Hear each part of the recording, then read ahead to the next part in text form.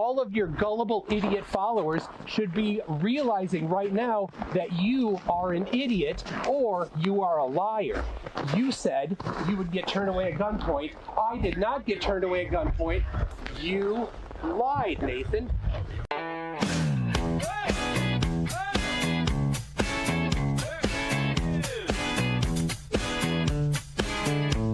The sun is shining, he's alone, raging into his iPhone, screaming at the top of his lungs as a 24-hour sun. Oh, how we laughed in this fat land, at such a comical sight, to see the tomb, the globe-head goose spewing out his shite. Shouting! Where's the guns, Nathan? You promised that I'd see. I'm all alone here raging. Everyone loves something. Oh, where's the guns, Nathan? This and our secret bit. Not come all this distance just for you to take the piss.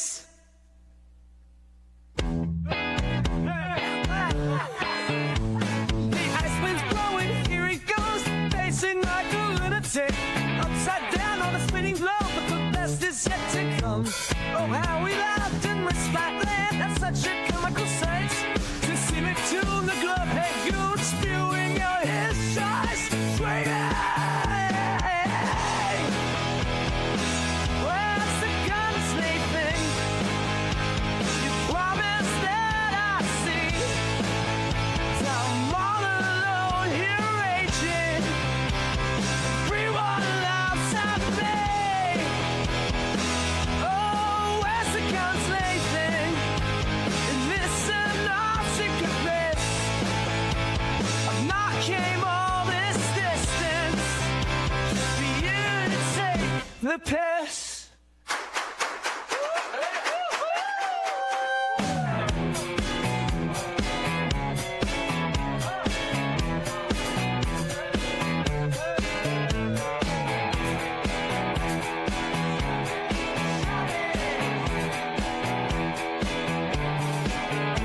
The sun is shining, he's alone, reaching into his iPhone, screaming at the top of his lungs as a 24-hour sun. Oh, how we laughed in this fat land, that's such a comical sight, to see me tune the glove-head goose spewing out his shite.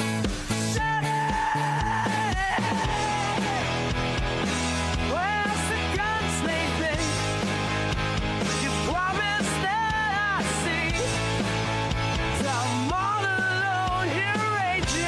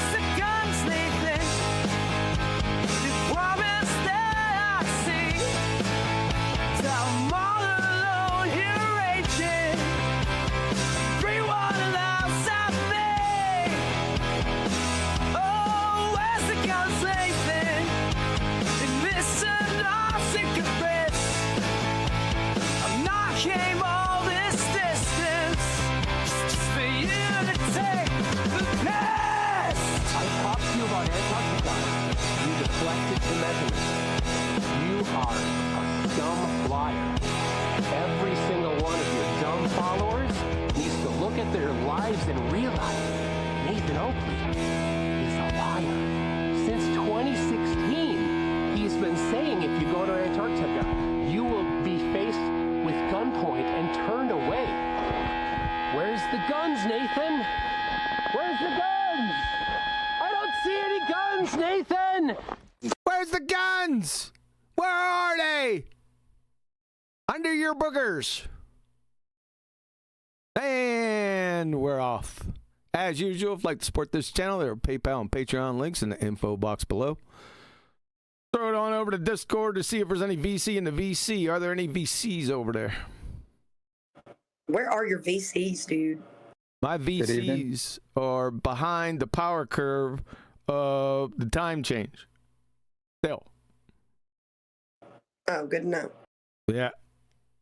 Yep. Clocks aren't jumping forward anywhere but here. It's been a few weeks, too. What's going on? No clue. I don't either.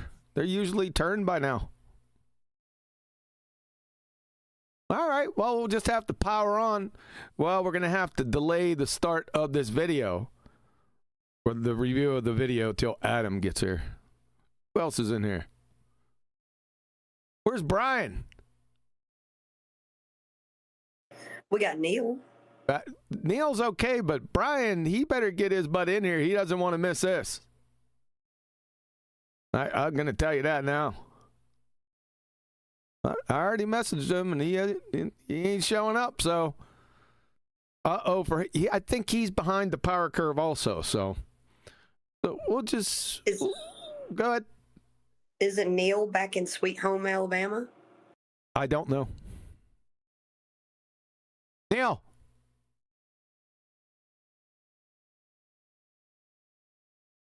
That's it. He's stonewalling us, man. He'll come on and start roboting, don't worry. I'm here. Oh, God. He's not roboting. Chill out. Good to see you, Neil. Stream's bit rate. This is starting to really aggravate me. Go ahead, Neil. You back in Sweet Home, Alabama? Where skies are so blue. You know, they first named that song Sweet Home, Pennsylvania.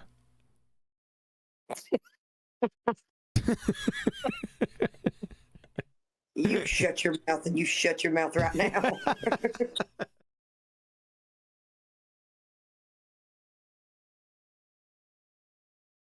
All right, folks. Well, it's been a while. It's been since last Tuesday. And we might have some issues this Saturday. I was thinking about a Ballbusters, but they're calling for some nasty weather come Saturday and Sunday, so let's just make that tentative for right now. See if the forecast changes. Aye. Yeah. What? I said aye. Aye. Who are you? Friggin' Gilligan? No. Jesus. Maybe.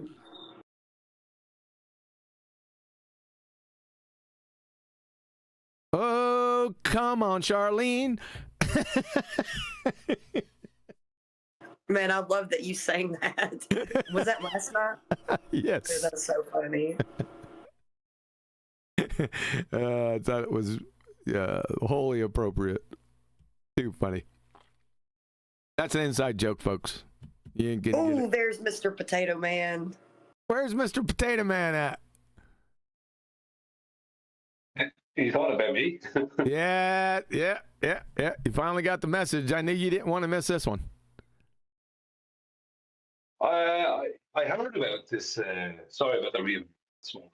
I heard about this hangout, but I didn't watch any of it. Someone sent it to me. So Good. Is that it, enough? It's your old buddy, Wolfie Clown. He's not my buddy, that's for sure. No more than Duffy is yours. You got Will, Duffy, and Wolfie Clown. Duffy looks like Sensual Goat said he should be on Will and Grace. I lost it. I didn't get it until he said it, and then it was friggin' hilarious. Wolfie had some other thing with some other pilot, some other hang-up with some other supposed border pilot recently as well in the past week. And now he's on Duffy's in the past few days. So it seems to me like Wolfie is trying to do damage control or something. There's no stopping it. The pitch that is out. I haven't paid attention to that glue sniffing crayon muncher in a lot of years, but he was out here when I came out here, Wolfie, and I caught him on a video. It might have been a Globe Dumpsters video, because he used to always hang out there. He had a thing for Bob, right? And this was really early on. And I can remember, and he was chat skanking too, in the comment section. And I caught him and I said, can you give me the hypotheses for your Globetard? I want the alternative and the null. He wrote back, alternative hypothesis, the Earth is a sphere. Null hypothesis, the Earth is not flat.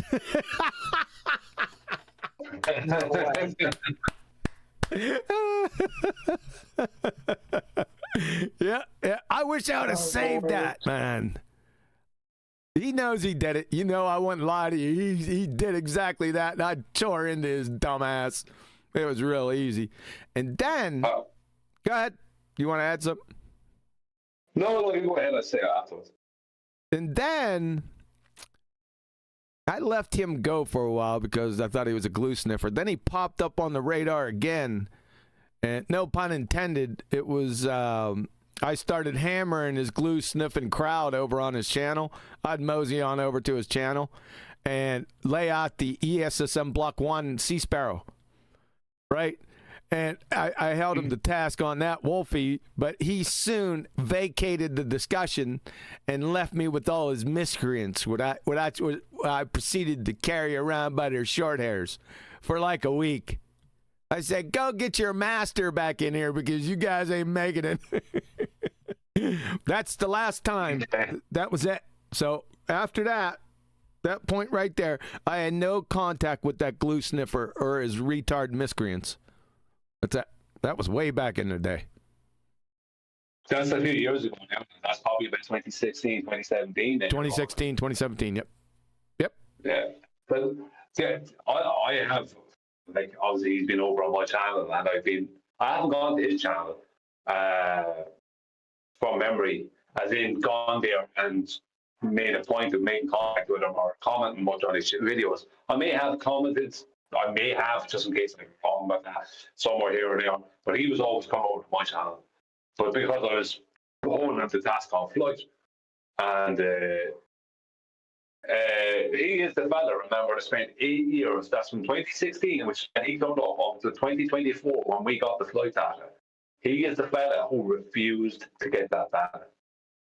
Now, why would someone refuse to get that data if it didn't debunk their position? Because if it was of any help to their position, they wouldn't. They'd have no hassle. Or if it meant nothing, they'd have no hassle. But he refused to get the data. Well, I'm sure. I'm sure that is a subject that is going to come up here. I had this video dropped to me late last night by Matrix. He PM'd me or DM'd me on Discord and dropped this video. I didn't get a chance to watch. I just seen it. Duffy and Wolfie6020, and I was thinking. I'm sitting here this morning, and I'm sitting there. What are we gonna do? Because I'm gonna come back big with the Black Swan. I've been tearing people up with the Black Swan recently. It's been a lot of fun.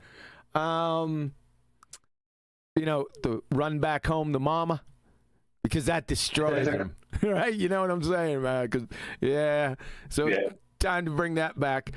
And I was sitting there thinking, Black Swan, I was probably going to save that for BALLBUSTERS, but BALLBUSTERS is tentative, like I said, due to the circumstances coming up this weekend. But anyway, and then I remembered, I said, oh, Matrix threw me a video. So I went in there and I said, oh, yeah, it's still, I thought it might have been a short, right? Because I didn't review it. It was late last night. I had things that I had to do and I just left out. And I thought it might have been a short, but it wasn't. I hit it this morning. I said, oh, okay. I got you. So shout out to Matrix from Down Under for throwing this at me. Yeah. Yeah, he denied Matrix more than he denied us. Because he's Australian and Wolfie's Australian. And he knows more than even we do how full of it Wolfie is. And there's something else, because I never really took a look at Wolfie. He's got a flathead. He's got Herman Munster blockhead. It looks like somebody hit him in the back of the head with a 2x4, and it stayed that way. Just I was thumbing through it. It's just like Bob. Not Glove Dumpsters, Bob. Bob, the pseudoscience fallacy guy. Hold on. Where? You say the back of his head is flat. Yeah, it's like a Herman Munster blockhead, dude. I think all these baltards, it must be a common trait or something. I don't usually have. I'm serious. It's a compounding factor, kind of thing. Remember that time that I was reviewing Bob? It was one of Bob's Bob the pseudoscience fallacy guy idiot descriptions and his whore. Remember I was doing that, and then I noticed it, and I'll show you because I still had it in my saved. There. I'm sorry. You got to be watching YouTube, the stream on YouTube. You see this right here? I even pointed it out back then. I said, "What the hell is going on here?" I remember that. Adam was laughing as well. Laughing along. It's just straight down. The friggin' cranium goes straight down. And I was flicking through this video just to catch him on the side. He's got the same thing. Let me see if I can flick through and find it. Come on, give it to me quick. I wonder if there's a part of the brain which has something to do with critical thought that their skull is pressing on or something. Is that kind of the direction you're going, is it? Yeah, there's a commonality. Damn, I can't. He won't turn to the side. Come on, give us that side shot, you friggin' glue sniffer. Come on, I gotta have a comparison. I can't just leave this hanging. My word. Turn! I'm not seeing it. You guys will have to wait. I'll point it out during the show. No, I can't get him. No, we all know it has happened. What a jerk. Wait a second. Is that close? Yeah, that's good enough. Where am I? Where is this at? Okay, so there we go. Okay, you see Bob, the flathead Mr. Quanumberum guy? And then you got Wolfie. You see this over here? It is, during this video, he's going to turn, it's going to be a lot straighter than this. I don't know what happened to these two bozos when they were a kid. Their mom dropped them on their head or something, right on a flat floor, and it stayed that way or something because it's straight down.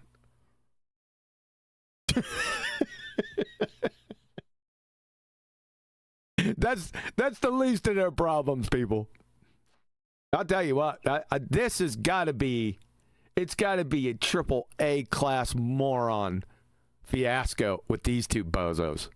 It's got to be. I'm going all in on this one. Well, the thing about it is that how I view this, because someone sent me the video that Wolfie did with this other guy, this other supposed pilot guy, globe pilot guy there recently. Mm-hmm. Literally, it was done in the past 5 days or something.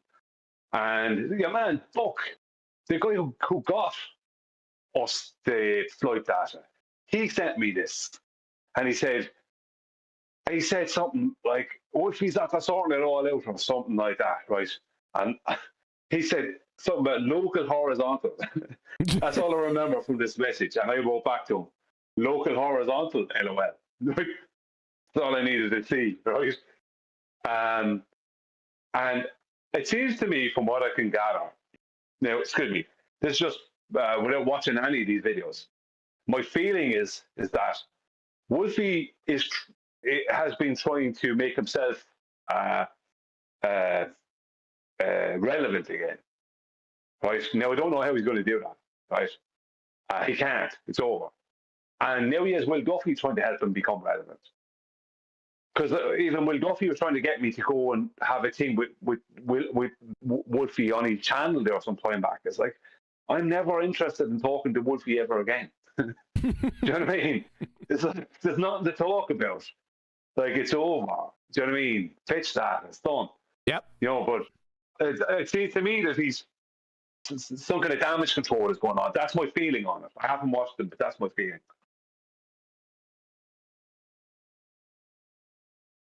And ironically, you see the post, I was in politics during the week, and I was just looking over in chat, and somebody posted the SR-71 Blackbird and its speeds. And somebody asked the question, I wonder how many feet of drop this would have to have. And I caught my eye, right? So I said, I could take a hack at that. So I did it. And you guys can't see it. You have to be watching the live show. Sorry about that. But let's take a look at this. So we have the SR-71 Blackbird, and it has a cruising speed. I don't know if it's a cruising speed or a top speed, but I've seen Mach 3.2 listed for it many times. So that's what I use, Mach 3.2. That's with your hair on fire, people. It's like 23 or 2,400 miles an hour or something like that. It would have to be. But anyway, for a 1 hour flight, the SR-71 Blackbird flying at Mach 3.2 would have to vertically drop / negotiate 216,040 feet or 41 miles of vertical drop every minute. That's 3,601 feet per second, people. Almost 3/4 of a mile drop every second. You damn glue-sniffing baltards. Now just think about this. The nose of the plane, the nose of the SR-71 would never, ever get above horizontal. Ever. Save for takeoff. It would always... Is that on average? Is that yeah, on average, for God's sake. I thought I'd get away with it, but without Adam here. Did you see I caveated that in the message at the end? I did. Too funny. Yeah, and you put some smart-ass comment in there. What'd you... It wasn't smart. It was a good one. What did you put in there? Yeah, I just put in the degrees of change. Flying at Mach 3.2 or whatever it is. Evening. Yeah, evening. I'm glad you did that, Brian, because I've not even poured me wine yet, but I had to come in and say every second, on average. I couldn't let it go. Thank you. Thanks, Brian. You're welcome. But yeah, the degrees was 0.56, I think, was degrees per second, and over 35 degrees per minute below horizontal pitch. It would have to. Do you know what I mean? And that's so it's an accumulation of over half a degree a second. Think of it like that. So wow. Since I've said that, you're talking about 3 degrees. That's how bad it is. Yeah, it's preposterous, folks. I should have used that I didn't really think about it back in the day. I was just using just your average commercial flight because I wanted everyone to relate to it. But if I had my druthers, I'd go ahead and change that to the SR-71 and make the argument for the SR-71. I would do that. Might be a plan. I think it is because I actually have to look back over a couple of videos I did because I addressed the MiG-25 Foxbat, which was the fastest plane in the world, let's say fighter jet in the world, right, for a long time. And its cruising altitude and its highest speed. Now, it can only hold its highest speed for 5 minutes, but it doesn't matter because what I showed with that, and I did another video using the X-15, which is the fastest plane of all time, the NASA X-15. Yep. I showed that what would happen is the pilot would have to be accounting for this curve so much so that what would happen is that it would result in them just careering into the ground because they wouldn't be able to make the adjustments fast enough to readjust. Do you know what I mean? The adjustments they'd have to be making would be happening so fast for them that at the speeds they're going at, because the X-15, I can't remember, I think it was Mach 6 or Mach 7, really? Right? For the X-15. Yeah, it was crazy speeds. You can Google it there. Yeah, but for the MiG-25 Foxbat, it could fly just over 40 miles a minute. So within that 5 minute span of it, can only fly at top speed for 5 minutes, but it can cover 200 miles in 5 minutes. So I can't remember. I'd have to look into it again. I'll look at his videos again. But the point was that it was just impossible. Even if they tried to account for a globe, it would just be impossible. Basically, they would have just careered into the ground. So it'd be worth looking back at. The F-16 maximum speed, it said it's Mach 2.05. F-16, no, the X-15. X-15, is that what you... Sorry about that. Yeah, X-15, sorry. That's my accent. No, it's your mic. It's Latsy's fault. The X-15's highest speed is 4,520 miles an hour. What's that in Mach? It's 760 is Mach or 670 or something, is it? 4520. 1 second. 520 mph to...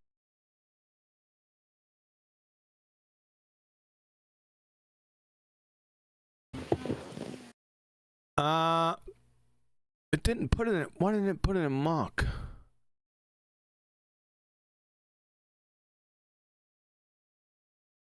Mach 6.72.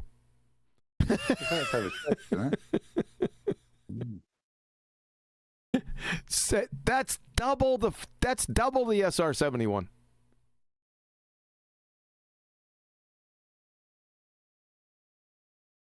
You still out there?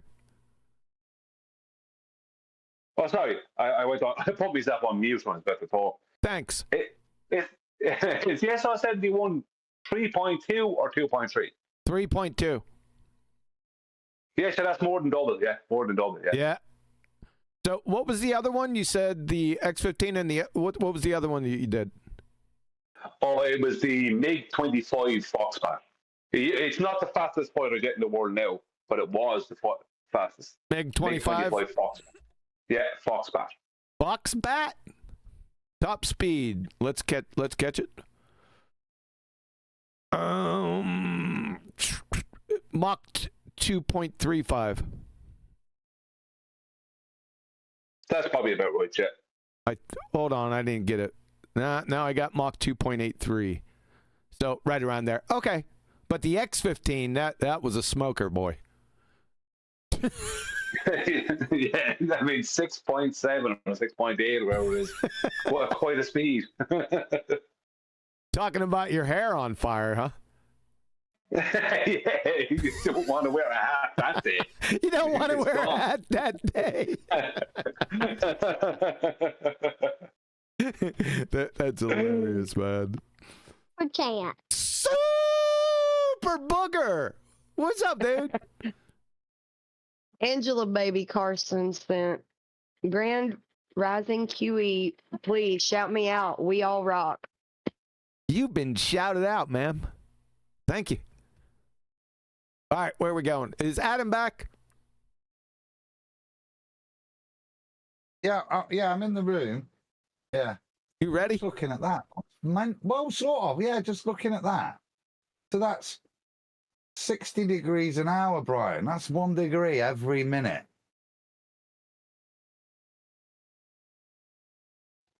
Sorry, Adam, for which plane? So that's doing it Mach 6.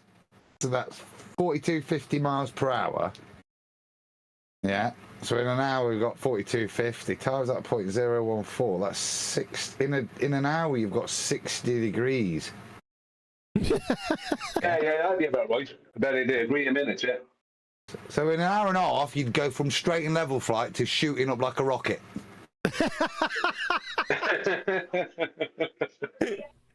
They keep yeah, you do 90 degrees. They keep forgetting what the plane's flying over. The number one fundamental tenet of their fairy tale religion is drop, vertical drop, that these aircraft are flying over, which they're getting their elevation from. What are they? Are they retarded?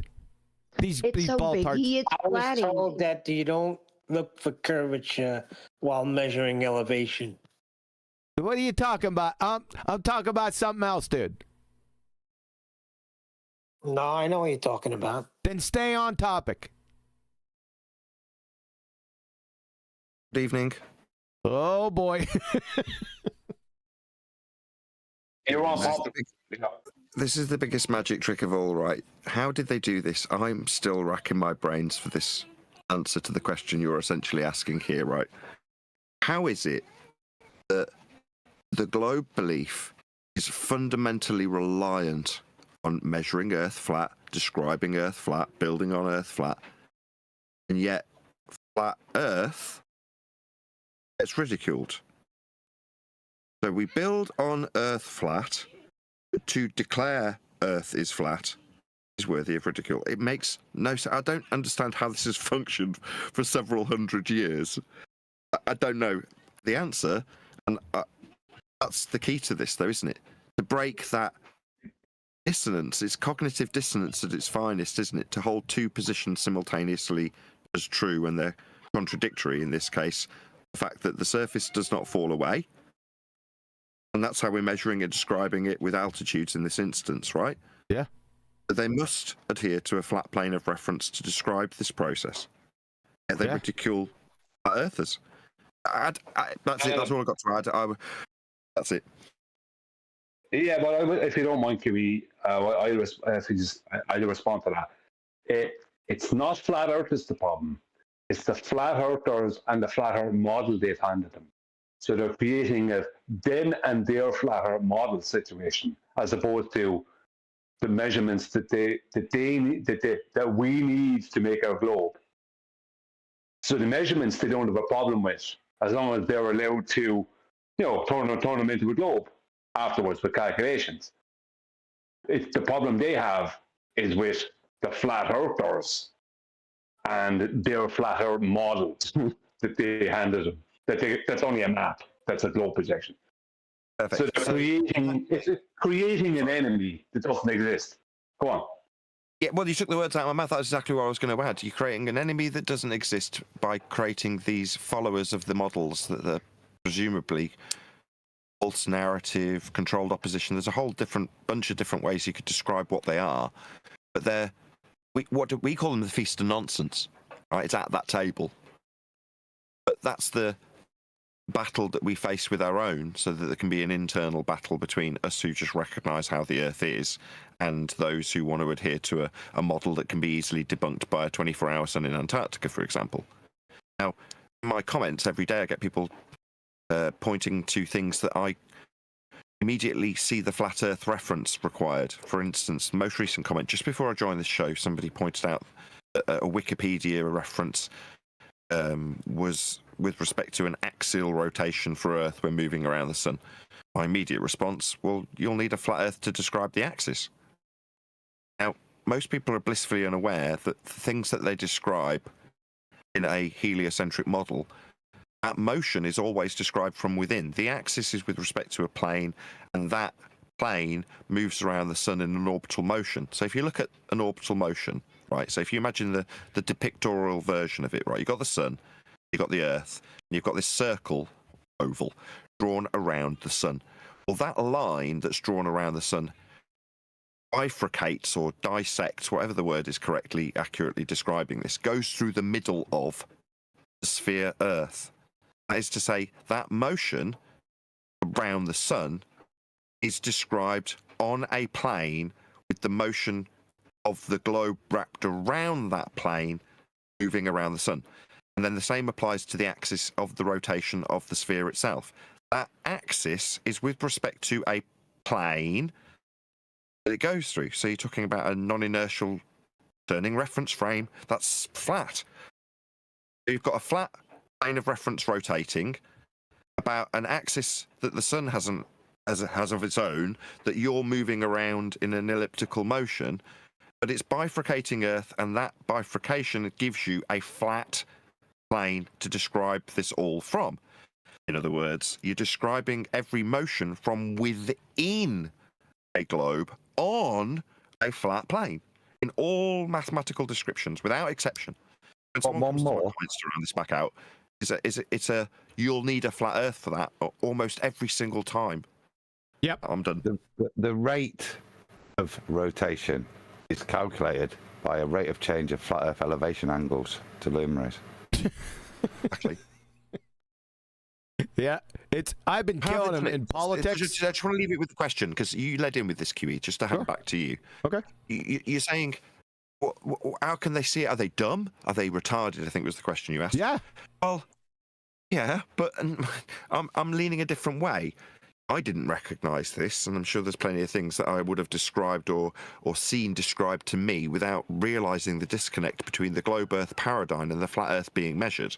So I don't think it's stupidity. It is ignorance. But how have we, as a society, been led into being this ignorant of this disconnect? No. That's a mischaracterization. I agree with you, sight unseen. However, I'm talking about these anti-flat Earth goobers that have been told this over and over again. They've heard this before, right? You can't discount, you can't forget your number one tenet of Earth curvature, and that is vertical drop. Now, if it's some, average everyday globetard, yeah, I can dismiss that. Yeah, because you're not going to think about that. But that's different than these goobers who've been told this. Follow? Absolutely. And my attitude towards that has most recently been cemented with Creaky Blinder, or whatever this channel name is, some Welsh dude with a load of tats and hoops in his ears. This dickhead's using height above a flat plane of reference for a drone or balloon flight. I haven't really looked into the details. I just know he's using a flat Earth for it. And it's our responsibility to tell him off. What the bloody hell do you think you're doing, you globe-believing dick? Don't use a flat Earth. So, rather than, are you stupid, just tell him off. No, you don't get to use that. It has to be retardation, and I think one problem is that they have flat heads in the back.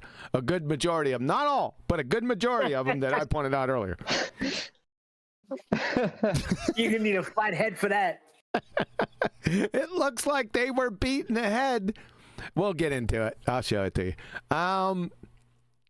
Let's go ahead. I'll go ahead and share. Let's get into this. We share my screen. What the hell is that? They have a new app with this. Oh, pretty colours. Did you guys notice that? All right. Let's stream that. Probably send my computer into a tailspin. Oh, somebody put the fastest aircraft in the world. Thanks a lot. Now, Brian, just FYI, it is now the X43. Here, let me put this up on screen before we get into it. So the X43 at Mach 9.6, Adam. Wow. It kills the SR-71. Look at that. Wow. And Brian's X15. Wow, dude. That is... You guys talking about photocopiers again? Now, we're talking about... I've never seen this X43. Is this new? I've never heard of it. Okay. See, what I would say about the... Sorry, Nathan, come on. I was just say, is that the one with the extra large print area and the double toner cartridge? What I say about it is I haven't seen it myself. I haven't heard of it until now. But what I would say is I'd have to check it out and make sure it's not something they're claiming it's flying through heliocentric aerospace. So at least with the X-15, they gave an altitude that wasn't off out into heliocentric aerospace. I think it was like 20 miles up, or no, sorry, it was not like that. It was like 14 miles or something like that. So it wasn't up that high. But you don't know, like NASA are such bullshitters. Right? Oh yeah, it's an X-43 and it's flying through aerospace. Correct, Brian. All elevations are out of space from sea level, right? The vacuum of space starts at 0 from ground level, Brian. Did you know that? Technically. Yes, yeah, technically. Well, but I'm talking about, like, I'm just saying, because I haven't looked into it, my prediction is it's possible, there's a 50% chance that they're talking about something that they've just made up, they're making everyone believe exists, and it's doing this thing in this area that doesn't exist. Did you guys realize the absence of somebody speaking? Because he's now, I know what he's doing because I know how he is. He's trying to interpret that Mach 9.6 or 9.7. He's trying to convert that into feet dropped and degrees. I know he's doing it. I've done it. I told you. I told you. Go on. It's 1.735 degrees per minute, and that per hour, and that it's coming out at 0.03 of a degree every minute. Imagine that. No, not on average. No, that's wrong. This is per minute, every single, because you're dealing in degrees, there's no accumulation, right? Negative effect. You're calculating just a degree, so it's a standard non-cumulative effect. Yep. It's just how many degrees you are accruing. Hang on, Adam. How can that be when the SR-72 had over half a degree a second? So you're saying it's 0.3 degree? Let me do it again. Mach 9.7. Think about the X-15 that Matthew just did for Hold up, Brian. That was like over a degree. Brian, let him go. No. Oh, this is all presupposed on R, obviously. So 7,307.588 miles per hour means you do 7,307 miles in an hour. Yeah? 7,307.588 times 0.01425, which is the angular rate with an R of 3959, gives you in 1 hour 104 degrees you will have acquired in terms of change of position due to the Earth curving beneath you. Divide that by 60. Yep. Gives you 1.735 degrees per minute. Yep. Yeah, and then if you then divide that again by 60, 0.03 per second. Per second. Or 0.0289, yeah, so.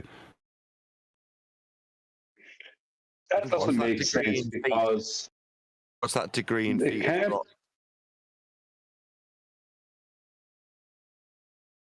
How many feet per second would be falling away from the aeroplane?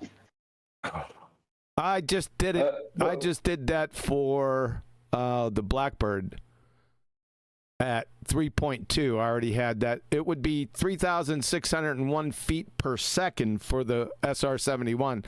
For that new one, Adam's going to have to throw those numbers to me at another point. Now, I'll give it on the next show. Okay. Why would anything be falling off? Yeah. The X-43 would have to have more than that per second, Adam. Nah, we're talking If about per second though.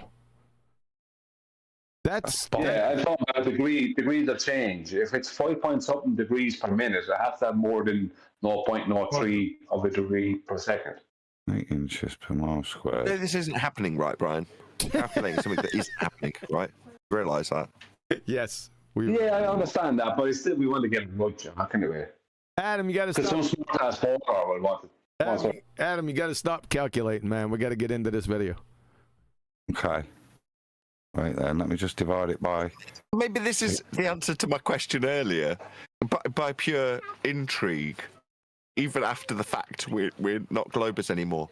But yet, amongst us, we have several people that are fascinated with what would have but won't be occurring mathematically. This is akin to the, how much curve should there be there? Yep.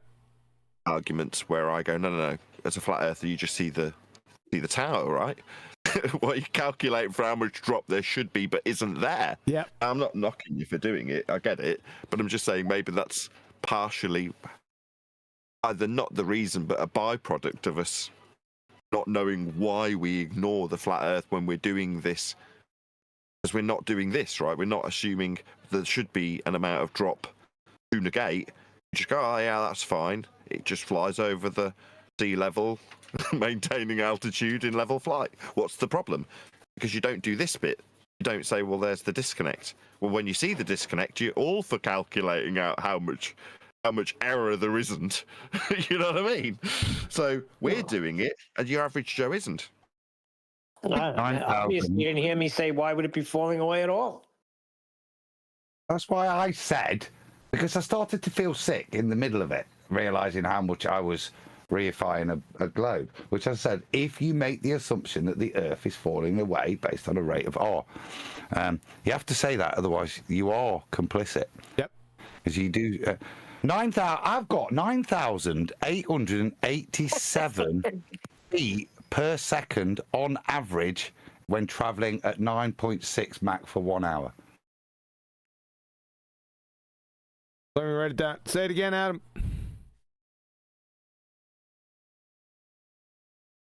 9,887.45 feet per second on average when traveling at 9.6 Mach for 1 hour. So that's greater than, you're almost up. That's well beyond a mile every second drop. Well, you're doing 7,307 miles per hour.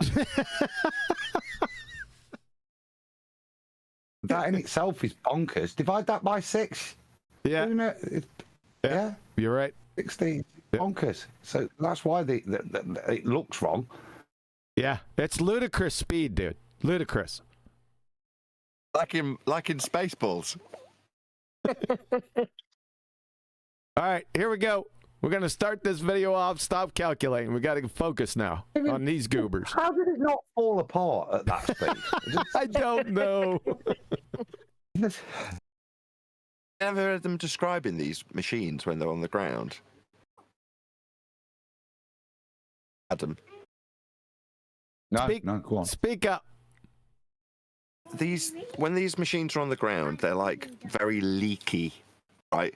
Everything's dribbling out of them because their tolerances are so tight that they're going to be expanding, sealing up all of these leaky things that are on, drip detail constantly on the ground as they all expand, and the mechanics of it is absolutely off the scale. Yep. The only way you can get an idea of it is to look at the Concorde, which puts it into a kind of perspective, right? One of the last Concordes that landed, the captain took off his hat and shoved it in between what's called an expansion joint in the front of the plane, right? So when it's going at Mach 2 or whatever the Concorde went at, it would physically grow. They had to have these expansion joints, and then when it would land, the plane would physically shrink in size, and the captain shoved his hat in the expansion joint, forever sealing his hat in that joint, and the plane landed. Right? Well, these like the Blackbird and various other ones, when they're on the ground, you look at them and like, how the hell is that even going to get off the ground? Surely it's broken. Look at all these fluids dripping out of it. Yeah. All right, so let's introduce this topic with an oldie but a goodie. So, Wolfie, riddle me this. Do you get a call from ground control? Ground control to Wolfie Clown Show. There is a man observing you from a non-inertial turning reference frame. Please make micro adjustments immediately.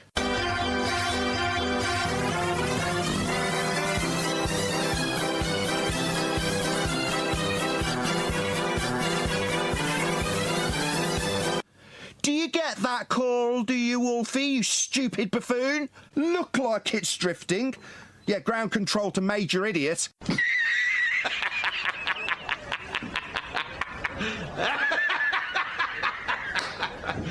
You got to account for a not actual drift you're not experiencing.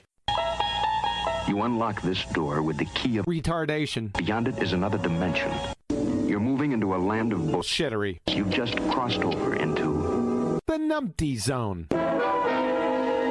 You are so dumb. Damn. Hey everyone, this is super exciting. Oh no. All right, here we go. Oh my God. Not him. I was too busy staring at the guy on the right thinking that must be Wolfie to realise the guy on the... I should have just come even later. Go on, press play. Yeah, Sensual Goat said he just come off the set of Will and Grace.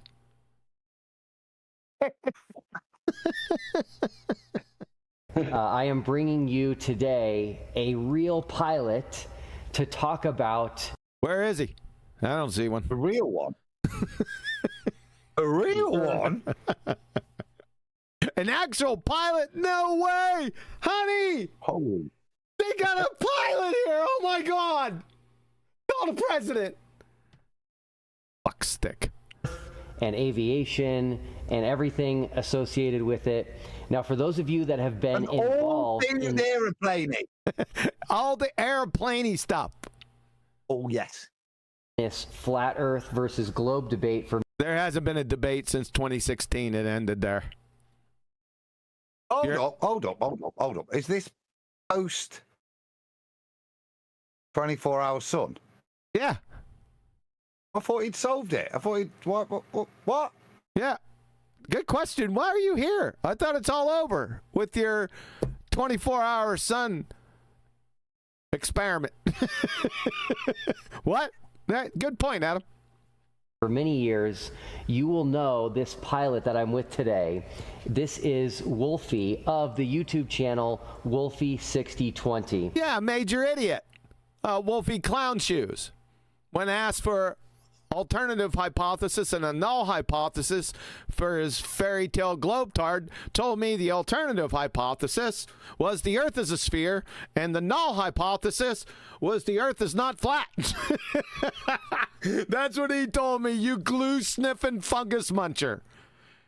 You are a retard, Wolfie. Go on. It's got to be harassment at this point. That's like trying to have a retrial over it. Yeah. That was back in the day. That was 2016. Wolfie was out here when I came out here. He was probably out here before me. So there he is in all his glory. Watch his head when he turns. He's got a flat head. Wolfie, so great to be with you. Look at that. Oh my goodness. Who does that remind you of? Herman Monster. Herman Munster, and who else? Oh, there he is.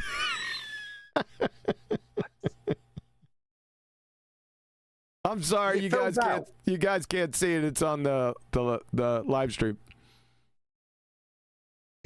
I know you've got him. You're showing Professor Phil on his flathead. No. Was that who it was? Professor Phil with the flathead? No. No. Phil Bell, right. No. I said no. Can you freaking hear? Bob. It's on YouTube. People can see it out there. See? Flathead. Bob the fallacy guy. That's right. Remember, I even made it a point to point it out during the presentation. That's when I seen his flathead back there. I said, oh my God. All right, I'm sorry. I had to show everyone. Here we go. With you today. Fantastic, and thanks for the invitation, Will. Hello, everybody. Hello, everybody. Wolfie, and I'm very pleased to be with Will today to discuss aviation. I thought you're a global 750 or 7,500. That's not your name? Idiot. Matters. Awesome. Now, Wolfie, a lot of people don't. But I just need to point out, they actually made up, I thought this was going to be like two people on video at their homes or something. They've actually gone to the trouble of actually meeting somewhere in a hangar where there's a plane behind them, or maybe that's just the background. Yeah. Makes it more authentic. I mean, how much money did they have to put into this? What's wrong with that? I just mean, it just seems to be a lot of money put into it. A lot of money. Got a lot of money. He's a pilot, right? He can go somewhere that's cool. Yeah, but they have to travel to see each other. I'm just saying it's kind of like a lot of effort, isn't it? All right, who cares? Let me just tell Brian off. No. Don't be critical of them going to effort to put some production value into this video. I'm just going to slap Brian's motion down completely. I thoroughly appreciate them putting a little bit of effort into giving it a bit of authenticity as a video and having some rather glorious piece of machinery between them in the form of that wheel assembly, landing gear, whatever you want to call it. Cool. Well done. This is the only good thing they've done. This is a prop. Exactly, Chewie. That's right, a prop. Yes. No, it makes them look more legitimate than they actually are. Exactly. That's the point of it. Yeah, they're crown munchers. They're superficial idiots. These two they're retarded. Now they're going to convince their audience. Well, they're going to play behind them, therefore globe. I don't know about therefore globe, but I see plane behind them. Therefore, it legitimizes Wolfie as a pilot. And to me, it's just like, yeah, cool background. That does make me think of technical stuff going on, which is cool. Doesn't make me think it's a globe. It just makes me think that it's legit, which is good. I think that's good. Okay. Don't know your story and how you got. We don't want to stay on this topic, Brian. There's bigger fish, if you know what I mean. Thanks. Got involved in this whole debate over the flat Earth. Hasn't been a debate on the flat Earth. You don't debate objective topics, you utter glue-sniffing moron. It has been over since 2016. Hay's already in the barn.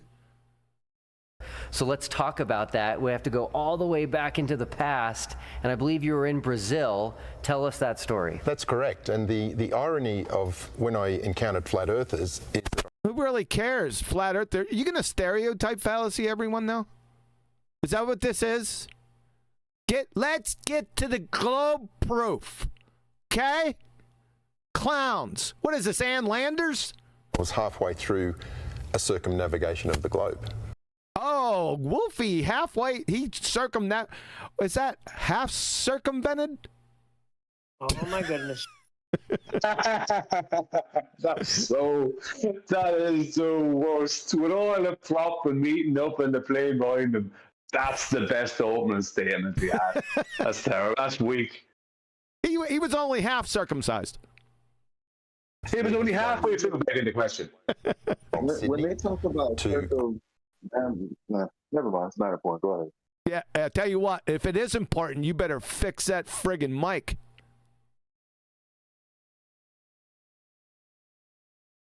Christchurch in New Zealand, and then across to Argentina and up to Brazil for the Olympic Games. And it was while we were sitting in Brazil for 3 weeks that I first saw flat earthers on YouTube. And probably wouldn't have given it much thought, except some of the videos were popping up were related to aviation. And everything I saw was... I love this. This is really sweet. He's straight into how much he's leaning into Will Duffy for cope. Suddenly makes sense why he's there, and they go to this effort, and there's all the pomp and ceremony and the good backdrop. Yeah, this is Will helping them through their globe-tarred life of dissonance, isn't it?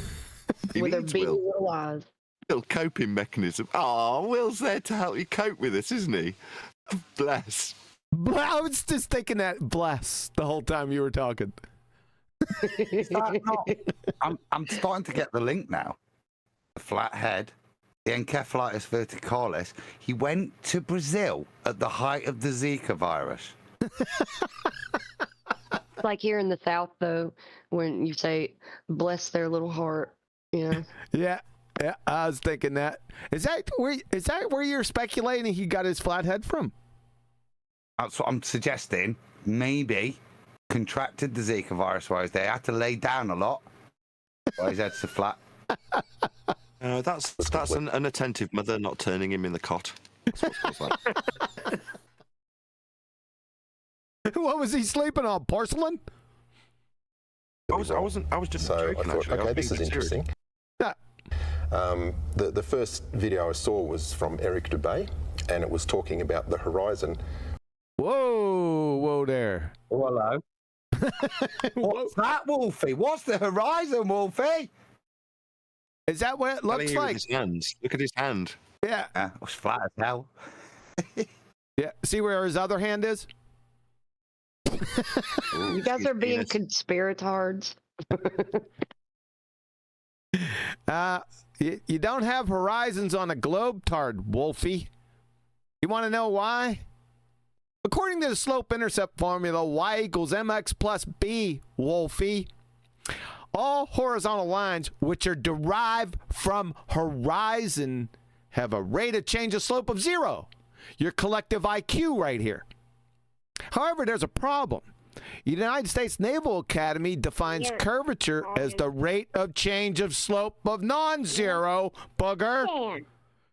There is no super chat yet, booger. Sorry. I had to come back to his room to get him to say it. Oh, brother. So, how can you have, in reality, everywhere we go, rates of change of slope of 0, but yet be told by the fairy tale idiot ball-tard spinning space monkey religion that along a tangent from our feet in every direction, there's a rate of change of slope of non-zero? Can you two bozos reconcile that? It'd be easier for you to distill Alexander the Great's tears out of the Euphrates than to square that monkey. Sunshine. Super pretender clown monkey.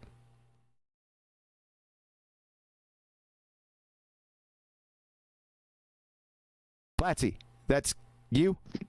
Yeah, I'm dealing with a lot going on right now. Tony Whitcomb, he said, I tell them that they have 2 oceans beneath their feet at the beach. The second one is upside down and surface water underneath that. Is that at World's End? Thanks a lot, Tony. Appreciate it. Always rising to eye level. Now, whoa, always rising to eye level. Why would the horizon that you can't have on a globetard rise a smeggin millimeter? Hold on. Eye level? Yeah. You're getting that from? Parallel with surface level? Yet, Wolfie, you dick. Don't use flat earth measurements. Eye level will require a horizontal plane of reference. Stop using our measurements, you stupid, retarded globe believer. It's not going to be tolerated. Maybe you didn't hear. Maybe Creaky didn't dick. You're going to need a flat earth for eye level, and we don't allow you to use our measurements. If you want to use eye level, that's parallel with surface level, the one your height of your aeroplane's off, then you better get on your knees and worship at the altar of flat Earth before you use those measurements, because you don't get to use them as a globe-believing dick. That clear? Eye level doesn't exist for you, you stupid man. Goodness, we're already over here. It's a minute 35 seconds in, and you keep bumbling, stumbling, and fumbling like a goober globetard. I mean, this is pathetic. You think you're convincing anyone of this horse shit? Hasn't he been keeping up on the flat Earth debate, non-debate? Doesn't seem like it. In the type of aircraft that I fly, we're at very high altitudes. We go high altitudes? Oh, no. You don't have high altitudes on a globetard, Wolfie. What's the benchmark? Again, Wolfie, you just got to stop doing this. Stop using flat Earth elevations, your height, off sea level. You stupid dick. Stop using our measurements. Now, if you want to acknowledge Earth and its flatness, then you can start describing a flat Earth measurement like altitude. In the meantime, you globe-believing retard, you don't get to use our measurements, you stupid man. Up to 45,000 feet and above, and we're actually trained to identify that the horizon... I can't have horizons on a globetard, dude. You would fail intro to graphing functions junior high school. Not even speaking to simple geometry. You're a clown, sir. And you're being exposed. Good and proper now. What's that? I want a quick, Jay. I want to hear what they train them to do with this horizon. This is going to be quick, Jay. Make sure you belly up to that mic too. In the type of aircraft that I fly, we're at very high altitudes. We go up to 45,000 feet and above, and we're actually trained to identify that the horizon will be below horizontal. There you go. Horizontal? Where'd you get horizontal at? So what is still stated is he's trained to recognize that his oil line in the aircraft will be parallel with surface level. Yes. So two horizontal parallel planes. One. Are you just affirming what I've said and told him off for, Brian? Exactly. He's going through his requirement for a flat plane of reference to have a deviating depression angle from the eye level parallel with it. You stupid flat Earth using dick, Wolfie. Yeah. Boy, this is going to be a long show. He's very close. Right, so there's a drop. What's dropping, Wolfie? What is that horizon? I want it. He's not said it yet, and he's had an opportunity to just tell me that the horizon is the leading edge of a ball, even though it's horizontal. And by definition, those two are incongruent with each other. But that's what he's invoking now, because I go higher, it drops. Now, it should drop, shouldn't it? Commensurate with your R. But I want, is he going to actually fully invoke the horizon is the leading edge of a ball? I'm curious. Nice one. Carry on. On deck, you scabrous dogs. Hands to the braces. Now bring me that beautiful horizon. Drink up, me hearty Joe-ho. You're a clown. Ass clown, one each. There, Wolfie6020 clown shoes.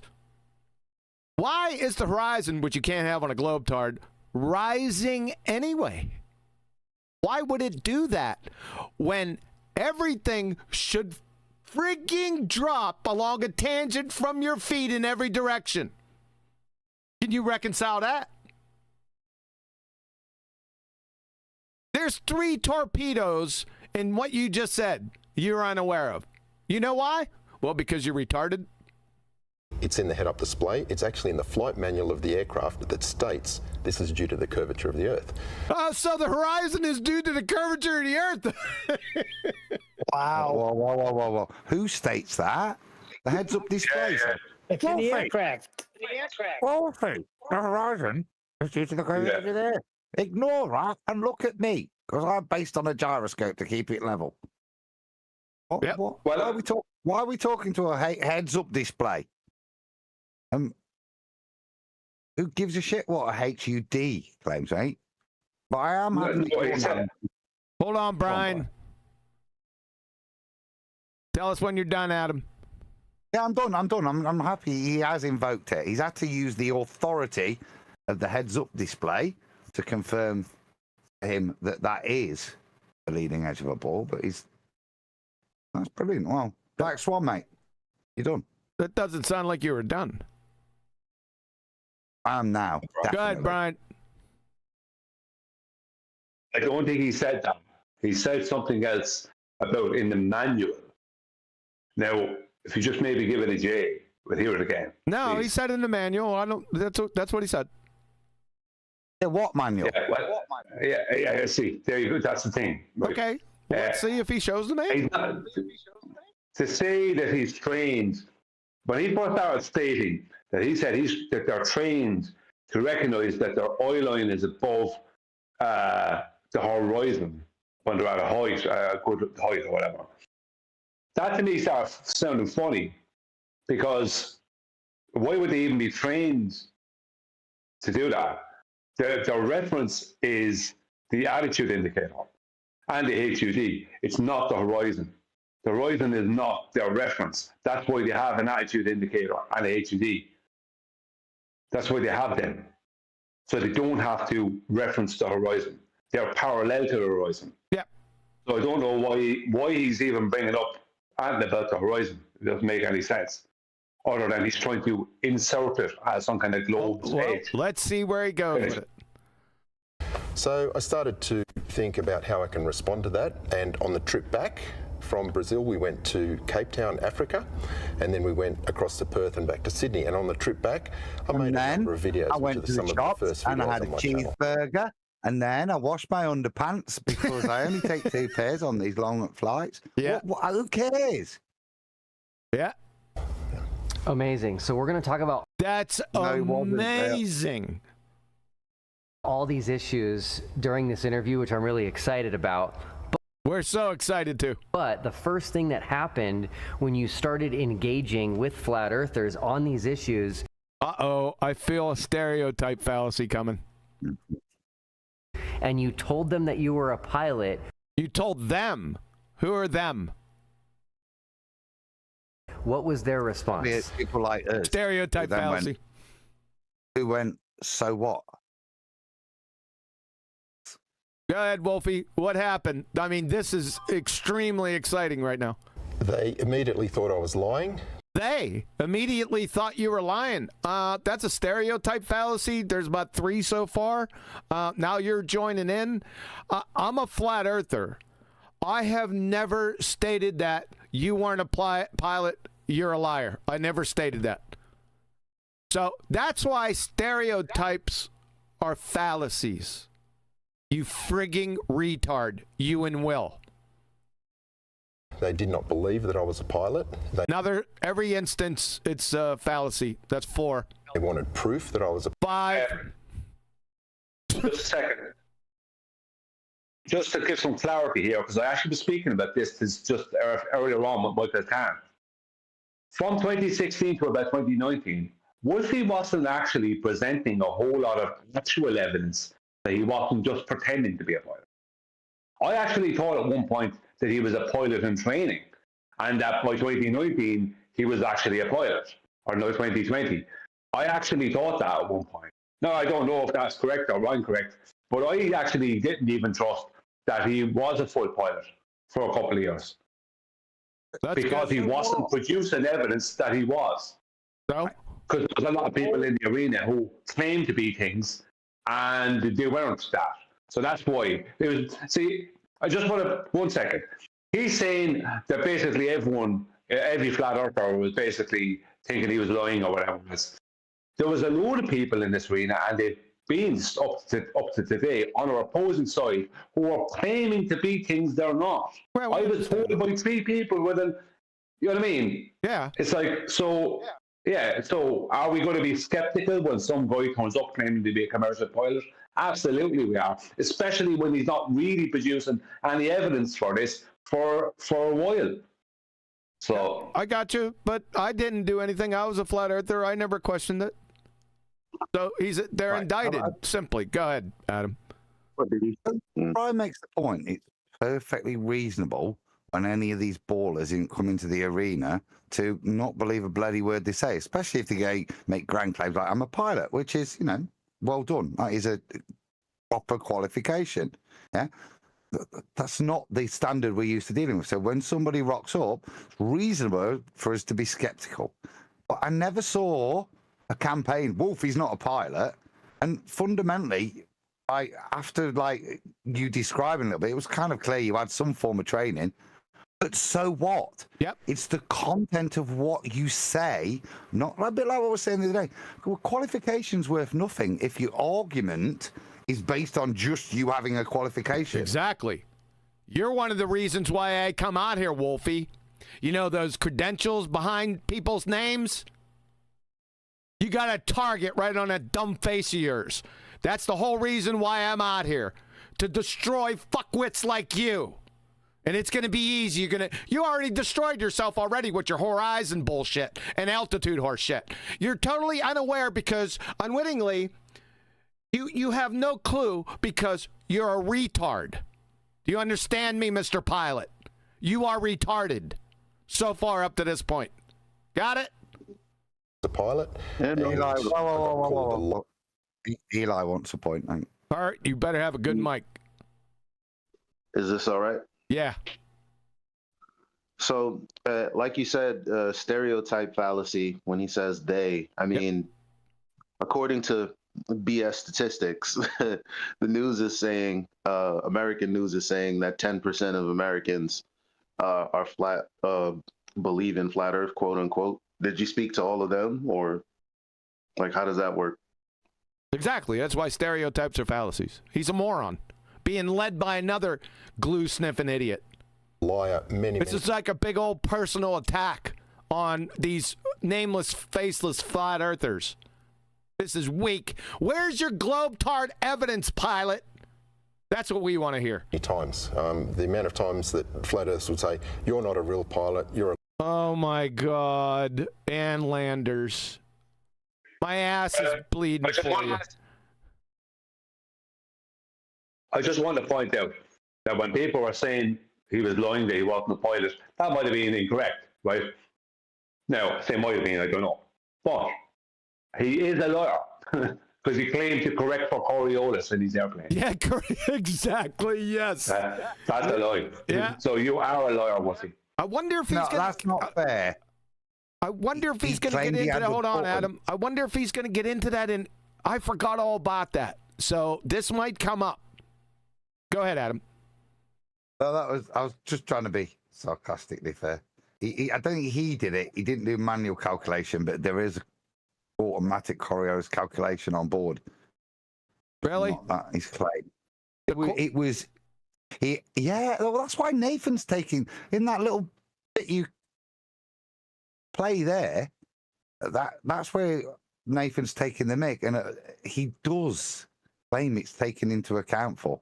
That's why Nathan. Is he gone? Has Nathan gone? Yeah, he's disappeared. Did he? Yeah. Absentee landlord. You're a liar. You're an agent. It was just comical. It was like a whole new experience of how people treat you when you talk to them, and it was like complete disbelief, And for me, it was very easy to prove that I was a pilot. Who gives a shit? Who cares, Wolfie? That's a lie. It's like Adam said, it's the substance of your argument, not your credentials, you glue-sniffing Muppet. My word. I just say, from the aircraft. That's it. What he just said is a lie. Because that is why people had an issue with it. Because he wasn't showing and producing proof that he was a pilot. People were asking him, okay, prove it. Get a video of this, do that. And he wasn't doing those things. So he was just claiming he was a pilot, and he wasn't actually producing evidence that he was. All right, fair enough. That's a lie. I've shown footage of myself, so it was something that came later on my channel. And he said something that came later from my channel. Why didn't you do it immediately? To soothe or to salve the souls of the stereotype fallacy flat earthers. So he just said it. Don't press play. Don't prep. I ain't pressing play. So he said it came later. Well, how much later? Since we're on this topic. Go ahead. Well, there's the indictment, isn't it? That he was just playing with people, teasing them, knowing that he's a pilot and enjoying the simple fact that people saying, "Prove it," or "I'll just milk it." Well done, well done. Milk that on screen. Your gyro stabilized horizontal plane with your altitude indicator here. Look, to make sure your plane stays in straight and level flight, Wolfie. You can't be using this, Wolfie, anymore. You can't be using this instrumentation, you globe-tard idiot. Where's Nathan at? Tell him to remove this shit from his flight instruments. I think Globers can't even look at an altitude indicator. There were a couple of that kind of stuff, right? That keeps you straight and level, which is stabilized and improved by the gyroscope. You're flying across a globe. That thing's going to get you killed. Yep. Was one that actually accepted I was a pilot, but majority of flat earthers I was encountering. Who cares? The sort of the no-name people that were just commenting. The no-name people. I think Will's going to go, yeah. When I came out as Pastor Will Duffy, everybody questioned me as well. Which is why I dropped the pastor title in the end. Yeah. On my channel, they just did not believe it.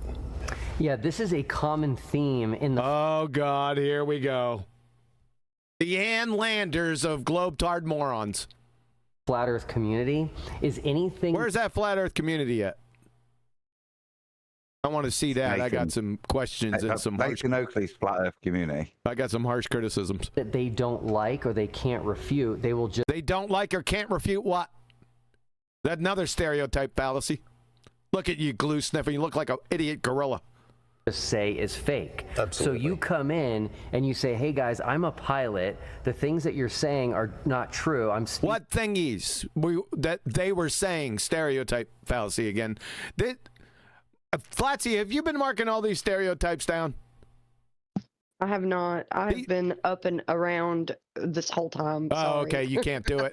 We're almost nearly 10 fallacies in. Speaking from a place of expertise. Who do you trust? I trust not someone, but that there will be many more. Yeah, you think? Let's pull a fiver. Probably the next breath. The things that you're saying are not true. I'm speaking from a place of expertise and experience. They immediately really? What's his expertise? Immediately say no. You can't be a real pilot. You're what? Who is talking? The question there. I'm trying to. What? The question there is, what's his expertise? Now, when we talk about trust and belief, I trust in these people. Well, trust them to do what? So you're saying, well, he has this expertise in what to do what? But they never say. He's a pilot.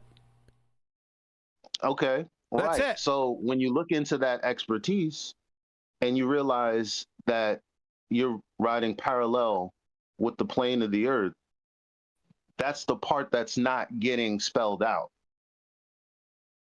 Yeah. a fake pilot. This is so crazy. Whoa. He's a fake pilot? Wait a second. Let me scroll back. Let me get the whole thought. Things that you're saying are not true. I'm speaking from a place of expertise and experience. They immediately say, no, you can't be a real pilot. You're a fake pilot. This is. Oh, what is a fake pilot? Who knows? What the hell? He's trying to surround this topic and the people involved with the rhetoric. Oh yeah, he does. That's his modus operandi. He's a weak little Nancy, aren't you? Like we say everything's fake. That's what he's trying to portray. As Yeah. What a clown. This is so crazy. They've even called me a fake pastor.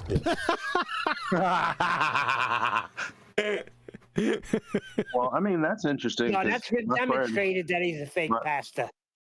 Well, my friend has some sort of certificate to be a pastor. And she's definitely not. I don't know never what hear me- kind of online university she went to or whatever, but definitely have a certification to be a pastor. So that doesn't really mean much. Oh my God, this is glue sniffing. Look at these two looking at each other. Are you gonna kiss? I Look, think he's that saying, "You love me, me."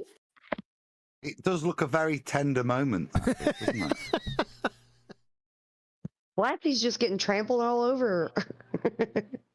Yeah, they're bonding, man. Go ahead. Looks Sorry. like Wolfie said, Pastor Oh my Will, gosh. Pastor Will, I love you. And he said, what, me? Shut up. So this is what they do. Now, I want to cover something which I think is important to just highlight how the flat Earth community as a whole acts. As a whole, another stereotype fallacy. We're up to 10.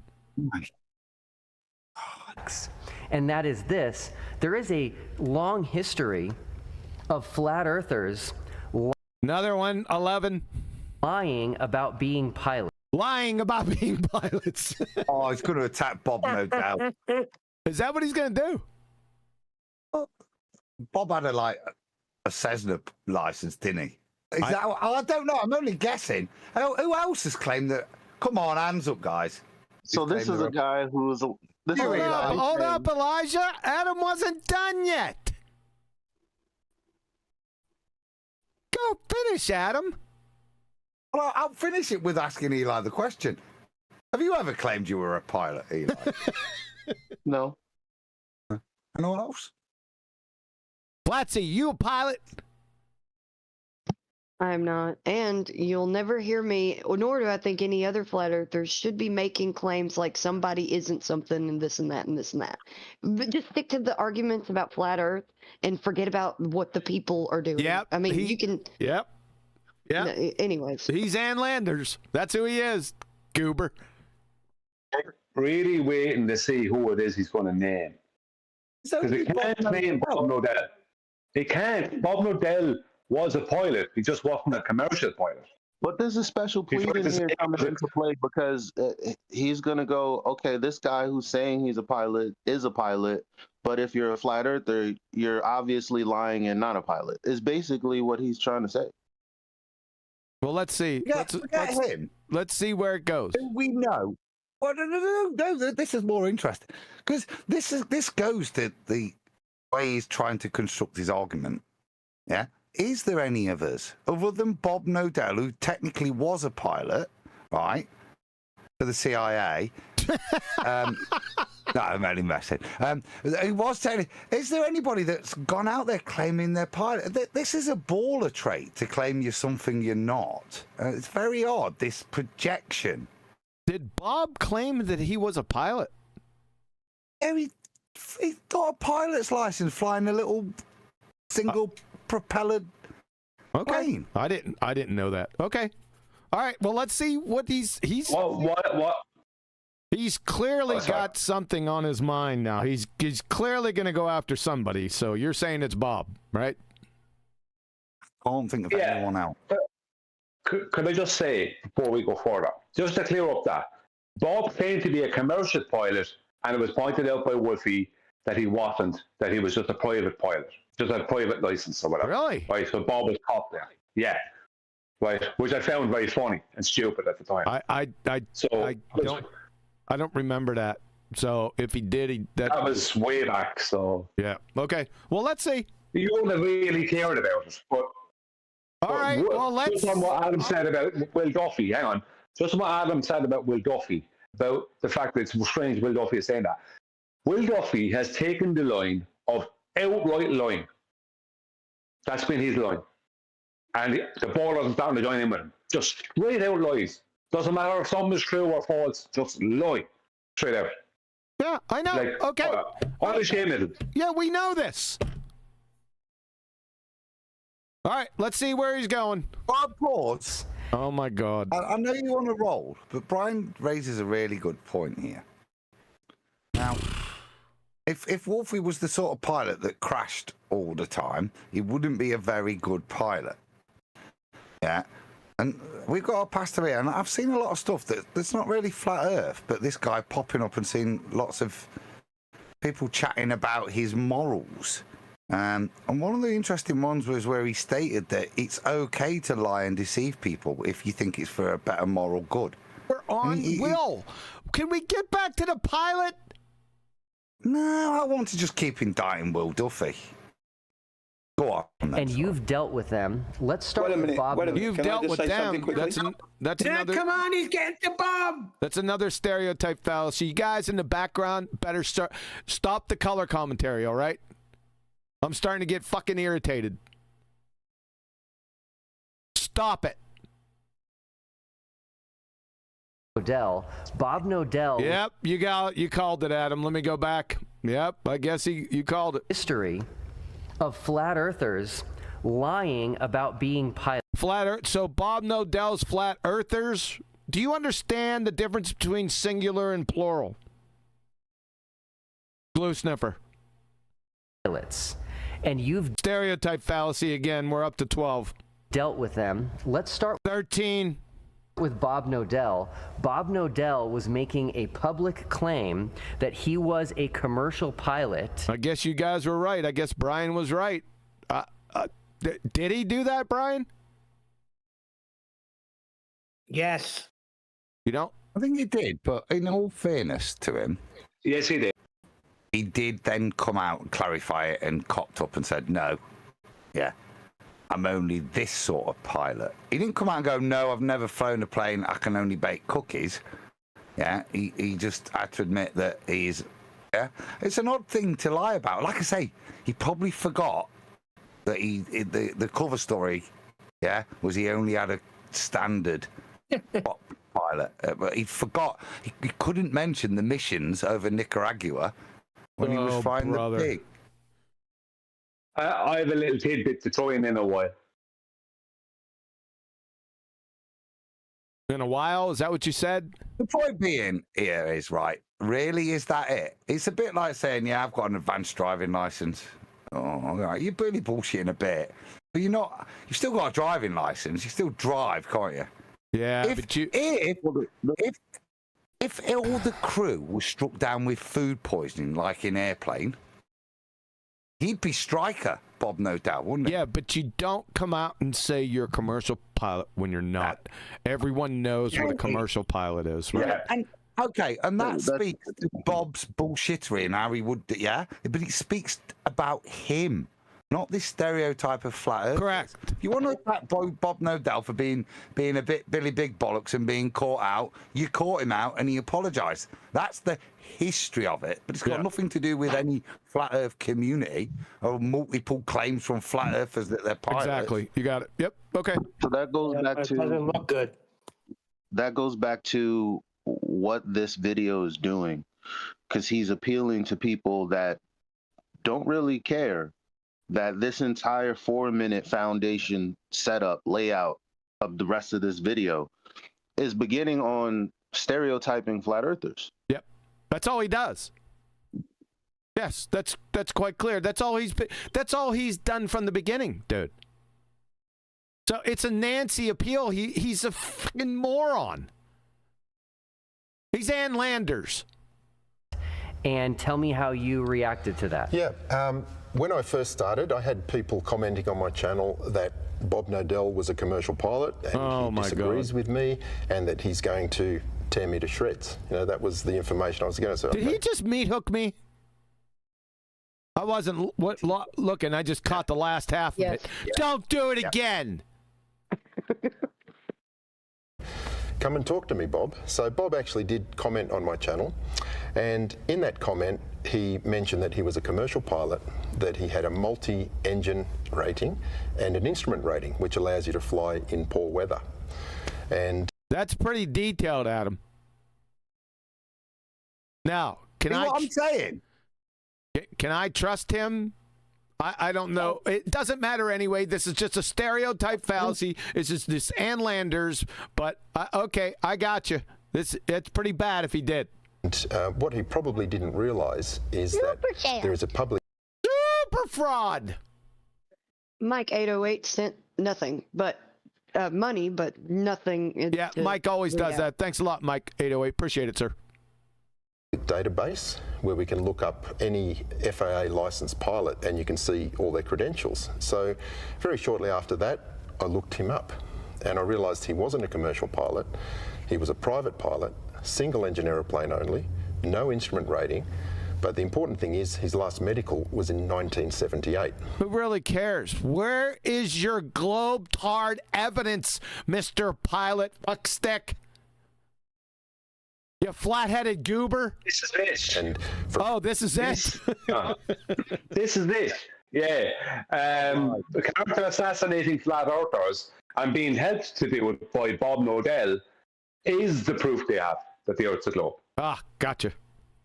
Private pilot. So you got all of these actors out here taking the fall like this in goofy ways, like Jaren did also with the Netflix special. Man, CIA, Adam, CIA. Oh, brother. Valid for 3 years. So That was 1978. weird, though. All these flat earthers keep claiming the pilot. Why do you pick the only one that has no right of rebuttal? Unless, of course, Antonio Subaras was a pilot as well. It's a shining example of a double standard because as if we haven't heard a bunch of globies say that they're pilots and they lied about it, but we don't point them out to use against globe. You know what I mean? Like that, they're just showing a double standard. That's Nancy appeal. This is all nonsense. Like I said, and Landers. Where's your globe-tard proof, sphere-tard? To 1981, he probably had not flown an What was his favorite color? That's what we all want to know. airplane since 1981. Wow. And then, wow. And the next. Therefore, glob. Well, therefore, he didn't know how aeroplanes worked. Jesus. He'd not flown one since 1981. And we're like, I'll take that. Because he'd not flown one since 1981, he would have no idea how an aeroplane would work. Earther was a flat earther who went by the name of Pilot LX. Correct. Let's talk about him. Why talk about him? Why not get to the globe-tard evidence? Why are you talking about? Why are we talking about people? No, we're not, are we? We're talking about trolls now. Pilot LX. So now we're going to have all the list of people that trolled Wolfie going, I'm a pilot, you're talking shit. Yeah? Even though they're talking shit. But this is that what we're going to get now? I don't know. 15th of March. No. What you're going to get is a lot of lies. Yeah. Okay. Yeah, no. What you're going to get is a lot of lies. You know what? Pilot LX, I've never heard it. Never heard of this person. Yeah. And there'll be others that you've probably never heard of. You know and what they were. Sorry. You know what this is? Deuce 7 offsuit. That's all this is. You're going to say that. Deuce 7 offsuit. I call all in, baby. All in on your dumbasses. You're through. You're through, you fucking retard. Wolfie and your shitbag. Over here. Deuce 7 offsuit. Throw those cards over. Flip them over. Fucking clowns. You're ass clowns. You unwittingly, you don't even realize it. Unbelievable. Was being featured on a number of Flat Earth channels showing footage from the cockpit of an aircraft. And I have a number of videos on my channel inviting Flat Earth pilots to come and talk aviation with me. He actually did show up. And it's very easy when you start using correct aircraft jargon. Whoa, what's this? I thought this was a Horizon before. Is this a Horizon again, you glue sniffer? Especially at the commercial pilot and the air transport pilot level, to pick a fraud, you know. And as soon as I started asking him questions, he was stumped. He was. Let's start asking Wolfie some questions. Yeah? I got a question, Wolfie. You friggin' numpty dipshit. Here's my question. Let me make it biggie for you. You see this pitch data? This is over 2-hour flight. Hey, where'd you go? I can't click on it.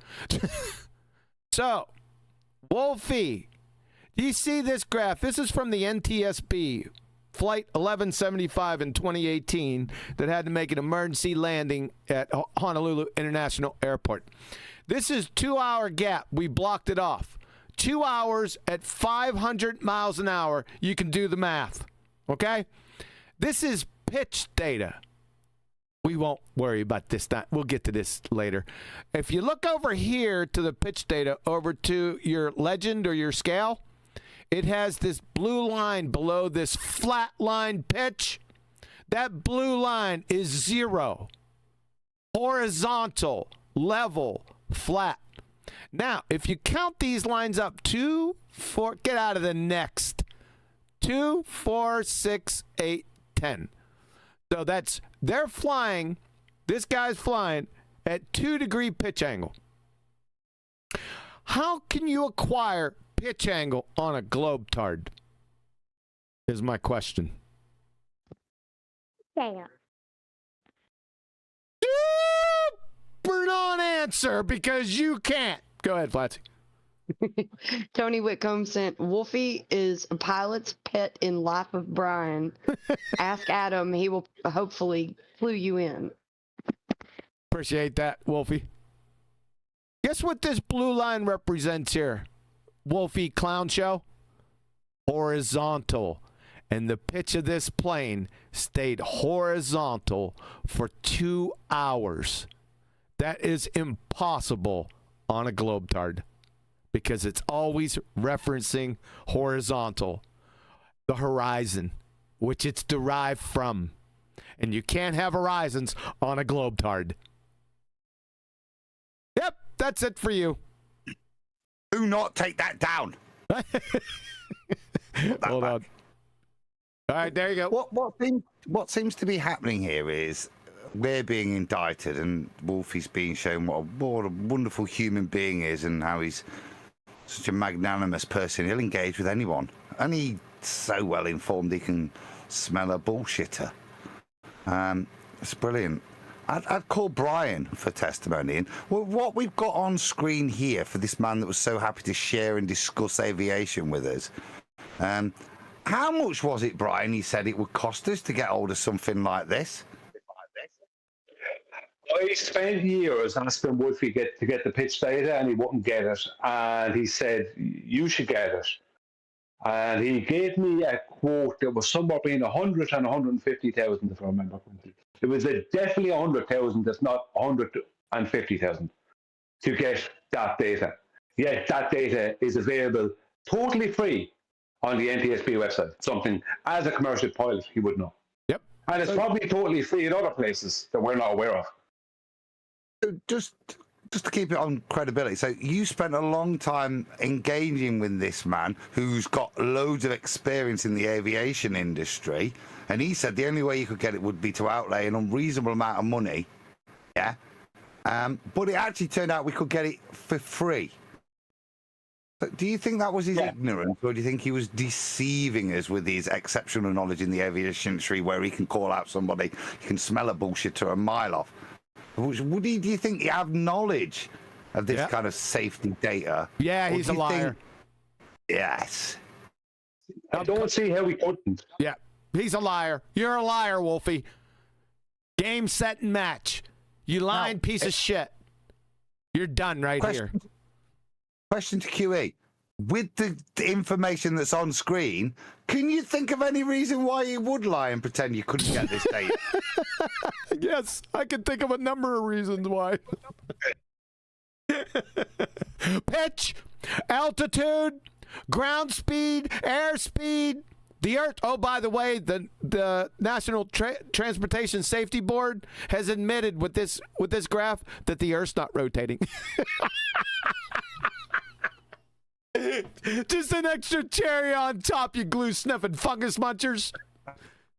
Huh? Yeah? See that ground speed? The highest ground speed is what? What do we get here?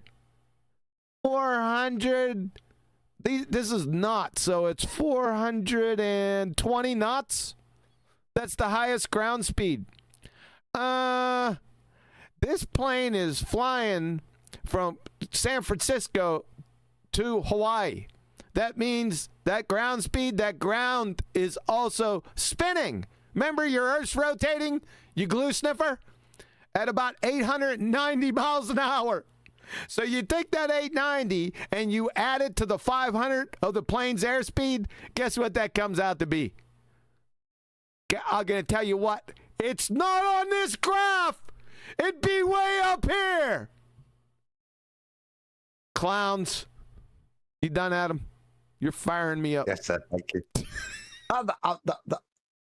What a segment. And like I said, this guy's trying to indict us as a liar and a deceiver. And this is the proof that you're the liar and the deceiver, sir. And whatever testimony you're about to give about what a lovely, sharing, open person you are, that data proves what coming out your mouth's going to be a crock of shit. Yep. He's a liar. You got it. Flustered, and within days of communicating on my channel, he Communicating, I like how non-verbally communicating on my channel. Really? He basically left, hurling insults behind him, and I never saw any more Never saw him again. Because Earth is glob. about him. So for me, it's very easy to spot a fraud. You know, I was... Oh, for us, it's very easy to spot a fraud. You're a fraud. This might be... Go on, Adam. What, a fraud pilot? Yeah, is that what this show's about? How to spot Pete? Do not get on the plane unless Wolfie's checked him out first. Is that what this is about? Yeah, he's an ass clown. Ass hat Wolfie. I remember a guy that had a $100,000 bet with Wolfie, I think it was. Some mad money like that. That Wolfie couldn't do some specific thing in his airplane. Now, Wolfie showed what he would do via a diagram over a globe. He didn't do the thing. He just showed this diagram and claimed that this guy owed him $100,000 or whatever. Can't remember the full details. But the guy, I had never heard of him really ever before. And he just turns up, puts this stupid thing to Wolfie. Wolfie shows him to be wrong via a diagram, right? That means Wolfie didn't actually do the thing. And Wolfie was then saying this guy who's Wolfie was claiming was a flat earther owed him $100,000. And I never heard of the guy again. So I didn't hear of him before and I didn't hear him after. So was he possibly just some made-up bowler pretending to be a flat earther? Like this LX toilet guy, probably, like they always have. That wouldn't surprise me. It really wouldn't. Yeah, no. Given taking everything into account with these degenerate reprobates, that wouldn't surprise me, but that's pure speculation. We need to move on from that. But that wouldn't surprise me, no. I've got 11,000. But I have something as that. Can you make it quick so we can get through the show sometime this century? I can, but it's on point. Some years ago, it was claimed that Bob the Science Guy and Blue Marble Science were both commercial pilots. Now, excuse me, I don't remember Bob the Science Guy claiming he was a commercial pilot, but I think he does have a commercial license. Right? I think he has. I can't say for certain. But Blue Marble Science definitely claimed to be a commercial pilot. And when I pointed this out some time ago, right, he said, came out stating, I never claimed it was a commercial pilot. And guess what? Flat Earthers from the time remember it. Yeah. And they came at him. I think someone even produced evidence of him saying it on Jose's. So they're the frauds, not us. Bob Nodell, as far as I'm concerned, was not a flat earther. Yep. He may have never meant that to me. Yep. Bob Nodell actually, so the audience knows, when I went to making a video concerning Wolfie, the first ever video I made concerning Wolfie, right, or concerning flight, right, or whatever it was at the time, Bob Nodell was the first person to come in and attack me. He attacked me and privately then attacked me because I was going to involve Wolfie. He was literally trying to support Wolfie. That's what he was trying to do. So Bob Nodell means nothing to me, just so you know. Thanks. I love our day. I've been in aviation since I was 16 years old. I'm now 60 years old. I've been therefore glob. A flying instructor. I've been in police aviation. Who gives a shit? What is your evidence for your globe-tard, sphere-tard? No, this is all really relevant if he was interviewing for a job of fake pilot detective. Been in corporate aviation. I know how pilots talk. I know how they react from student pilot right up to air transport pilot, and it's so easy to spot a fraud. Yeah, we're looking at one. Well, two. We're looking at two right now. Not that you're, I know that you're a pilot, but you're a fraud. You're a pretender clown fraud. Pretending to be or know of some knowledge that you don't have and lying. And we all know about this goober. Incredible. And then another. That is absolutely incredible. Flat earther. That's his response, isn't it? Every time he just sits there and nods his head, then goes, incredible. And then he must be training to be working for National Geographic or something. You know, one of these kind of interviewees. Contact with went by the name Vertical Freedom. Oh my God, he's going with another one. Let's talk about him. Yeah, let's talk about people, not evidence for your globetard. Let's just talk about people that no one's heard of. Freedom, I first came across him on a channel called Paul on the Plane, where he interviewed this guy, Vertical Freedom, who went by the name of Zach on that video. And he claimed that he used to fly a Gulfstream, and he flew it from Brisbane. Did you hear him get very excited there? Oh, he's one of the guys that we paid to turn. Carry on. Brisbane direct to New York and flew over Alaska. Well, firstly, the plane doesn't have that range. And when you plot the route, it doesn't go anywhere near Alaska. And digging a little deeper, I don't want to expose the gentleman's name, but digging a little deeper, it turns out he actually... Hold on. That's mighty white of him. This is not great, the greatest deceiving plans to man, and it shouldn't require a pilot to just check out whether if somebody claimed a flight that couldn't exist and was done by a plane that couldn't get that far. What a crap claim these flat earthers make. They just make shit up, apparently, and go outside the limits of the thing they're claiming could do it. Well, he didn't mind mentioning Bob Nodell's name. Can't we just call him? You said do 7 on. I don't care about his detective skills. What I do want to know, if he has got some knowledge of a pilot, could he walk me through the pitch data graph? Use your knowledge there. No, because I've got those cards, haven't I? You've got, what, a 2, a 4, a 7. Yeah, that's all you're holding, son. Nothing in your hand, which is why you've got to do this. Yep. Because what you can't do is use your credentials to discuss that pitch data. Because if you did, you'd have to admit it's flat, wouldn't you? So you'll do everything to actually discuss avionics. Yes, sir. He was a helicopter pilot, but he has no jet experience at all. Who gives so a he was shit? lying about flying the Gulfstream, lying about the Brisbane. Who cares? You've lied here. We already busted you.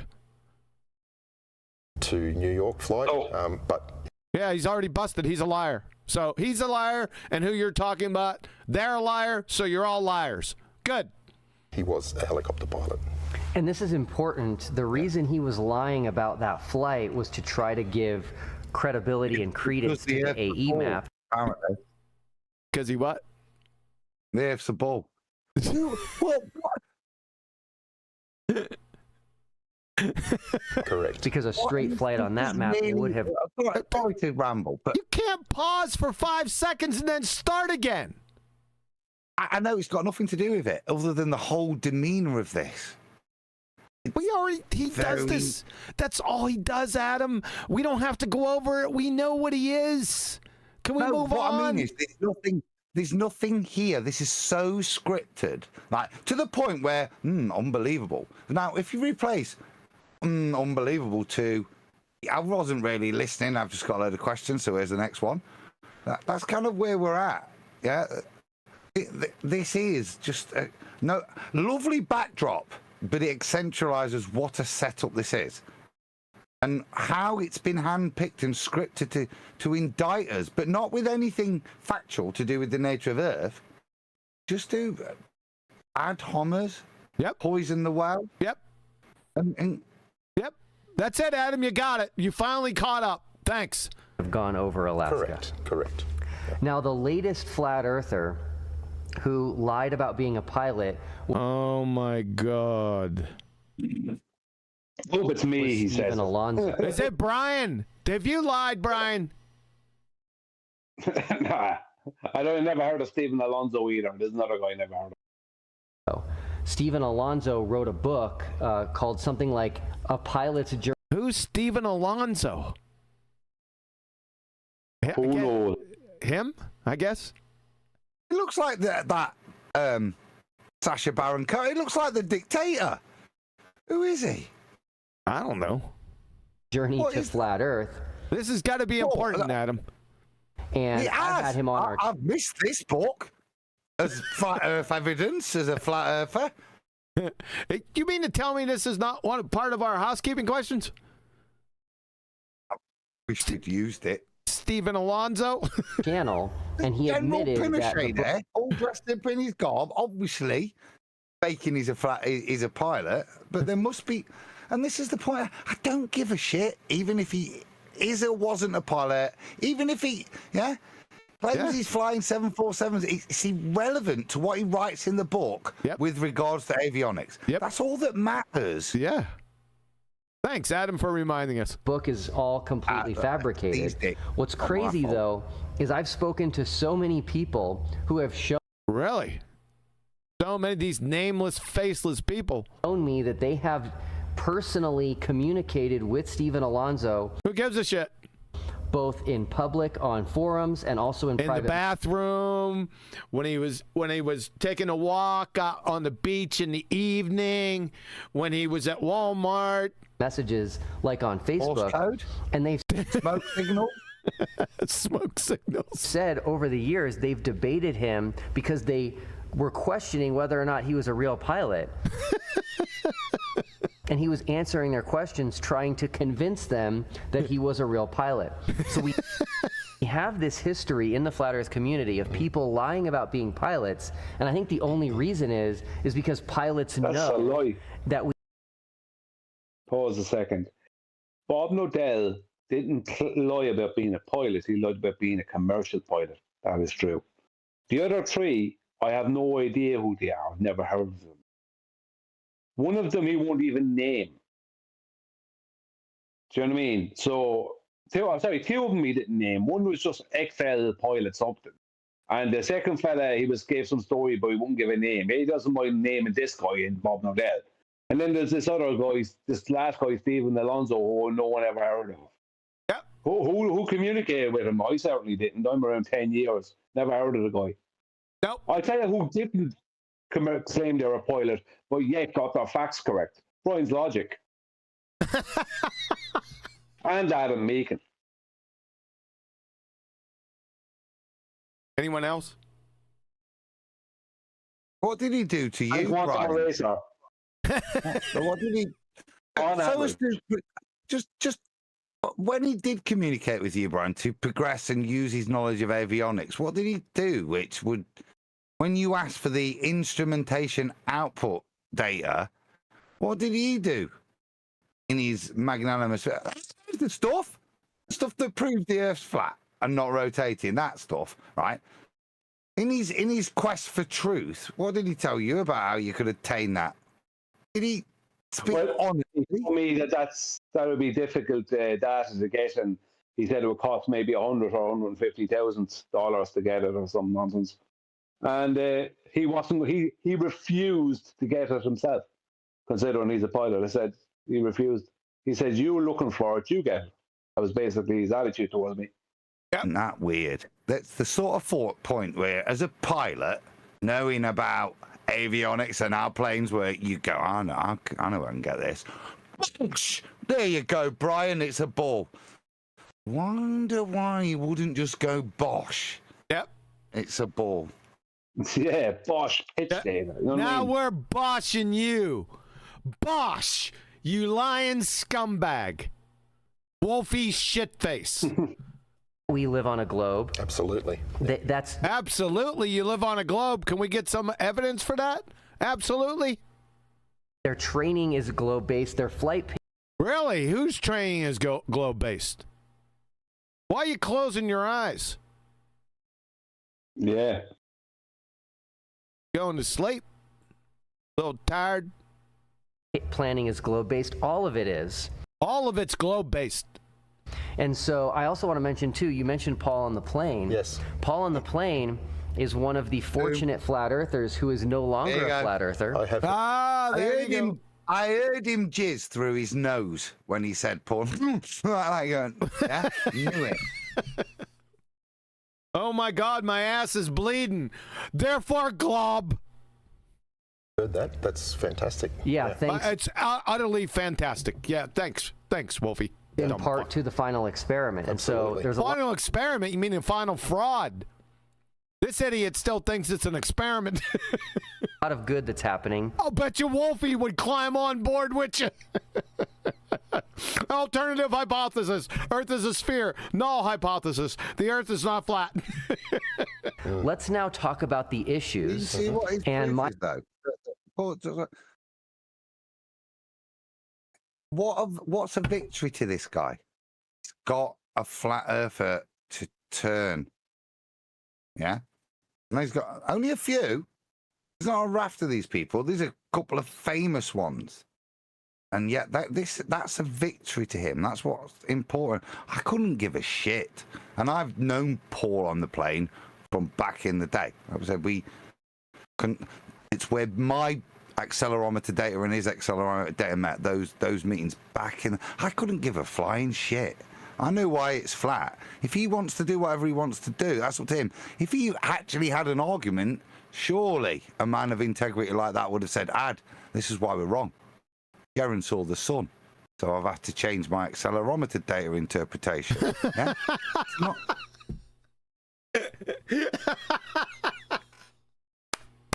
So I had to change my data. That was really subtle, Adam. Don't you do that. A good thing that I just drank something and it was already down, because I would have choked on that one. Got to stop that. My goal in this is to completely refute all of the things that flat earthers say. You're going to refute everything that flat earthers say? Everything? How in the hell can you do that?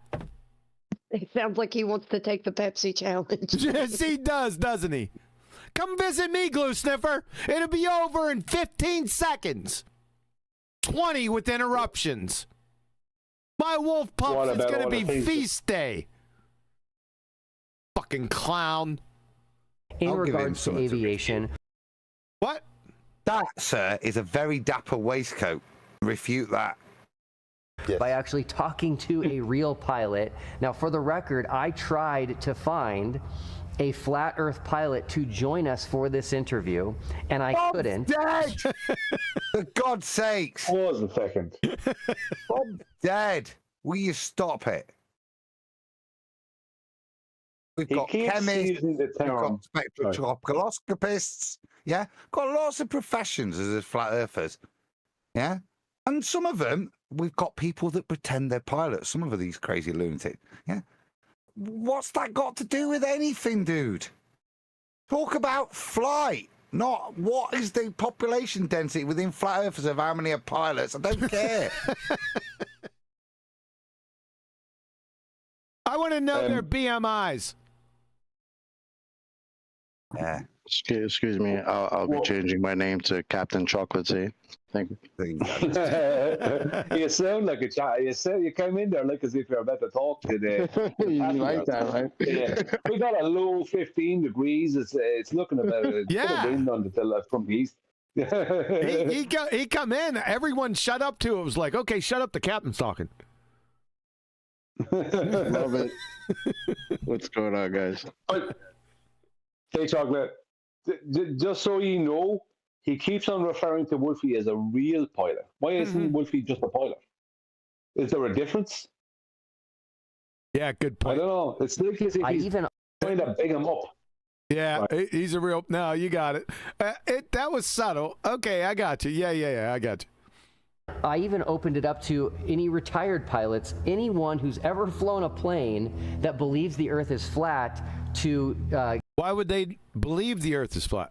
Wouldn't they know it? Or not know it? What about that Dutch lady pilot that lost the job? Oh, yeah, that was back there. Yeah, I remember her. Yep.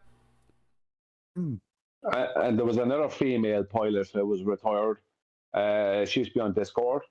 She was friends with that Dutch lady. She got in contact with her. Remember an American lady? Yeah. And there's another. I faintly remember that. Yep. Okay, go ahead. There's another guy who was a retired pilot who was at Nathan's.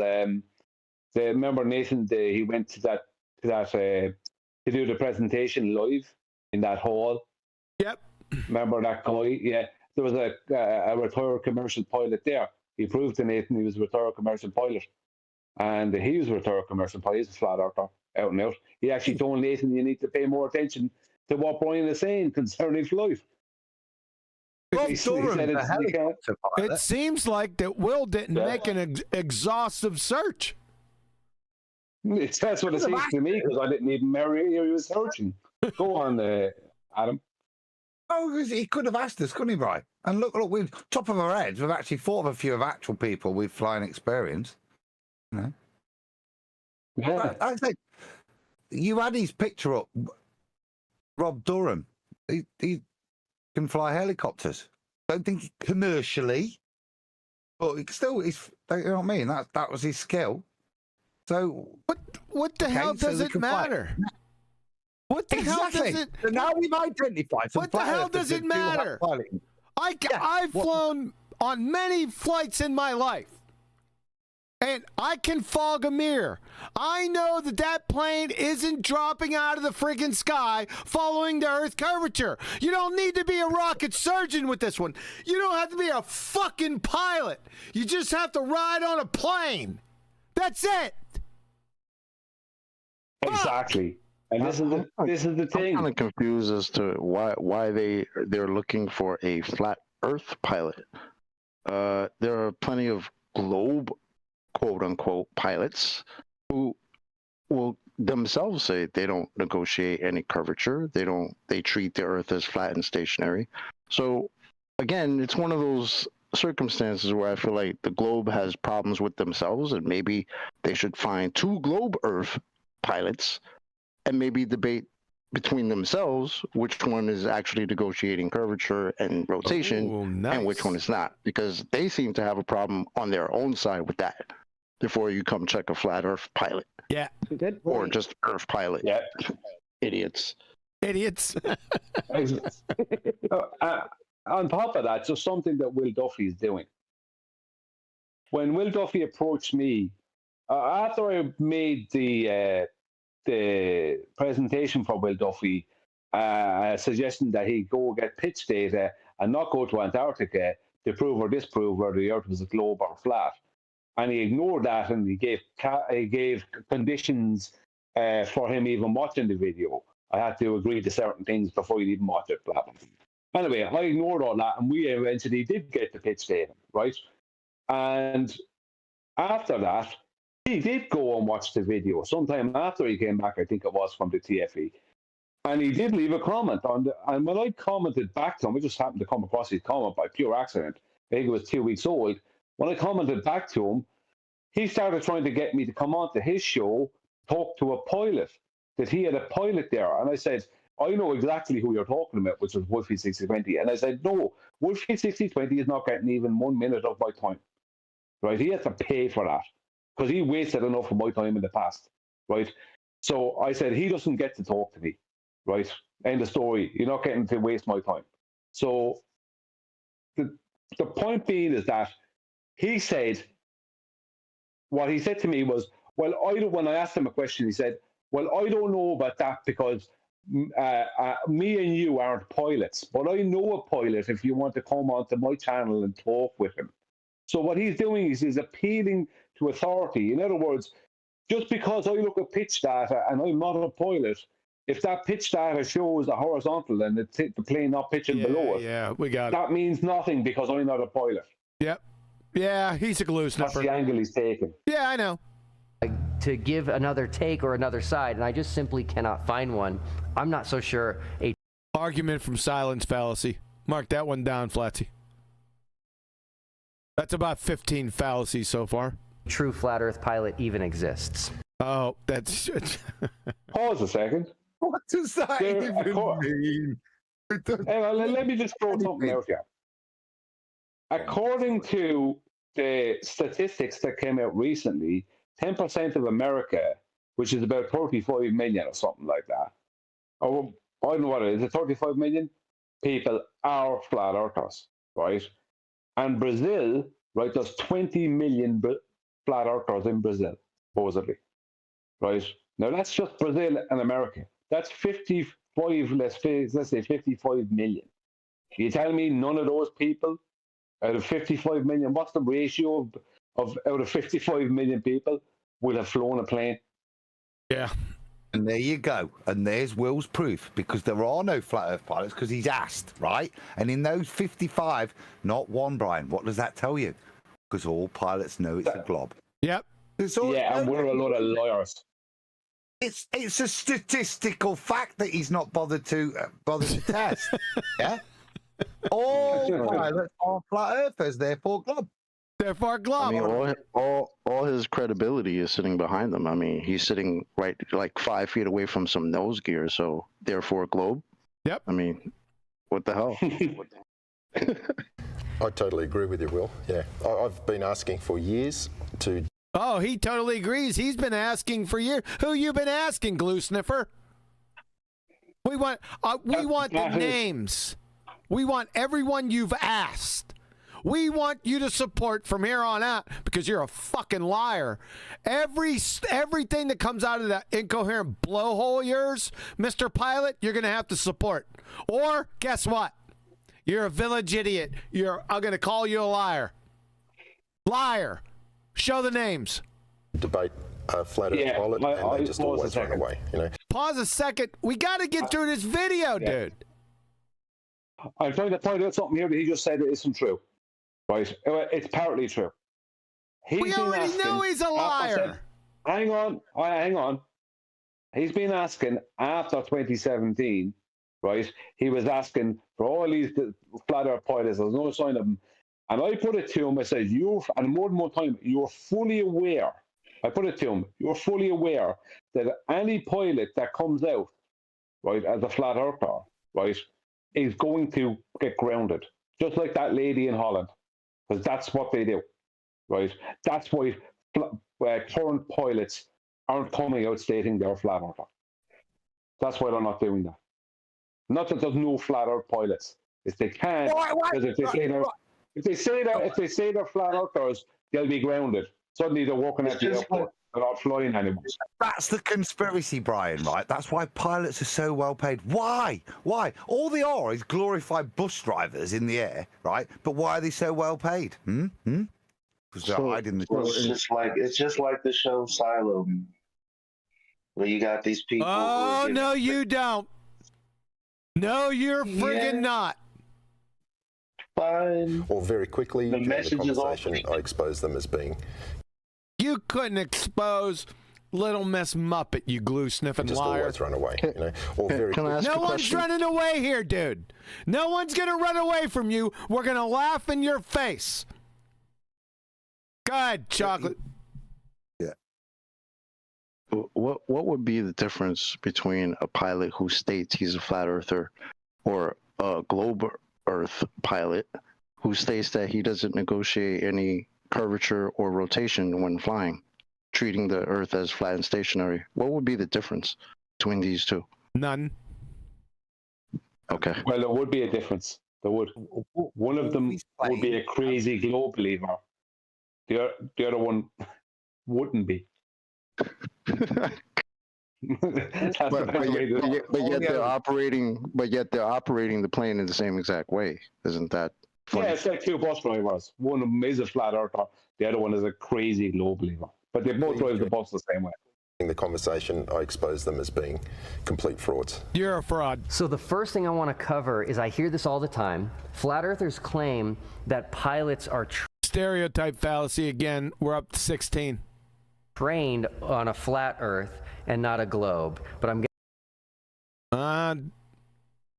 don't we have that NASA documentation, that aviation?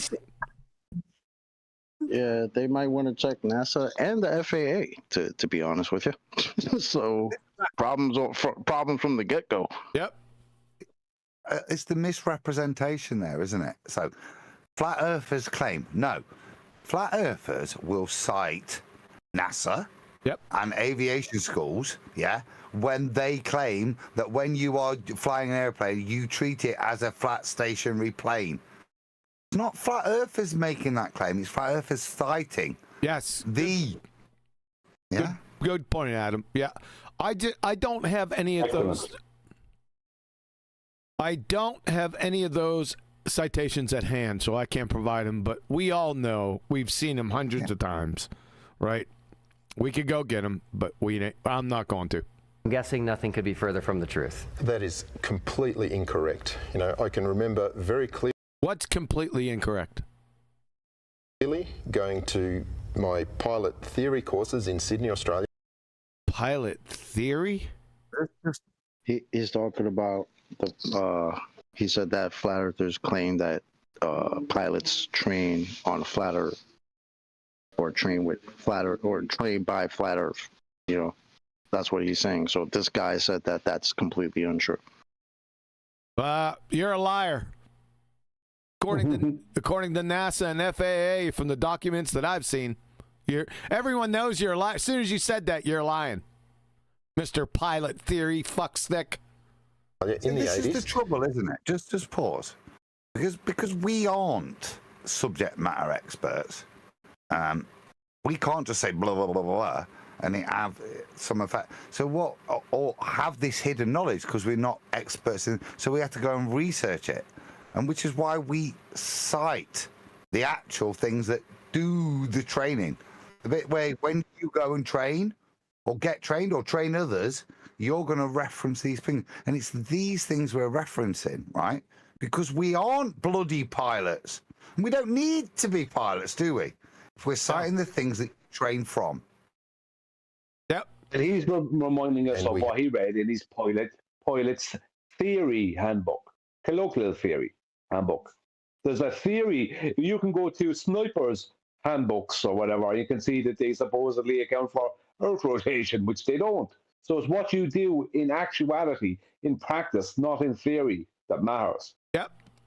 Thank you. We had a globe in the classroom and all that. Oh my God, I shouldn't have drank.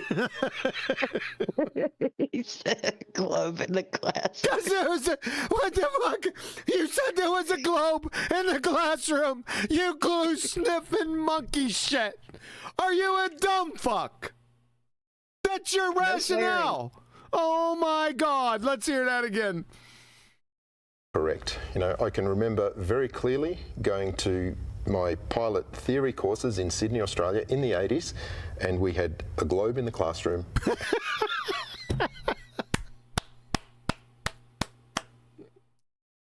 Therefore, glob. Oh my God, he didn't do that. That's it. Pack it up. They got a globe in the classroom. Oh my God. And all our textbooks show the globe, the great circles, the calculations are based on spherical math through a globe. Spherical math? Really? Let's see that. What? I think someone was off mute there. Somebody get control of themselves out there. Was it you, Skeptical? Did you want to say something, dude? All right. Go ahead, mute him. Is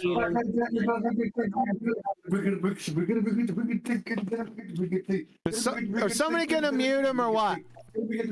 I already did.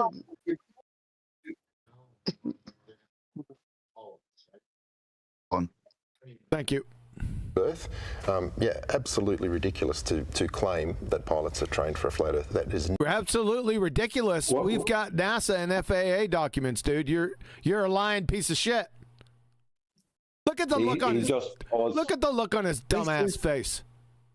Yeah, but this is where a subject matter expert should be able to eloquently say, yes, of course, the NASA documents, the Civil Aviation Authority says this, but this is what it means. This is what we do in the real world, as Brian alluded to actually demonstrate to you that it is a ball. He's not. He can't do that. He won't do that. Yeah, it's just hand wave dismissal. I think is that another one. Yeah, he's lying. But he is. The point is, if you were an expert and an expert knows what the reference is, then you have to mitigate for the reference, don't you? In any position, yeah. If you're trying to take a position, what you can't do is deny that the reference to material exists. Yeah, right. If you're in an interview, after 10 years of being in this subject, claiming you're the most honest guy that loves to talk aviation, it's nonsense. Like these documents haven't been put to him before. Yeah. Liar. Well, he's leaving out some information here. He's leaving out that to get to the position he's talking about with his spherical geometry, there's no such thing. Exactly. Geometry. It's nonsense. They're trying to make some kind of special thing because they don't know what it is.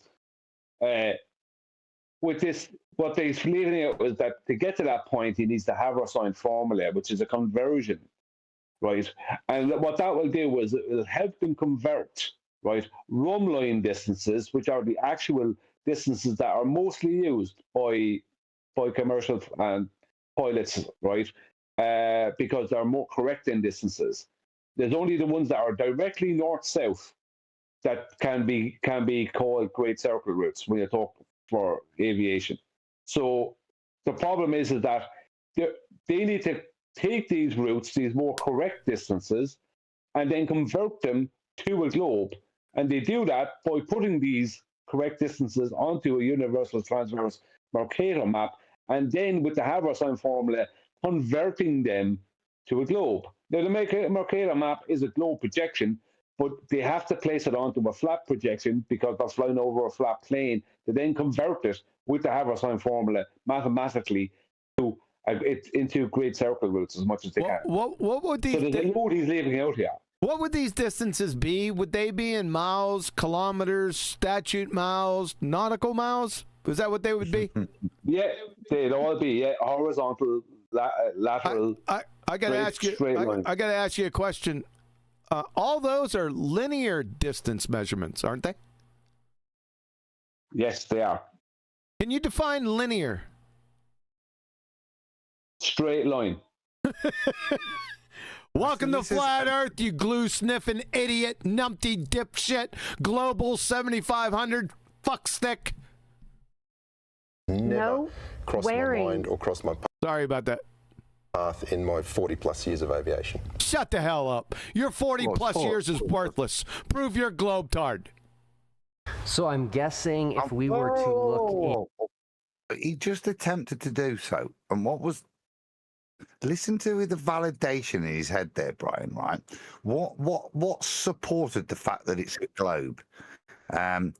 Great circle routes. Now, through my investigation, what that tells me is you are stuck on a grid system that's constructed for you. And you're going to be the only way in which you're going to navigate is based on that grid system and all the imperfections that show it's not a perfect grid system, as we've talked about a little bit in Time Bandits. What I see him there, his validation is that he can fly from A to B following a great circle route. And I wouldn't expect him to do anything else in today's world, yeah? And because he does do that, and the heads-up display tells him that, look, there's a picture of my little plane curving across a ball, then therefore it's glob, yeah? That's not a validation. It's just... No. It's just how you're being mugged off. Why aren't they called great spherical routes? I don't understand. Circles aren't spherical. What's wrong with them? Well, they're okay with calling the atmos a sphere, but not the great circle routes that supposedly prove globe. That's weird. Well, great circle route is literally a circle. If you remember back to when we were...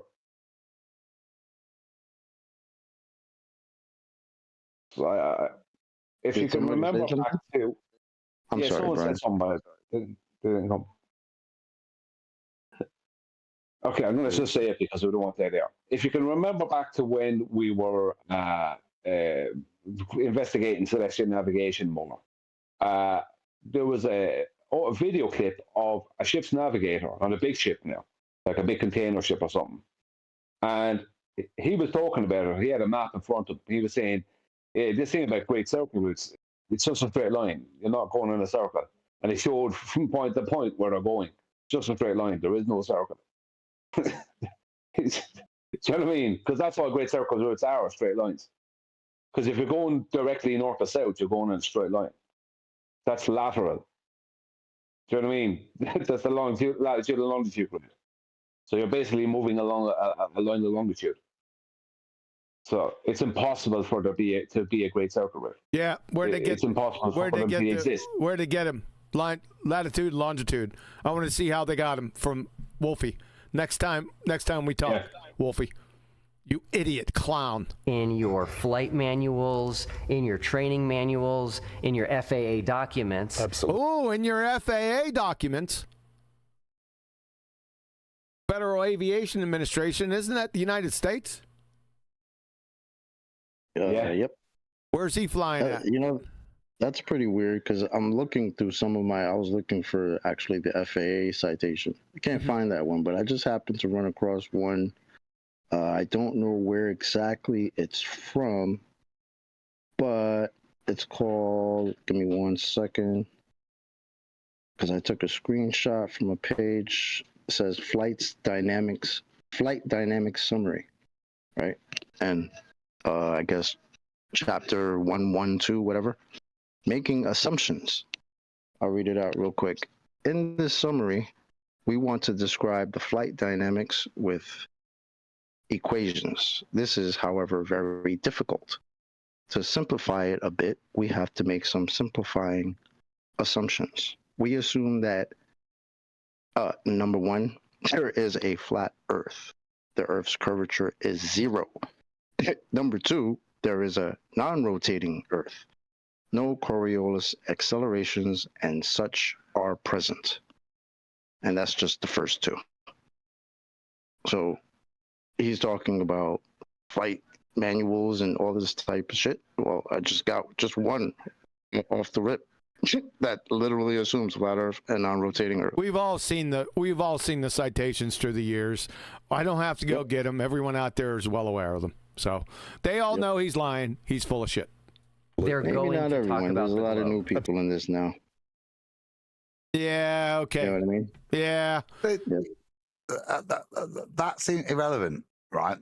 We've just demonstrated that what's about to happen is we'll misrepresent the citations. Yeah? These citations, the reason we're all familiar with them and throwing them out there, and can't even be asked to fetch them is because they're so well known. Yep. This guy's going to say, well, yeah, look, we as ballers, we know it's a ball because the references that flat earthers use where it says it's flat actually don't say that. What? This is the act of a deceiver and a liar.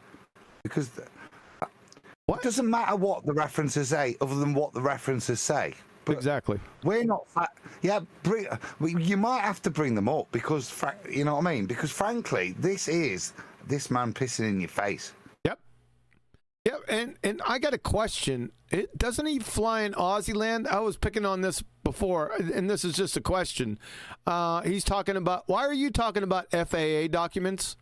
Those are United States related, the Federal Aviation Administration. Do they govern flight in Australia? It's a question. I don't know that. But I found that strange too. Strange too that he when McDuffy said FAA. Because that's only... If you're flying over American airspace, you're going to need to know FAA regulations. Yeah, but that's true. But I don't think he's flying in the airspace constantly. He's down there in Australia, right? But part of his knowledge, the way he knows how to sniff out a fake pilot, is because he's got all the... He can sniff out a fake American pilot, as evidenced by him sniffing out Bob No Doubt. So in doing so, he must know the FAA as well. Not that it's relevant, right? Or it is relevant, but contradictory to his position. I'm just asking. It seemed a little bit strange, like a reach, like they knew they have seen the FAA documents. So why is he reaching with the FAA? That's where I was headed with it, but it's not important. We'll continue. Flatsy, do you have something to say on that? Nope. Okay. Absolutely. And one document I have on my channel is absolutely ridiculous to claim that pilots are trained for a flat earth. That has never crossed my mind or crossed my path in my 40 plus years of aviation. You're a liar. So I'm guessing if we were to look in your flight manuals, in your training manuals, in your FAA documents, they're going to talk about the globe. Absolutely. And absolutely. Let's see them. Pause a second. I have on my Why? Just a second. Sorry? Why? Because I was about to ask a question. Hey, just give me a second. QE, this is Wolfie, right? After years of pissing in our face, right? This guy's actually fessed up and he's engaged with Pastor Will Duffy. So every duplicitous lie that contradicts our knowledge of engagement with this scrote, yeah, we're gonna you got to kind of accept it, because this is very cathartic. Yep. Actually. Okay. Go ahead, Brian. Yeah. Thank you, Adam. Thank you. I appreciate that, because Adam is backing me up there. Well, what I wanted to ask is, if they're not teaching you how to fly over a flat stationary plane, then what are they teaching you how to fly over? Because whatever you claim after that, now, Wolfie, you've got the support. Wait. Is this Wolfie that Clown Duffy is talking to? Yeah. Yeah. Oh shit! I didn't even realize that. This is the Wolfie. Yeah, he's come out of the closet. He's come out the closet. Oh, very cute. The channel it's an FAA order that's specific. Okay, here we go. Now we got some cowbell. U.S. Department of Transportation, Federal Aviation Administration, ordered national policy effective date 07. Order number, United States Standard for Area Navigation. All right? Right. Specifically. Just pause. Okay. What's it going to say? When traversing mass distances over the globe, make sure your nose down. Is that what's it going to say? Just a wild guess. I'm looking forward to what he pulls out his arse here. All right. Me too. Yeah. Relates to how they design the instrument approaches that are used. Okay. Instrument approaches to what? For But not how planes fly. And there's two basic types. Go ahead. What I heard there is, I'm not going to discuss how planes fly. I'm going to talk about instrument readout data to the pilot. Is that we've moved straight away from the topic? Straight away, yeah. We're no longer talking about flight. Readout. Yep. Types. There's one type which is following a beam to the ground. That is actually a straight line from the ground, but there's a straight line from the ground to the plane. Okay. Another one called a Barrow VNAV, which is actually following a GPS lateral path and an altitude based on the GPS lateral path. There you go. Okay. On the aircraft. What's GPS? No. Oakley will kick my ass if I don't pull this one out. Brian, what's GPS? What's the geodetic positioning system? Is it spherical in its coordinates? No, you could ask me. No, it's not. Why? Huey! Why? GPS uses an XY plane. That's what it uses. It uses a Cartesian coordinate system. Yeah. X, Y, Z. Yes? Yeah, well, the Z power comes afterwards, but yeah, it locates a position in the XY plane for us. I understand that. The Z is just an elevation that can give you half of it. Does everyone know what an XY grid is? People, do you know what XY grid is? It is a flat plane. Wolfie, dumbass. Lateral path and an altitude based on the altimeter on the aircraft. Oh, no. You can't appeal to altitude. No. What's that benchmark to? You shan't not appeal to flat Earth measurements, or we will shat on you. This is the hijack coming up now. Yep. Curved path that factors. You're taking a curved path with your plane? Go back, listen, it's altitude. You're trying to say altitude is a curved path. Altitude, what is the Atmo curving? That's what he's about to go with it. What the hell is he talking about? Well, how does that speak to the globetard? I don't give a flying kahoonie in this argument what he thinks the Atmo's doing. Pull up the pitch data, QE. What's the plane doing? Ah! Back curving.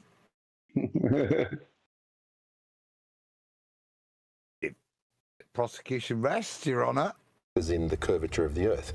And curvature of the... No. Your plane path is curved, not the Earth, you doofus. What are you, driving on it with your plane? You glue-sniffing idiot. Did you just hear what he said? You're a but dumbass. His plane path isn't curved. His plane path isn't curved. If you go back, he talks about altitude, then he says, which is a curved path.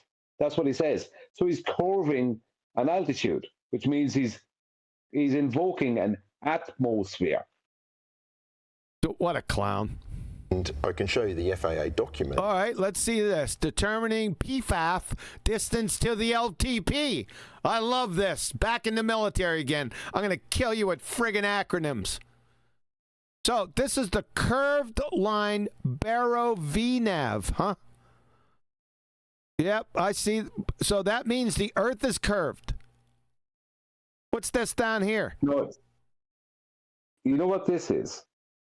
From what I can gather. Oh, So shit. this- Hold on. Aircraft. That is actually. Okay, I'm back. Go ahead. Yeah, from what I can gather, that's actually should be a triangle, a right angle triangle. Because what he's trying to invoke here is a triangle, but he's curving one of the sides. Because how do they determine? Let's just say this is something what he literally was looking at again today. If they're coming into an airport, they must use a right angle triangle using trigonometry to determine what pitch down they need to be at what distance from the airport to get into a landing position. And the same when they're taking off. To get to cruising altitude, they must have a particular pitch angle and it must match a horizontal distance. Sure. So it seems to me like they're curving a triangle here. A document that relevance. specifically Look at the picture. Just pause. There's no relevance to the baseline, and it has to be. Otherwise, it's going to get confused. It has to know that that baseline is flat, so that the zenith angle from the equipment to the point of projection and back, it's kind of got to know all of that, and that baseline needs to be flat. So the angles are relevant. Otherwise, you've got to know the distance to reconvert the angle from a right angle triangle. Yeah, this is a good example of bullshittery in action, because the way the instrumentation is going to work is with a flat baseline. Okay, not that curved thing.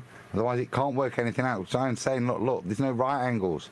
Look at the point of intersection. Yep. Is that a zenith? No. What is it? No. Look, so there's no instrumentation that works like that. It doesn't work like that. Whatever you want to do to that baseline, Wolfie, it's not how the instruments are working. And I'm not a pilot. Demonstrates this and also shows you the calculation they use and the radius of the Earth used in the calculation. Radius of the Earth, really? How'd they find that out? Knew it. See, called it output. You see, what if you show him that picture on his CD? Yeah, that's what he believes. Yeah, and then they can stick. Just like when you're traveling across the Atlantic and you look at the back of your screen and you go, where am I on the journey? It's a Great Circle route. Doesn't mean you're on a Great Circle route. It's the output of the instrumentation to the reader that is what's there. It's not how the equipment's working. It can't. You've just seen the complex angles with no certainty. Yep. Zenith doesn't mean your zenith. Yeah, the equipment doesn't work like that. Yeah, doesn't matter what the picture it draws for you after it's worked it out using a flat elevation angle or depression angle in this case. Yep. Actually. Yes, sir. You got it. You're all over this. You're a clown. You can't. Yeah. Just a second. No, I was going to say just a second. What? He's an ass clown. This guy right here with his drawing, you're an ass clown. You would fail 3rd grade intro to geometry with your instrumentation diagram horse shit. You're busted. We busted you right here. I just busted him with depression angle. It's exactly what he's describing. Yep. You're exactly right. Exactly. Sorry. I just wanted to state that what he's talking about, from what I can gather down with his diagram, is exactly what all anyone in the audience needs to do is Google the uses of trigonometry in aviation. And two of the main uses of it will be for taking off and landing, and it requires a horizontal baseline. Yep. Because you must use trigonometry to determine your pitch down or pitch up. I already said so you can't do it. Yeah, but the problem is that the length of that baseline might be 100 miles. Yeah. Which means there'd be over a mile of difference. Yeah. As in, the end of it would be over a mile above You his can't low. get an angle off a curve base. They wouldn't compute. That's the point. Let me put this up. That's the point. Let me put this up. You see this? This is Rob Durham in AutoCAD when he tried to play around with elevation angles off a globetard. He took the hypotenuse and then went down to the adjacent, and what did it tell him? The object selected is not a line. Select second line. Cancel that sumbitch because it ain't working. There you go. I just exposed him. You're a friggin' liar, Wolfie. You'd also fail intro to 3rd grade geometry. Sir. So, do runways curve at a rate of 8 inches per mile? Because if they don't, then as it approaches, what it'd have to do is switch off its ballometer and then go back to flat plane metrics because he knows the runway's flat. Yeah, like I said, ballometer. Yeah, ballometer. You're exposed, Wolfie. You're a liar. Simple. Deny the fact that the FAA absolutely factors in curvature when they're designing these. They do. They factor in curvature where? In the air? Approaches. No, I've also heard on their approaches. You're a liar. We've exposed you. Simple. That's a lie. Maybe they do, and they give it a coefficient of 0. Heard flat earthers try to claim stereotype fallacy coming. It's already now it's a straw man or a baseless assertion or both. Are we moving on? Yes. Software training like flight simulator software is a flat earth, but I don't even think that's true. Oh, that is, man. I was with the dude over in remember I sent you that, Brian.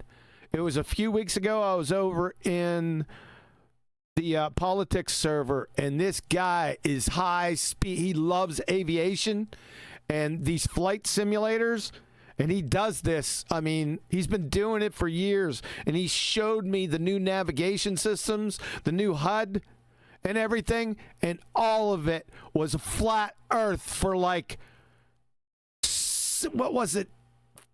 4,800 kilometers. It laid it out. Did you watch that? I don't remember you sending me it. I sent it to you, damn it. You don't watch my stuff I send you. I tell you what, watch everything. I pay close attention on you send me. I'll have to go back then and have a look at it then. I will. I'm sorry. Hey, Flatsy, who is that guy that's really high speed in there? I haven't seen him recently, though. Do you know his name? Clay Underseal. That's him, Clay Underseal. He is certifiable, dude. Adam, you should have a conversation, both you and Brian. This dude is high speed, dude. He brought out this friggin', it's state of the art. Boeing just came out with this thing, man. It's unbelievable. And it shows a flat earth for nautical mile after nautical mile, like thousands of them. You'll have problems getting in touch with him unless you come to Bible study with us on Ratchus's Discord server. You tell him we're looking for him. You try your funded conversion tactics on me. Speak a little bit of maths to get me in Bible study. Nice try. Coming from righteous. Yeah, you guys should come to Bible study. It's we stick to the word only. We Okay, I gotcha. You need to tell him that we were looking for him. Tell him he needs to contact me. Tell him to DM me, okay? I will, but don't hold your breath because he's kind of getting out of this whole is he? argument. Okay. Because he's tired of all of the vitriol and argumentation, and I don't blame him. Okay. Well, just drop him a line anyway, just for general purpose. Will do. Thank you. Completely wrong. Even Microsoft Flight Simulator, X-Plane is another good software based. They're all based on a globe. And they're not. Oh, yeah, let's see it. Let's see it. Support what you say, liar. You're already a demonstrated liar. Just call you liar from now on. if you look at how the software is designed, it's all based on the WGS84. WGS84? Spheroid, which is the Earth. It's the same. Spheroid. It's an It's according to Soundly, that's the elliptoid. Let's see. That's an that's. Shut up. This is elliptoid, Adam. Shut up. This is elliptoid from Encyclopedia Britannica. And this is Blue Marble 2012. Are these the same? I'm going with no. You glue sniffer. You and your WGS84 that we freaking ripped to shreds in 2018. Also, you better call NASA and have them redact over 50 years of this horse shit. You got the United States. I don't know. What's this taking up? What would be the percentage of Earth that the United States is taking up here? How are you going to fit everything else in there? It's pretty big. Both of those neglect that, and Chocolate will back me up here, that actually that's not the case. It's actually a little chubbier south of the equator. So, yeah, a little chubbier at the bottom. You know, like, you know, pear-shaped. That's the one. Pear-shaped. Does this look like a pear? Does anybody know what a pear looks like? What the hell, man? Ellipsoid? Yeah, they look almost identical. I mean, at least they give them options. You know, you can go with pear-shaped, you can go with you know, spheroid, ellipsoid, or, you know, perfect sphere. You know, they've got options. Yeah, there's options. Which one of these is real, clowns? You know what? I seen a diagram. I should have friggin' saved it the other day. Which kind of globe earther are you? And it had ellipsoid, spheroid, geoid. Oh, basically what I just said, but in meme form. Yeah, I should have snatched it and I didn't do it. Nice. If I see it again, man, I'll snatch it and send it to you, Chocolate. Cool. Same database, the same datum that we use in our aviation apps, in all the instrument approach charts. Really? You use all these in your instrument approach charts from the ellipsoid? Oh my God. Really? Let's see that. I want to see that right now, liar. In the flight management system. Bullshit. Yeah. Yeah. Now, yeah, you're a liar. There seems to be a huge... What's that? Before we go on that so There's a reason I invoked chubbiness and these contradictions, because the reason that Neil deGrasse Tyson has to do this is because he knows that lines of longitude continue to diverge past the equator, which is why he mitigates like this. So whether it's ellipsoid, pear-shaped, or all round depends on its purpose. If you're trying to mitigate from mapping, then it has to be pear-shaped. Yeah. If you're trying to do a WGS84, and I want to come back to that bit because this is a switcheroo, then it's going to be ellipsoid, because that is the nature of the datum that they're sticking it on. Yeah. If you want to actually look at it, it's going to be like a really lovely marble in space. The shape is dependent on how they're trying to mug you off with the known facts of reality. Yep. Huge misunderstanding when it comes to flat earthers and aviation. Uh-oh, stereotype fallacy incoming. And this huge misunderstanding leads to things like them thinking taking a spirit level on a plane. Oh, shit. Oh, don't somehow use this marble. What the fuck? What's going off? How dare you?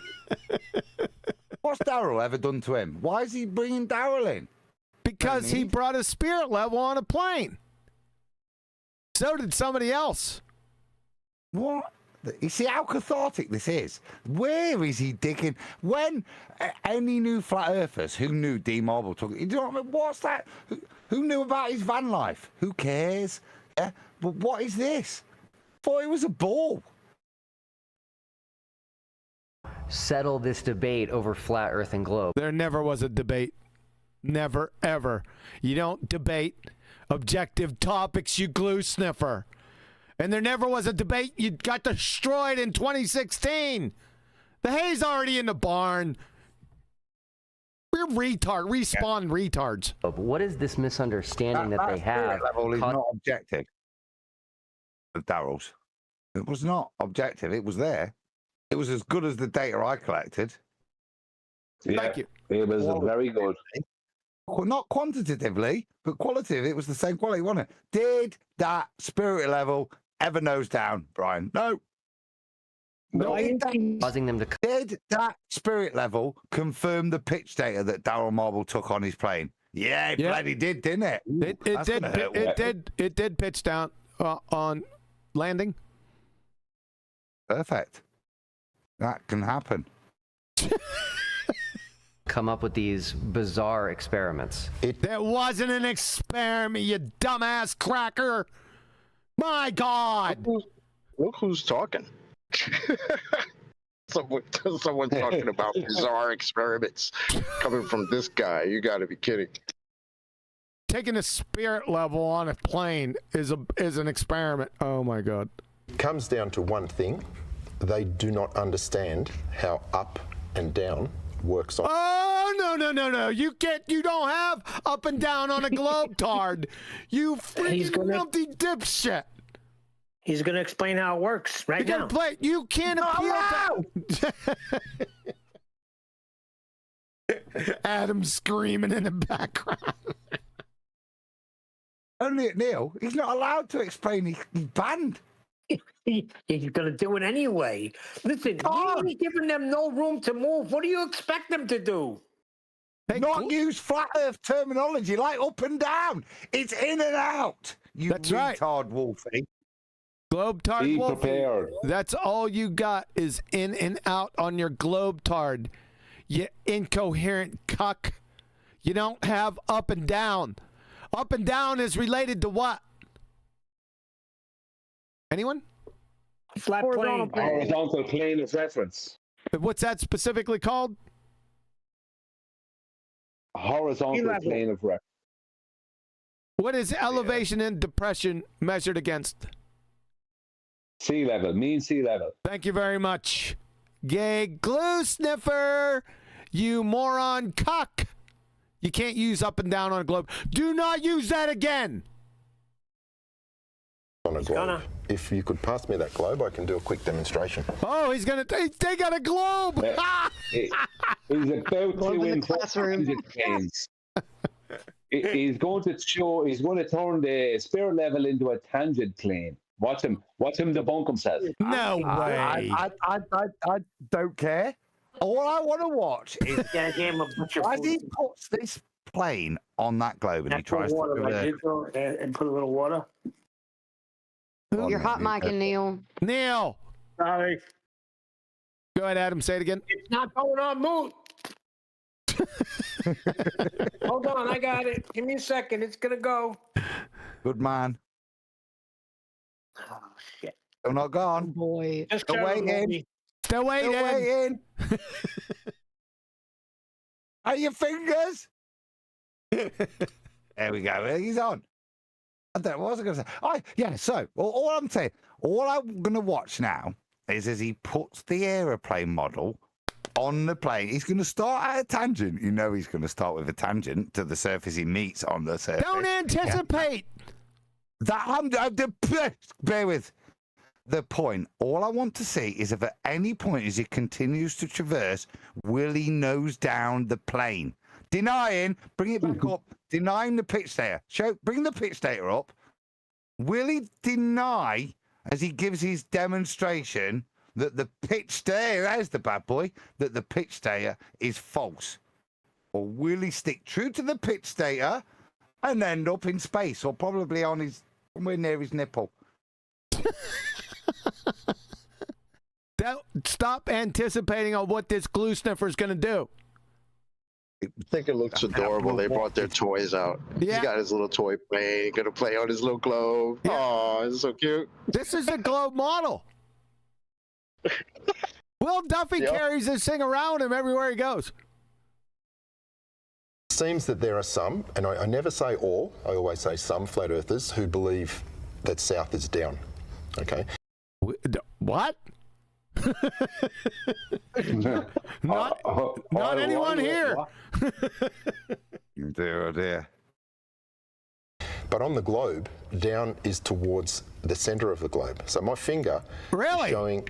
So no, in. No, in, not down, in. Exactly.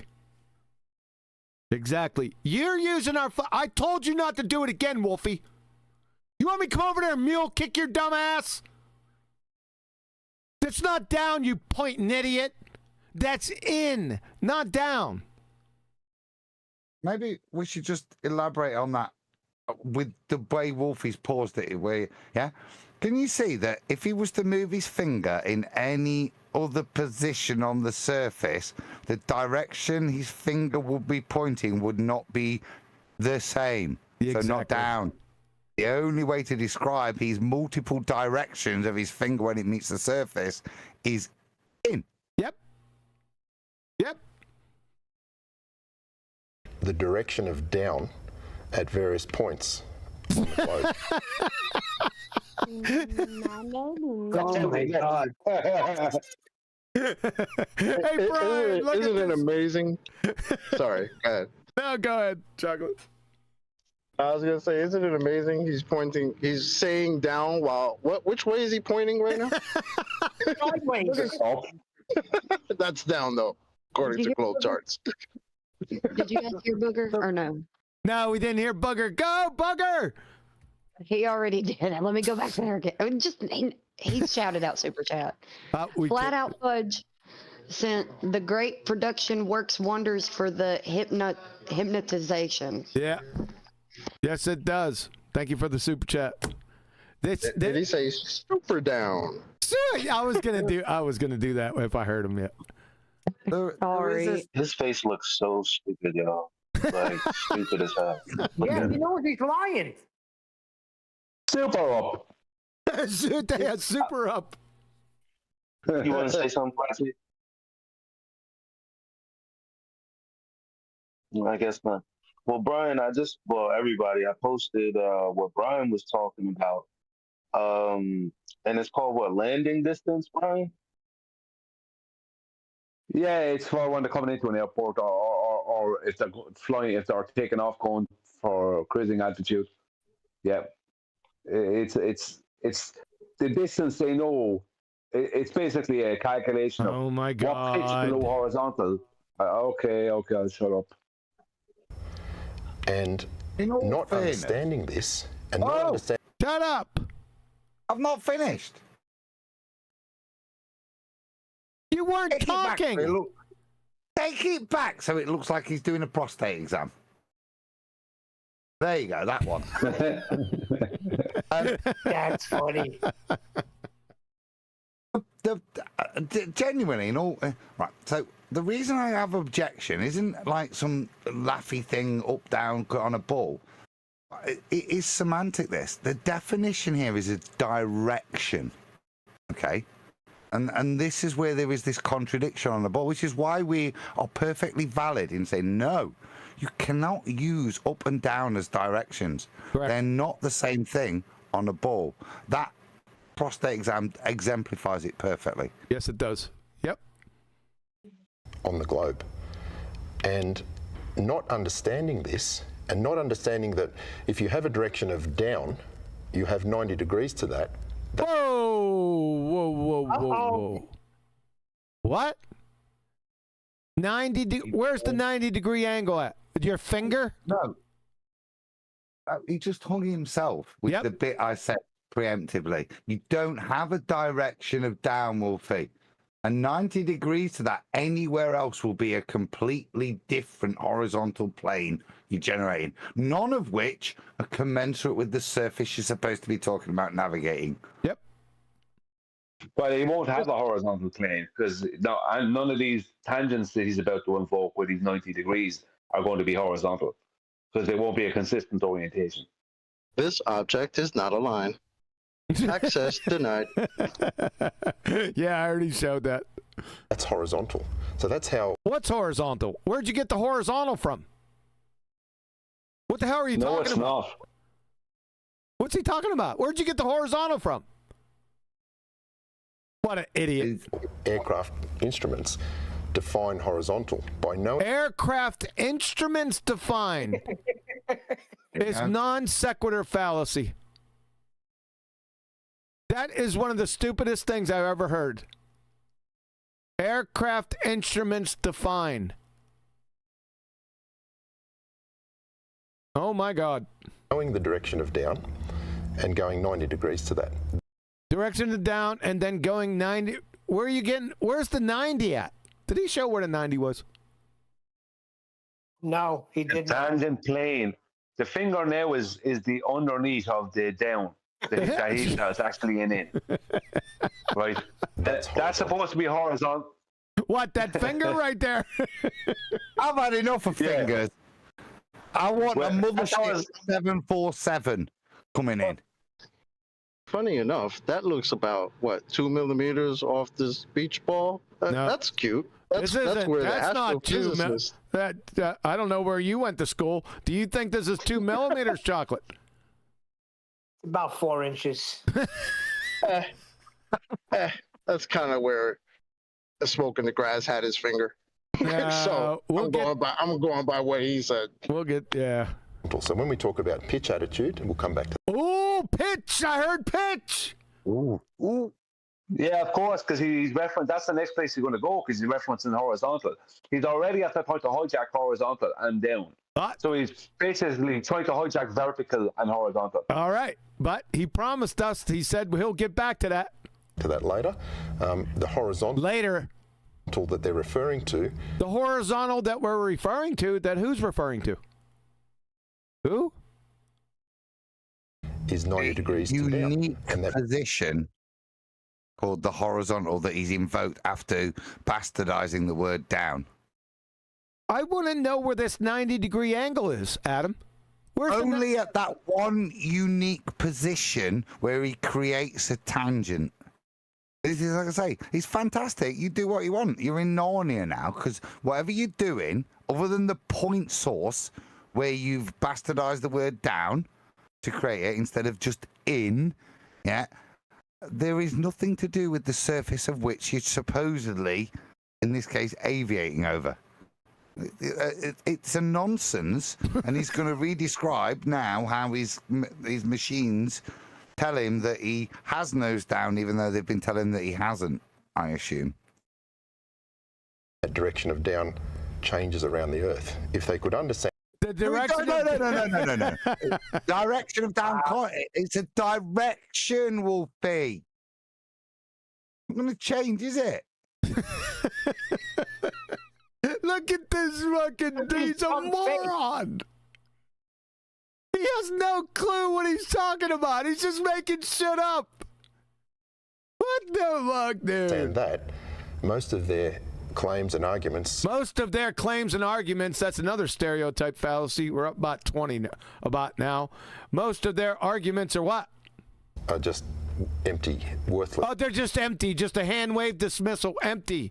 Where'd you get that horizon, you dumbass? Where'd you get 90 degrees? Where did you get up and down? That's not empty, sunshine. Yes. Where did they get horizontal? That's what I asked. What have I got? However my opinion is, and its content, how is that relevant to how he's going over a ball after just misrepresenting the term down? Yep. What? What? That's another one, Flatsy. Mark it, yeah? Mark it. He ain't marking anything. Weird mid-sentence ad hom. Worthless information because it does not apply to the situation. To what situation? What the hell are you talking about? Situation of down. Now, look at Will. Rob. Can I say something intelligent here to imply that I was A, listening, and B, comprehended it? Yeah. Or I'm at least along with the light. No. What do you think? Non sequitur change? I'm going with that. I have no idea. You never know where this glue sniffing Nancy's going. Skiba, before he passed away, was talking about taking a... Rob Skiba? So Rob Skiba just came up. What is going off? They're talking about, they're bringing up all dead people. Spirit level What onto is a it? plane. A roast of the dead? That's what it sounds like. Disgraceful. Probably most famously, D. Marble, a flat earther. Yes. D. Marble, yeah, we were talking about that before. We were talking about that before you train wrecked, or Wolfie train wrecked himself with the different directions of down. Not only took a spirit level on a plane, but also filmed it. Yes. And they seemed to think that this shows that we don't live on a globe and that the Earth is flat. Yeah. We didn't seem to think it. We know it. Why would we seem to think that that's what happened? Is that because that's what happened? Idiot. It's like, what the hell's wrong with this guy? He's retarded. Oh my The God, biggest bro. misunderstanding that I see on this particular spirit level thing is in their assumption. Oh shit, he's got a level. I thought it was like a phone or something. Come on. Come on. Give that globe a shave with your spirit level. Let's see that bubble move. Come on.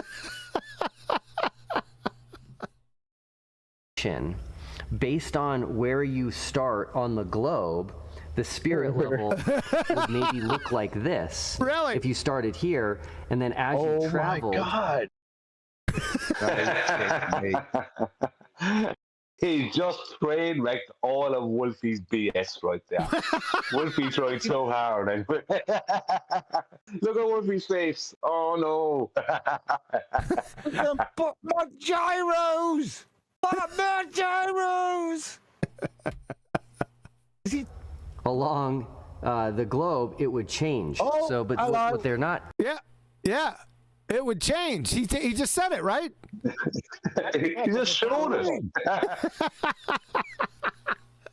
He literally showed. Yeah, he literally. Let's do it again. Now let's go pull another J. That's a bonus J from me. This particular spirit level thing is this spirit level thingy. Their assumption, based on where you start on the globe, the spirit level would maybe look like this if you started here, and then as you travel. Pause. Right. Shit out. Pause.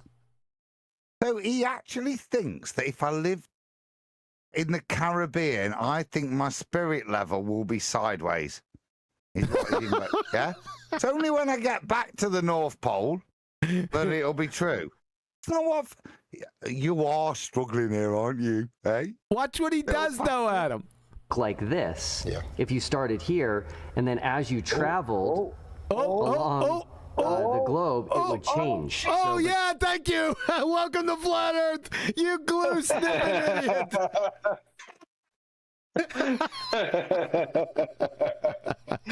This is so pathetic. That's exactly what Darren Marva's spirit level didn't do. Yeah, that's exactly.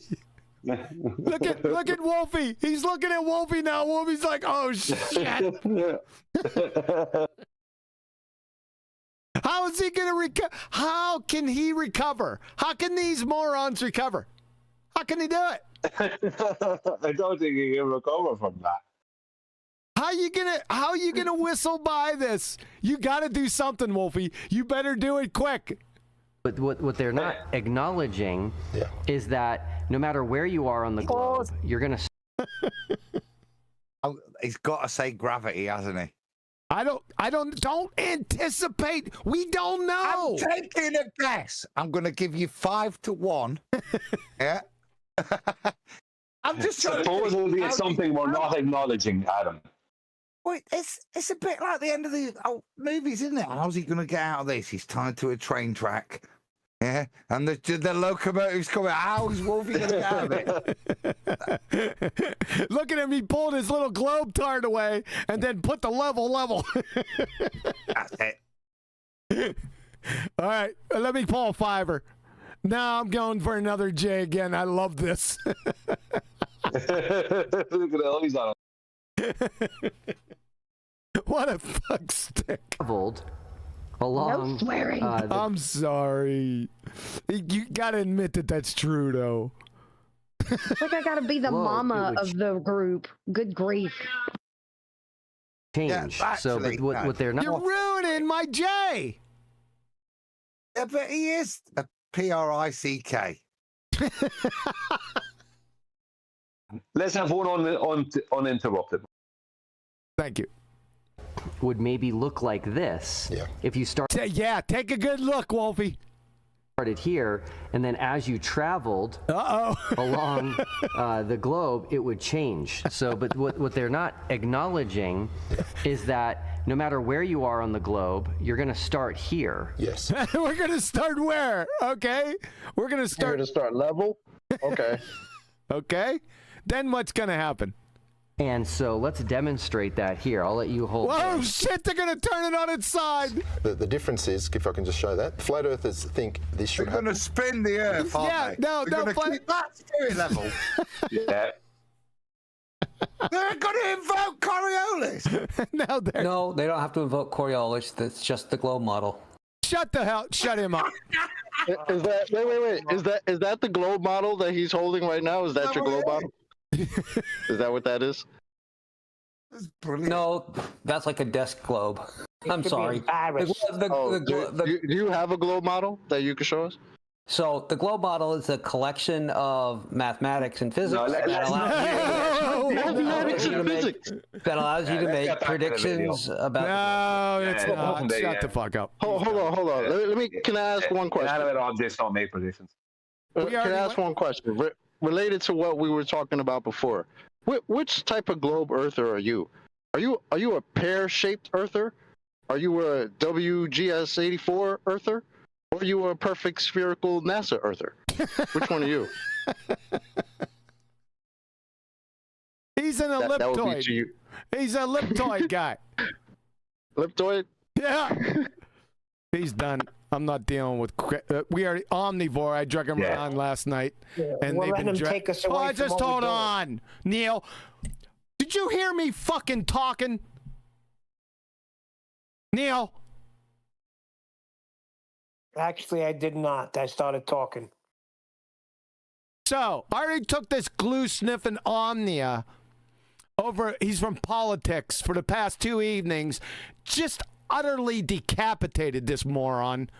And then and you've done it on already over at Nathan Oakley's show. I'm not dealing with him on this show. I'm sorry. So we got to get through this video. I'm not putting up with his dumb shit. That's cool. I just heard him pipe up, so I wanted to find out which type of earther he was. All right, so we're going back to the video. Here we go. Start here. Yes. And so let's demonstrate that here. I'll let you hold this. The difference is, if I can just show that, flat earthers think this should happen. But what actually happens if you hold the spirit level is this. So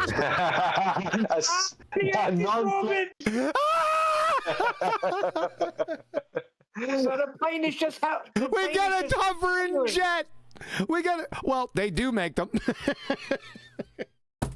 the Marines make one.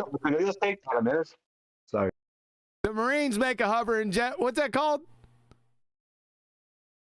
The Harrier? Harrier used to do. Harrier. Yeah. You absolute ass clown, Wolfie shitbag. Really? This is what you got?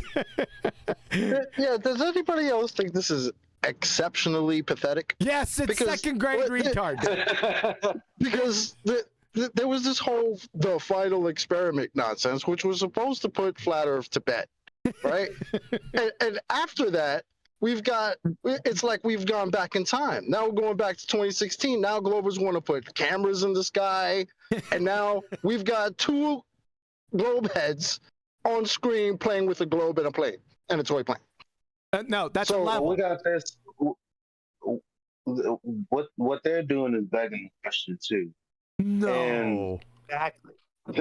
And from what I posted, that again, nothing speaks of the Earth turning underneath whatsoever.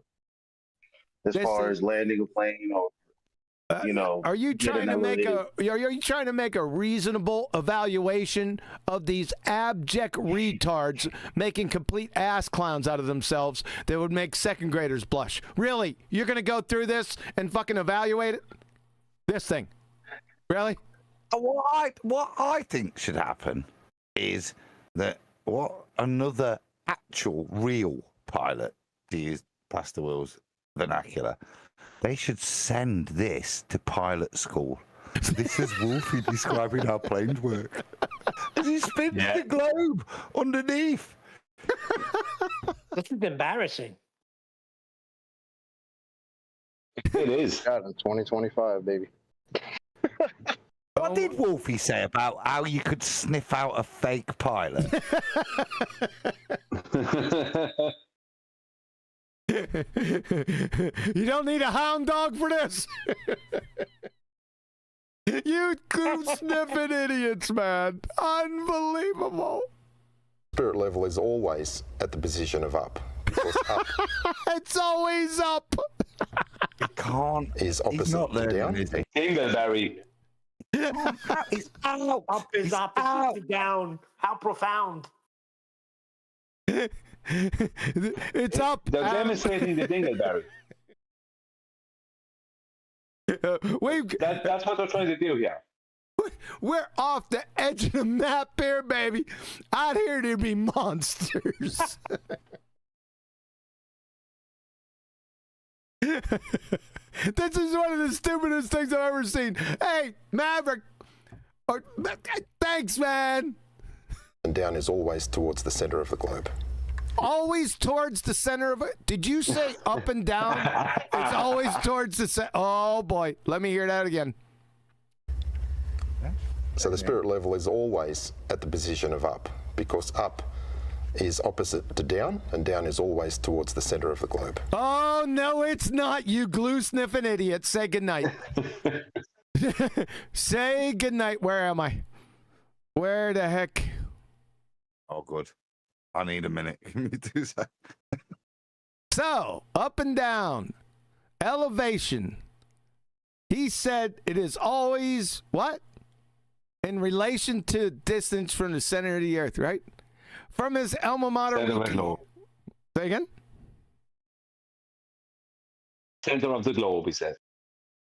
Center of the globe. So, same thing. Center of the earth. From his alma mater wiki. Elevation is not to be confused with the distance from the center of the earth. From National Geographic, the subject matter experts. However, elevation is measured from sea level, not the center of the earth.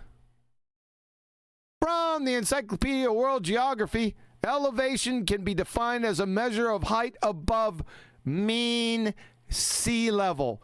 You glue-sniffing idiot. From Byju's, sea level is the base level for measuring elevation and depth on Earth. From Back to National Geographic, sea level is the base level for measuring elevation and depth on the Earth. From JSTOR.org, to calculate the mountain's actual height above sea level, the observer themselves have to know their own elevation above what? Center of the Earth? Nope. Sea level. Sea level. Turn out the lights. Party's over, glue-sniffing idiot of a stick Wolfie. My God. Yes. Look at him. Yes. With your freaking second grade retard level and your globe tart. Now, one of the things that I hear most frequently... Yeah, you better put that monkey down. You just screwed the pooch with that. From flat earthers. Pause a second before we leave this section. I have a video that shows Wolfie in one of his own videos stating basically that the plane doesn't dip the nose down. I think he says it does, if I remember correctly, and it flies around the globe. He actually does, in his video that I have on one of my older videos. He states that the nose does dip down. Really? Right? Now, Bob the Science, and he has a globe, and he has the plane, and he shows, if I remember correctly, he has the plane, and he has the plane going around the globe, kind of thing, right? But Bob the Science guy, in a video he made only recently enough, was saying, the nose doesn't pitch down to fly around the globe. It doesn't need to do that. And he pitches the nose straight down and flies it around the globe. It's like, every time they try to demonstrate this, it's impossible to demonstrate it and not pitch down. It's impossible. Yep. That's the point. And they won't accept the they won't accept the impossibility. No, they're retarded. Look at them. They're both retards. They just did that. Are you guys serious? Do you think you're going to get away from that glue-sniffing train wreck you just transposed on us? You're never going to live this down. Never. Is something about pitch data. Yes. Oh, shit. All right. This is me. Damn. Man. That's what I'm talking about. Adam, you back? Oh, we have to wait for Adam. You'd hear him if he was. Yeah. You have to wait. Yeah. All right, let's take a break till Adam gets back. I don't want to do it without Adam.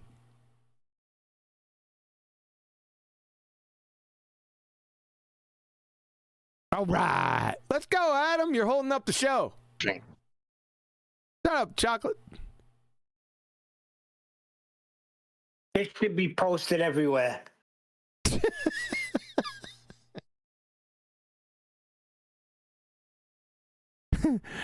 Oh my God! I can't believe it. I wonder who was in charge of props this one. They said, make sure we bring our globe, make sure we bring our toy plane, make sure we got our level, so we can have all our props ready to demonstrate level. Where's the toy plane at? Behind them? No, you got a real plane behind them. I want them to go and hover up in the air, and I want to see them go to a different continent. Wait, they didn't have a toy plane they were holding above the globe? No, that was a level. No, that was just a regular level. Oh, it's a level. I'm sorry, the screen is tiny and I'm driving, so I'm trying to look at it through the damn sun. Yeah, You know, it's a regular level, but it was representing a plane. When he tried to move it around the globe, he was literally showing it going off of level. So he was showing the level go away from level. If you know what I mean. Like the bubble was moving from one end to the other. We all witnessed what happened. My God. That was a classic. That was classic, man. That was gold. Was gold, man. Gold. No, we can't. We have to wait for Adam because the pitch data, unbelievably, is coming up here. I can't believe it. It's like it's like we couldn't be getting better validation. Could we? This is ace validation here. It is. It is. I am so glad that the banhammer, that's Matrix over on Politics, sent this to me. If he was here, I'd decorate him. It's like there's the two options, right? Either planes hover, right, in one position while a globe out rotates underneath them, or planes fly straight over flat Earth. They're the two options. It's not a false dichotomy. One of them is correct and one of them is not. It was conserving angular momentum in suspension. Well, it wasn't even doing that because the globe is rotating underneath. Wait, did Wolfie already bring up It was the spirit level. It was the spirit level on the globe, and Will Duffy just showing us how it changed. I mean, that was it. Brilliant. Wait, did Wolfie bring up his Coriolis instrumentation? Not yet. No. Has he done that yet? No. Not yet. I want to see the Coriolis button. I have to go to the toilet. I'll be quick. Thanks. That's a little bit too much information there, Brian. Now we got to wait for Brian. Yeah. Adam, you back yet? I've just come back from the toilet and I Jesus. was not quick. Guess what they just said? Here you go. We gotta wait. We gotta wait though because we gotta wait for Brian. So Frequently from flat earthers is something about pitch data. All right, everybody go for a toilet break now. Everybody go to the toilet now. Pitch now, data, Adam. Go. That's right. I want a J again. And what's important here is the intonation in his face, in the way he presents it. You want a J? Something about. Yeah, well, before you play it, something about pitch data. Like it's got nothing to do with flight at all. Like this is so inconsequential, but I suppose I picked that up too, Adam. I was like, why did he say it like that? Oh, it's something about pitch data. Like it's this little thing that they're talking about over there. Sorry, Adam. I'm sorry. No, that's it. That's I've only had that second, and that's the. What you can tell is he's not just a liar, is he? He's a lying wanker, deceiver. Yeah. Because why else would you do that? Because we've been talking about asking for proof. Well, that's the proof. That's what comes out of the black box when this shit crashes, yeah, or it has a problem. This is what they analyze. That's the proof. That's the actual data, not the pretty picture that Wolfie wants to describe that they put on screen, but what the instrumentation actual readout is. Hey, and you would think if that instrumentation readout, you would think if that proved globe, they'd be all over it. Like, yeah, we're going to talk about this pitch data that definitely proves globe. Not, oh, something we've heard flat earthers talking about. There's something about pitch data. Like, what is?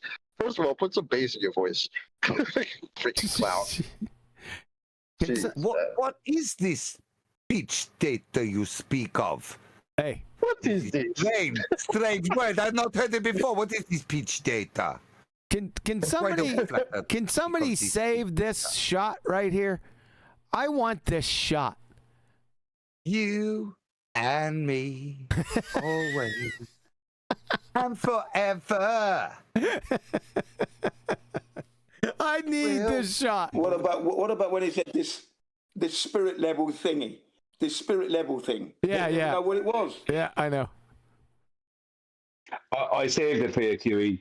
And just before we press play, people should remember that Wolfie agreed to that demonstration that was shown right there. Wolfie was involved. Wolfie rotated the freaking Earth, Brian. Yeah, and he had Will hold the spirit level. So Wolfie is can't claim ignorance or he was just having at will there. Wolfie was in charge as the pilot. That's what he's showing. He's claiming is happening. Well, that the plane is hovering while the globe rotates underneath it. I need this. saying? I need to save this photo somewhere. I need it right here. Wait, I'll send it to you. said that? One of them said that? No, he didn't say it, but he showed that. He didn't say it, but he showed it, Chocolate. When you see it, you couldn't see it. It's hilarious. So he showed a plane just hanging over the globe while the globe is rotating underneath. Yeah, that's He what showed this that. is. Yes. Oh Yeah, my lord! He had Will hold the spirit level steady, and he rotated the globe underneath the spirit level. There you while the go, spirit level Chocolate. stays stationary. Chocolate, are you watching? Just relax. I'm looking. Relax. Relax. I'm looking. watching. Yep. Here we go. Yes. But what actually happens if you hold the spirit level is this. You hold the spirit level like you're in a plane. So the spirit level is always at the position of up, because up is opposite to down. Down is always towards the center. What? Oh my god. Yeah, they're This is retarded. terrible. Yeah.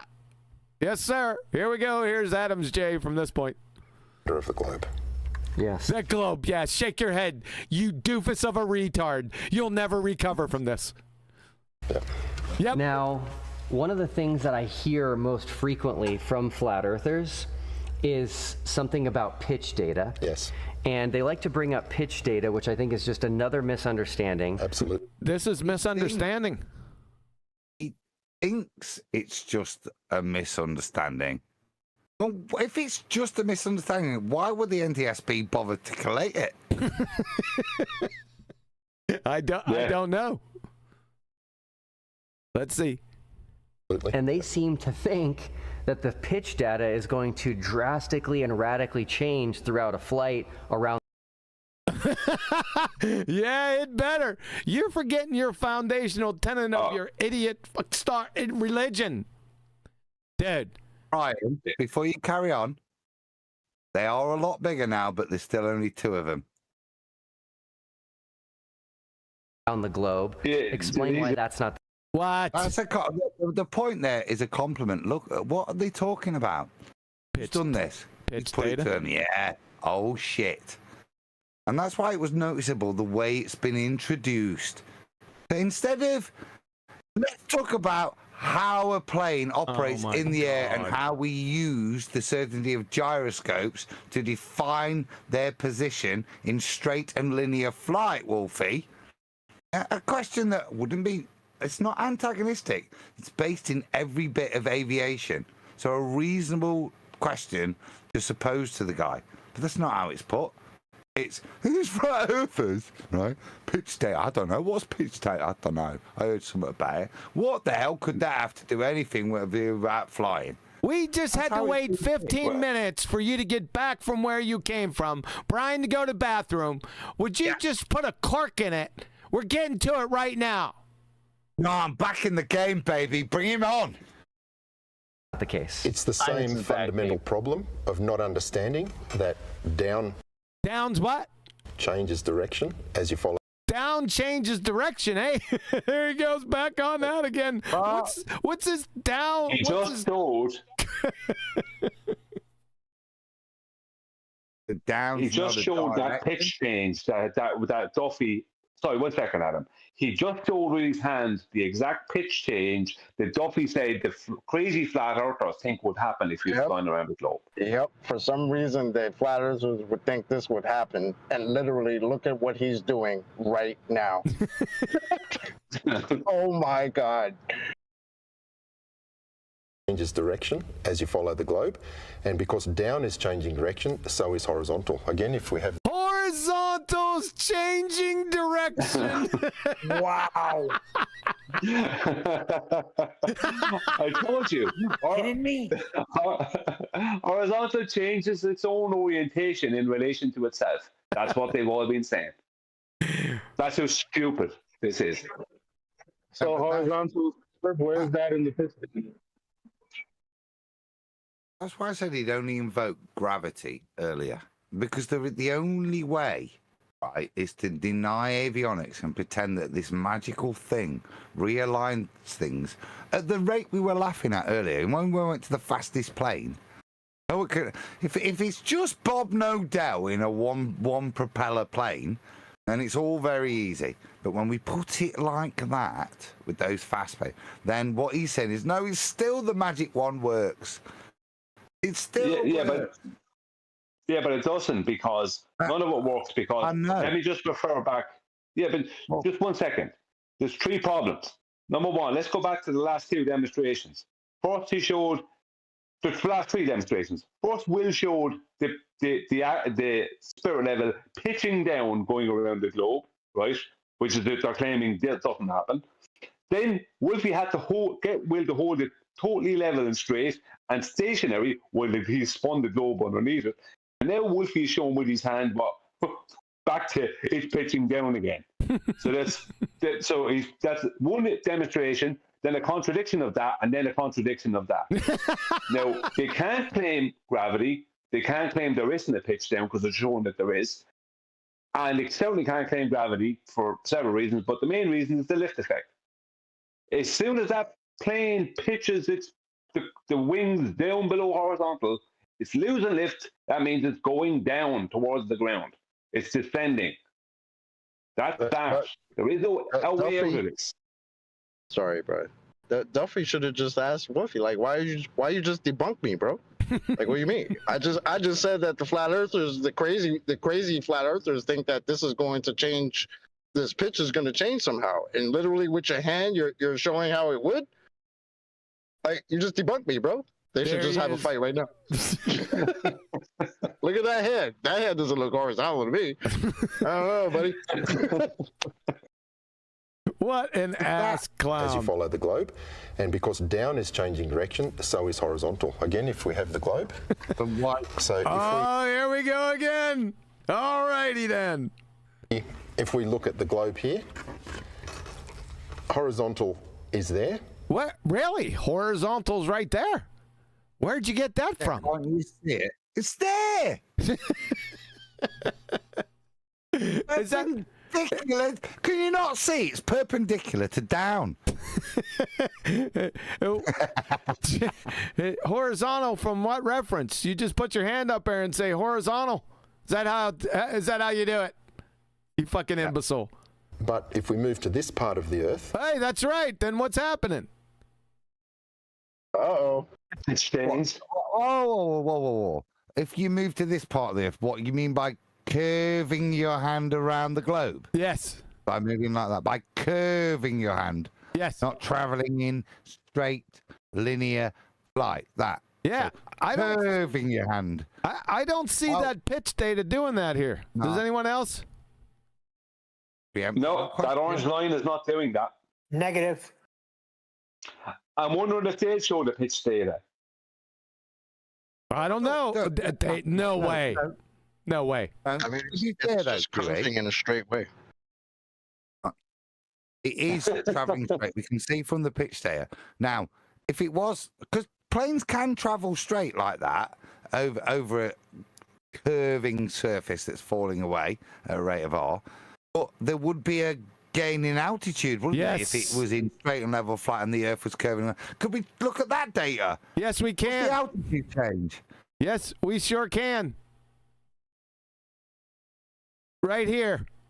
The altitude pressure is flatlined the whole damn way, along with the pitch data. Oh, no. Oh, no. That's bad for a ball, that is.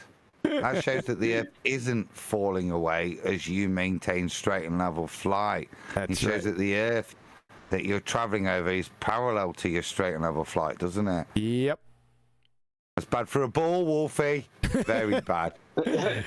Yep. But he's going to curve it. Just before you press play. Horizontal. All right. Sorry. Just before you press play, what was good was the only way they could stop the spirit level from pitching down was to make it not move. Exactly. That was it. Yeah. There was no other way, right? Or move it in a straight line. There's no other way to stop him from pitching there. Yep. Is there, but if we move to this part of the Earth, horizontal is like that. Horizontal's like what? Did you hear what he said? Horizontal's like what? Like Is what? there, but if we move to this part of the Earth, horizontal is like that. Horizontal's like that. That looks like a slope. Do you know what the definition?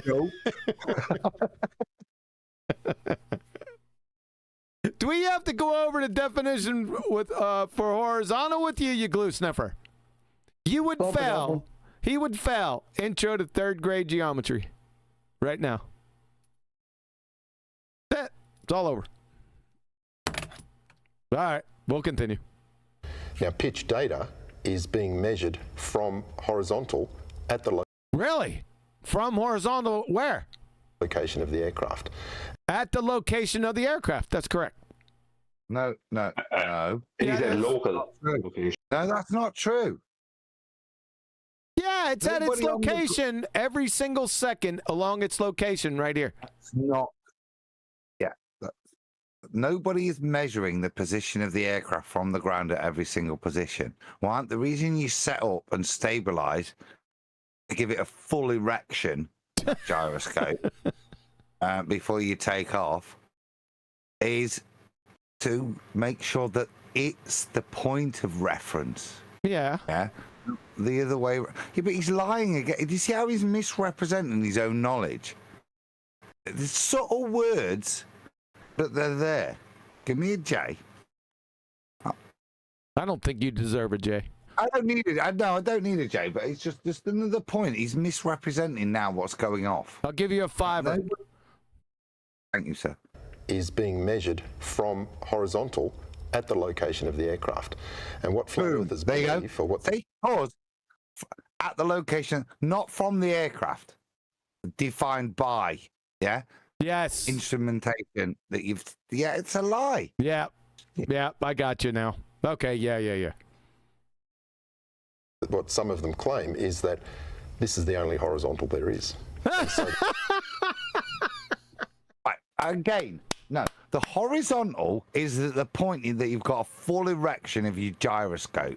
At that point, when that's when you know what horizontal is, because that's the thing you're going to reference on your journey. Yes, sir. Not anything on the ground that's telling you, oh, definitely you are horizontal from the ground. No, that's not what happens. Yeah, right. It's an indirect secondary measure from the gyroscope. Yes. Yep. How you like that? That as the plane goes, what's better? What's better? Yeah. And what will feel around, as a it should pilot, be pitching down from this horizontal. What they're not really. You won't shut up. Shut up. No. I'm trying to find something else. Yeah. Oh my God. 1 second, Adam. Is imagine Please, if you please, gyro Adam. failed.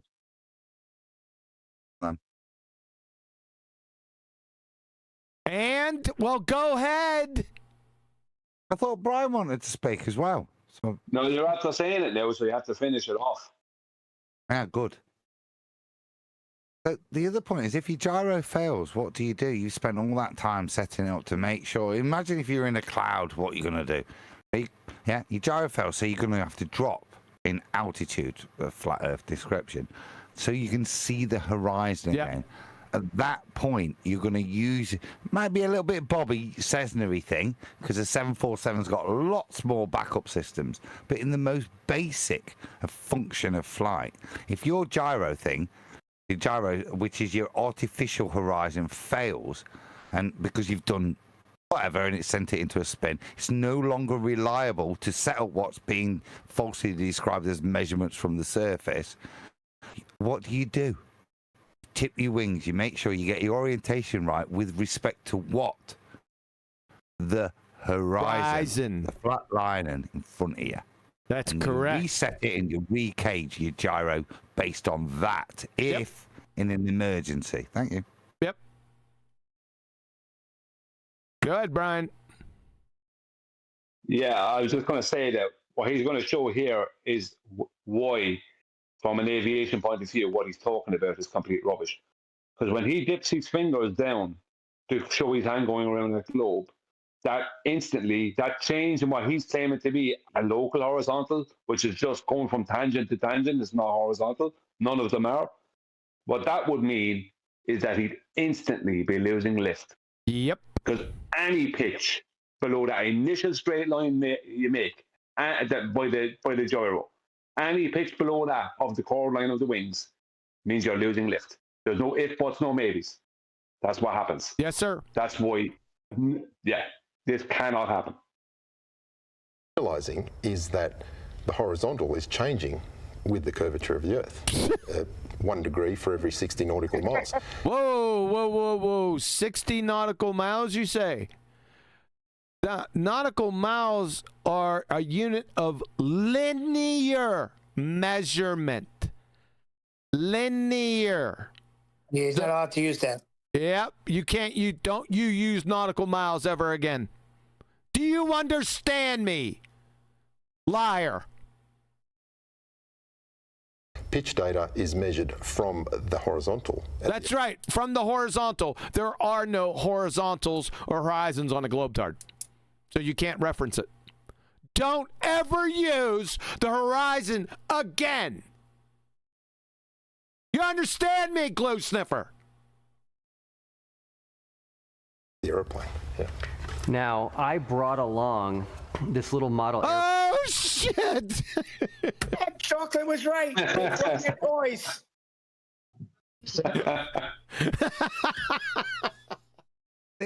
Earlier, I thought I was going to disappoint. I thought he was going to do that, and then he brought out a spirit level and hand. But here it is. Look at the pitch angle. That even he's got the base held horizontal, hasn't he? Look. Yeah. Look at the pitch angle of that little 747. The cheeky little rascal. What's he doing? Just to maintain. That son of a bitch is taking off. What's that pitch angle right there? What? 10? Yep. Over 10? 15, maybe 20. Yeah. Yeah. You should make the airplane sounds too. Clown ass globers. What the hell? That's a great analogy, though, isn't it? That's exactly what he's doing to the globe heads. He's coming in like a mum to a child, going, "Open up!" He's like, Yeah, man. Bro, that's what I'm seeing right now. This is why in my brain I'm like, what the hell? This whole TFE crap, and this is what it's left y'all doing. You got a toy plane and a globe and a level, and this is how you're trying to explain to everybody that we live on a globe. Cute.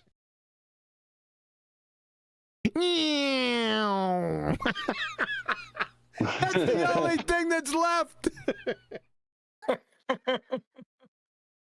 Oh, shit, man.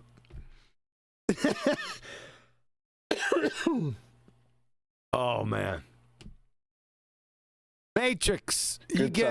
Matrix, he gets such a thumbs up, man. I can't tell you. Wow. Yeah, Matrix, thank you for that. Good one, Matrix. Very good. Airplane, which has a pitch to it. Yes. Should we give it a number? Oh, that would be about 5-10 degrees, yeah. Okay, that's a little bit more than 10, 5 or 10. But okay. What are we going to do with this now? So this model airplane here, which I think is a 737, has about a 5 to a 10. I can't stop it, man. I'm hearing it. I bet you he'll make the noise. I hope not, because I'll crash my car right now. I don't want to hear that shit from him.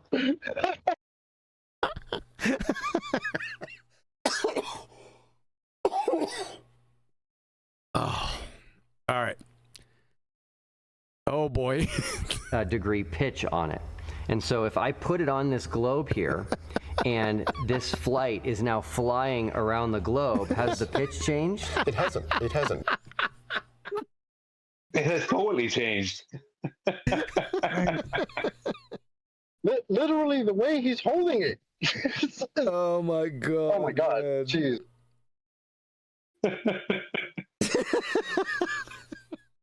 I mean, the angle of it in his hand changed as he moved it across the surface.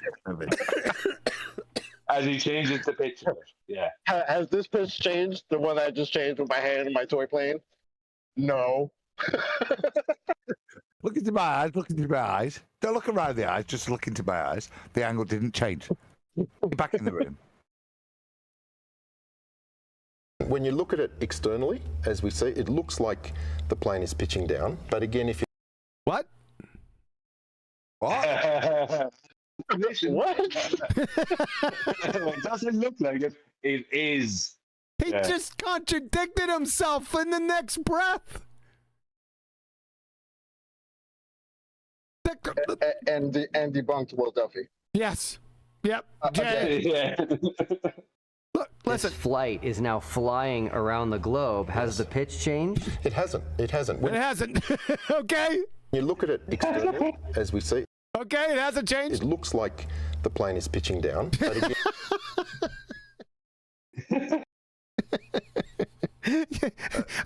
aren't you looking at it externally still?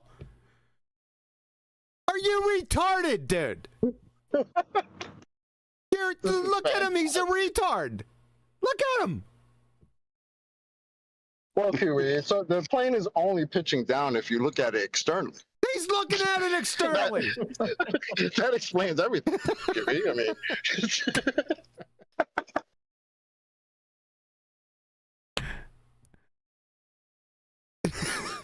again, if you look at it from the perspective of the aeroplane. Oh, now the airplane has perspective. Where would that be, Wolfie? Where's the perspective of the airplane at? What? The aeroplane is troublesome. Bring it back up. Yeah.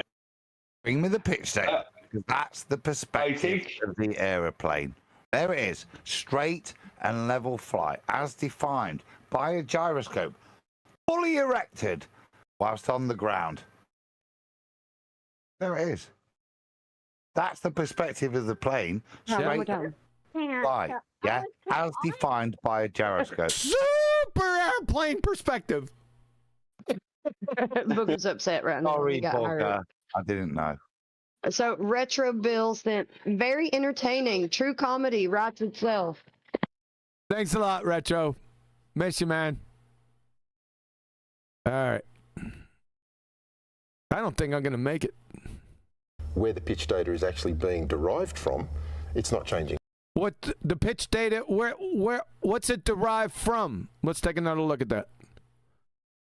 What's the pitch data derived from here?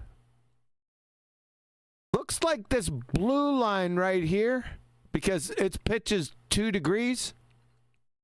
It could be 2. Yeah, it looks like it's 2. That's what it is across here. 2. It's derived from its reference point, or its reference line, sorry. That looks horizontal to me.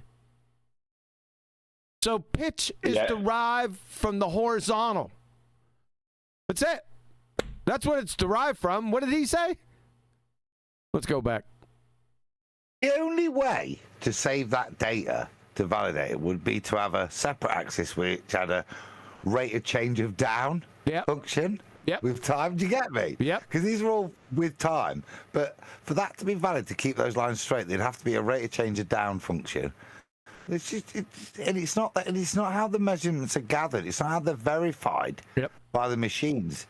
The fundamental, I know I'm being a bore, but the fundamental way in which you can gather that data and the way it is gathered is with the assumption of a flat horizontal baseline. Be it the shit that's sticking out of the bottom of these planes that he tried to show you, or just simple radar or GPS. The fundamental premise of this terrestrial triangulation is that the baseline you're working with is flat.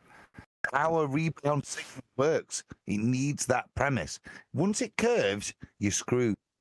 A fixed parameter to then do your actual, in terms of terrestrial calculations, actual trigonometry, believe it or not. I don't know.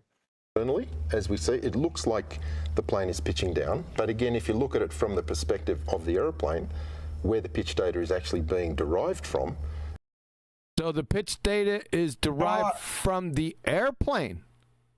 Yeah, he's just contradicting himself from earlier. Yeah. Which is why I picked it up. Now he's actually saying the correct thing. And what's the thing that the pitch data is gathered from? Begins with G, ends in gyroscope.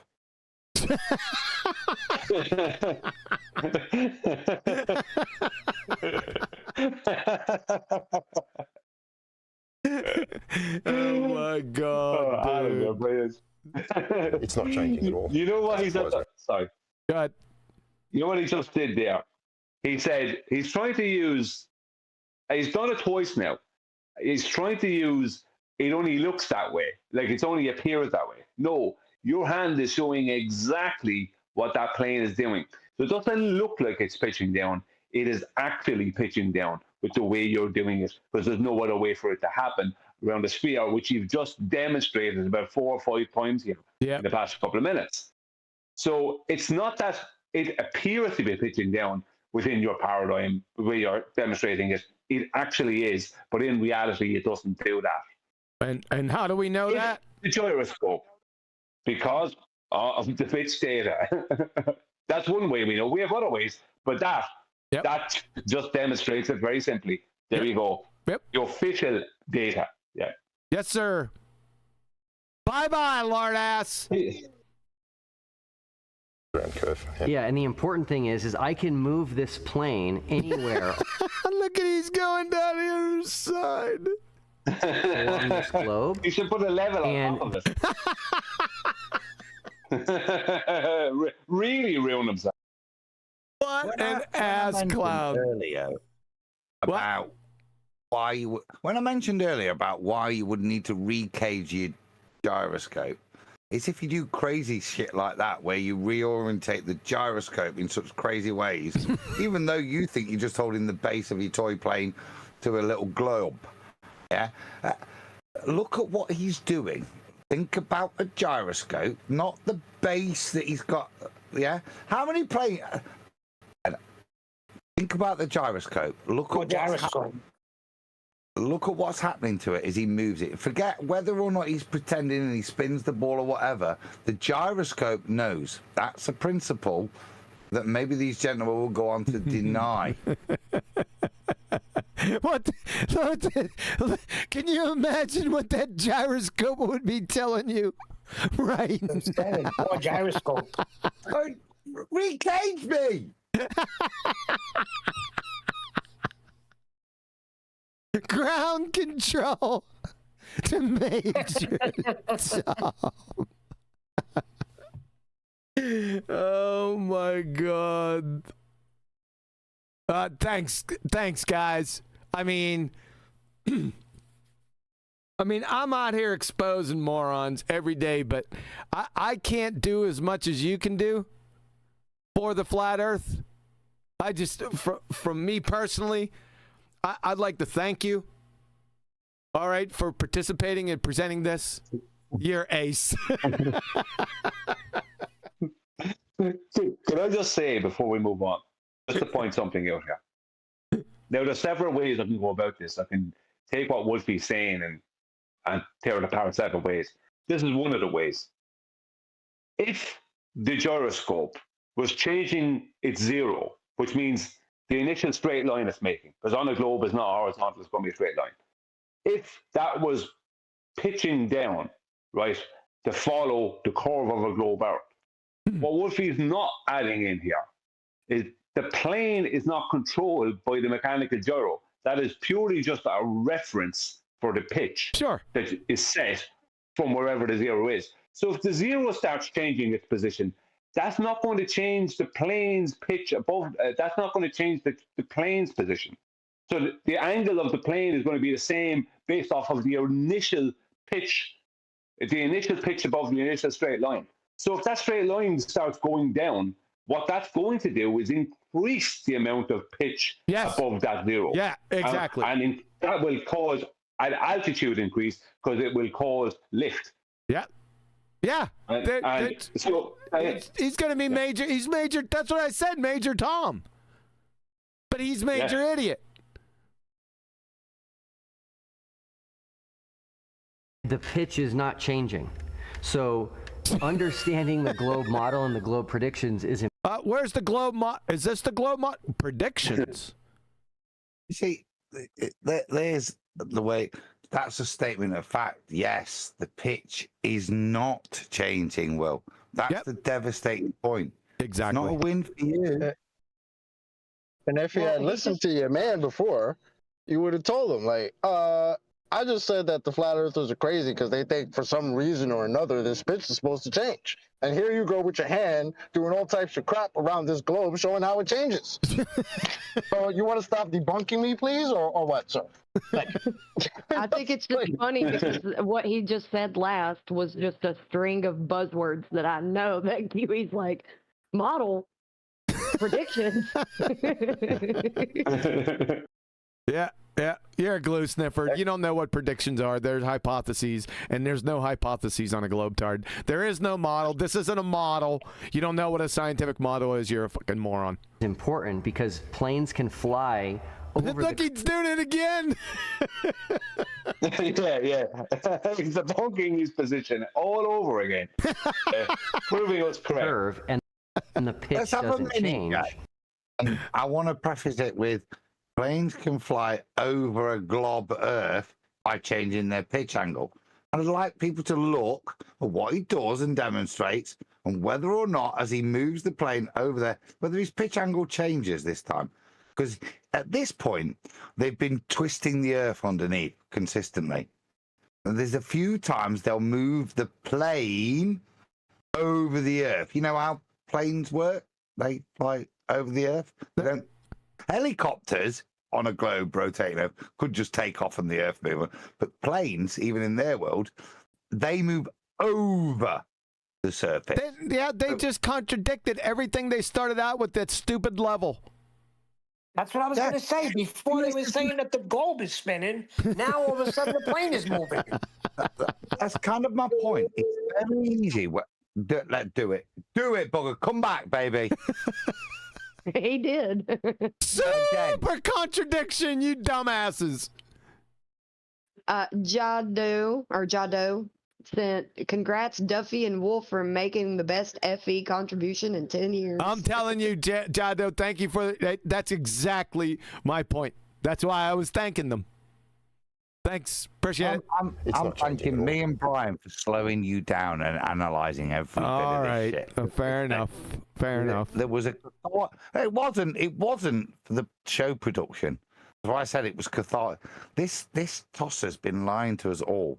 And what he's shown in the first 16 minutes is his duplicity to the point. And like I said, if we took him to flight school, how do planes work? Here's Wolfie spinning the globe with a guy holding the spirit level that's the plane. He get laughed out of the room, guys. They get left. They'd call security.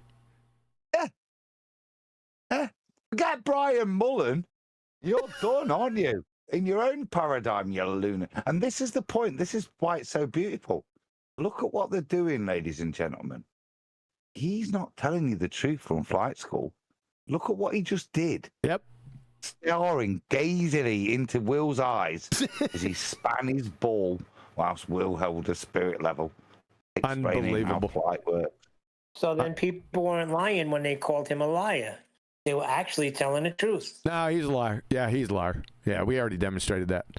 How do you spell that again? G. It starts with G and then ends in iriscope. Iriscope. Yeah. Spelled the Greek way. It begins with a Y. As it flies around curve. Yeah, and the important thing is I can move this plane anywhere along this globe. Pause a second. Wolfie said, as it flies around curve. Now, you can't go around the curve of any kind, any geometric curve, without changing your pitch.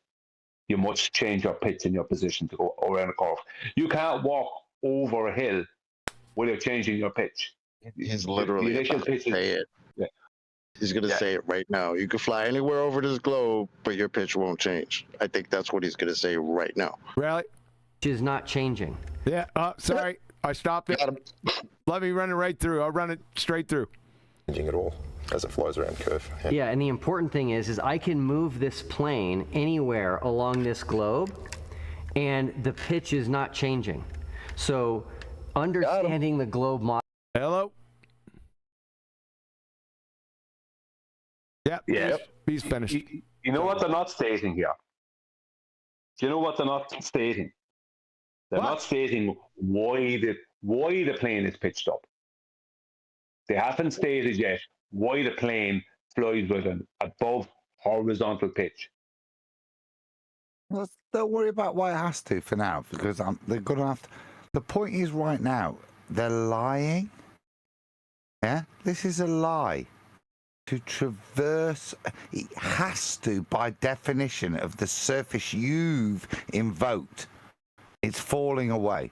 So for the plane to maintain this, the only way it can do is to change its pitch, as defined by begins with G. Guys are just looking at this externally. The point is, he's directly lying right now. He's misrepresenting and deceiving you when he tells you that something that's flying in a horizontal line, when it's traversing the ball. Super chat at him. God damn, I'm not looking at the screen. So sorry, bugger. Jado, why didn't he hold the toy plane still and spin the ball? That's exactly right, Jado. We busted him with that earlier. Yeah, you got it. You're on it. Finish up, Adam. Oh, no, you see, that was the actual pilot's way of explaining this. The way he can reconcile it in his head is for Will to hold the spirit level, the plane in this case, and for him to act in the most godlike manner and spin the ball. Yeah. What Will's doing is more simplified because he's not an actual pilot.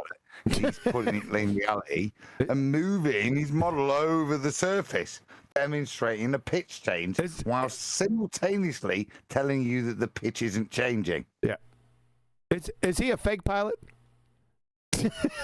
Model in the globe predictions is important because planes can fly over the curve and the pitch doesn't change. And so for people to really understand this. You just changed it. Yeah, it just changed it. Yeah. I saw him do it. Give me a day. I saw him. You're right. He actually Understanding changed the globe it. model and the globe predictions is important because planes can fly over the curve and the change the pitch. This is like the greatest magic trick in the world. Like he's literally with a toy plane in his hand, changing the pitch of the plane, telling you that people can fly around a plane and the pitch won't change while he's changing the pitch. If you Globers can't tell that this is a magic trick and they've got you, like, I'm sorry. A magic trick? All that's left is the meow. Yeah. They're retarded. This isn't a magic trick. He just did it right in front of your face. He's a duplicitous scrote. He's a moron. He's a retard. I wouldn't trust him to go out and pick up a loaf of bread. What the hell are you talking about, magic trick? There's no magic here. They need to be institutionalized. Yeah, it's magic for their fellow Globetar cronies who are going to be like, look, you see how he turned the plane and said the plane can fly around the globe and the pitch not change? You don't think we're going to hear that from Globers? You don't think we've been hearing that from Globers already? Like, this is insane. The pitch doesn't change. And so for people to really understand this, it's from the perspective of the plane. Absolutely. And again, if we do that same demonstration, the plane is there. Oh my God! Oh my God! He's doing it again! Not learning. Oh my God. Honey, watch these retards. You ain't gonna believe it. They're actual adults. My God, dude. Responsibilities and shit. And down is always directly down towards the center of the Earth. Oh, we already dealt with that before, you glue sniffer. So it makes perfect sense that This makes perfect sense. flying around a globe, the pitch data is not. You see, when they do the partner thing and one holds the plane and the other spins it, that's when you got it right. See, they got to do like a fusion. They got to do it together. Oh my God. Jesus, man. Misunderstanding the flat earthers have. Yes. So what I like to refer to this as is actually a straw man. Yeah, that's a straw man. Absolutely. So when a Define flat straw man, earther Duffy. They don't know what a straw man is. They're freaking glue sniffers. Makes a claim that the pitch data should drastically change on the globe model, that's a straw man. Completely. That is No. Pitch data can't exist in your paradigm. Exactly. Got it. Yep. Got it. That's it. Is not what the globe. So you're getting the you're straw manning. You're the one straw manning, you glue sniffer. So he didn't call Wolfie out on the straw man who did the thing with his hand showing the pitch changing. Yeah. Around the globe. No, he didn't call out. That was a straw man.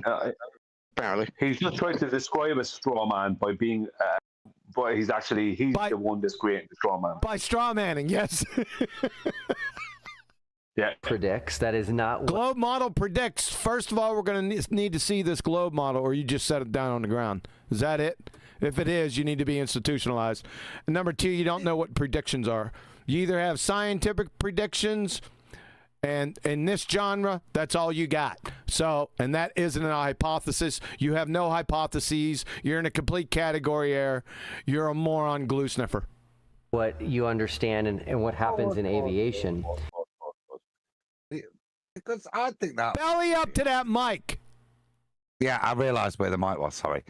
Can we just recognise what we've just seen? 2025, okay? The way in which straight, level flight has been presented to us, and how pitch angle doesn't change as you traverse the surface of a globe, was shown by these two duplicitous liars fundamentally in the way they demonstrated it to us all.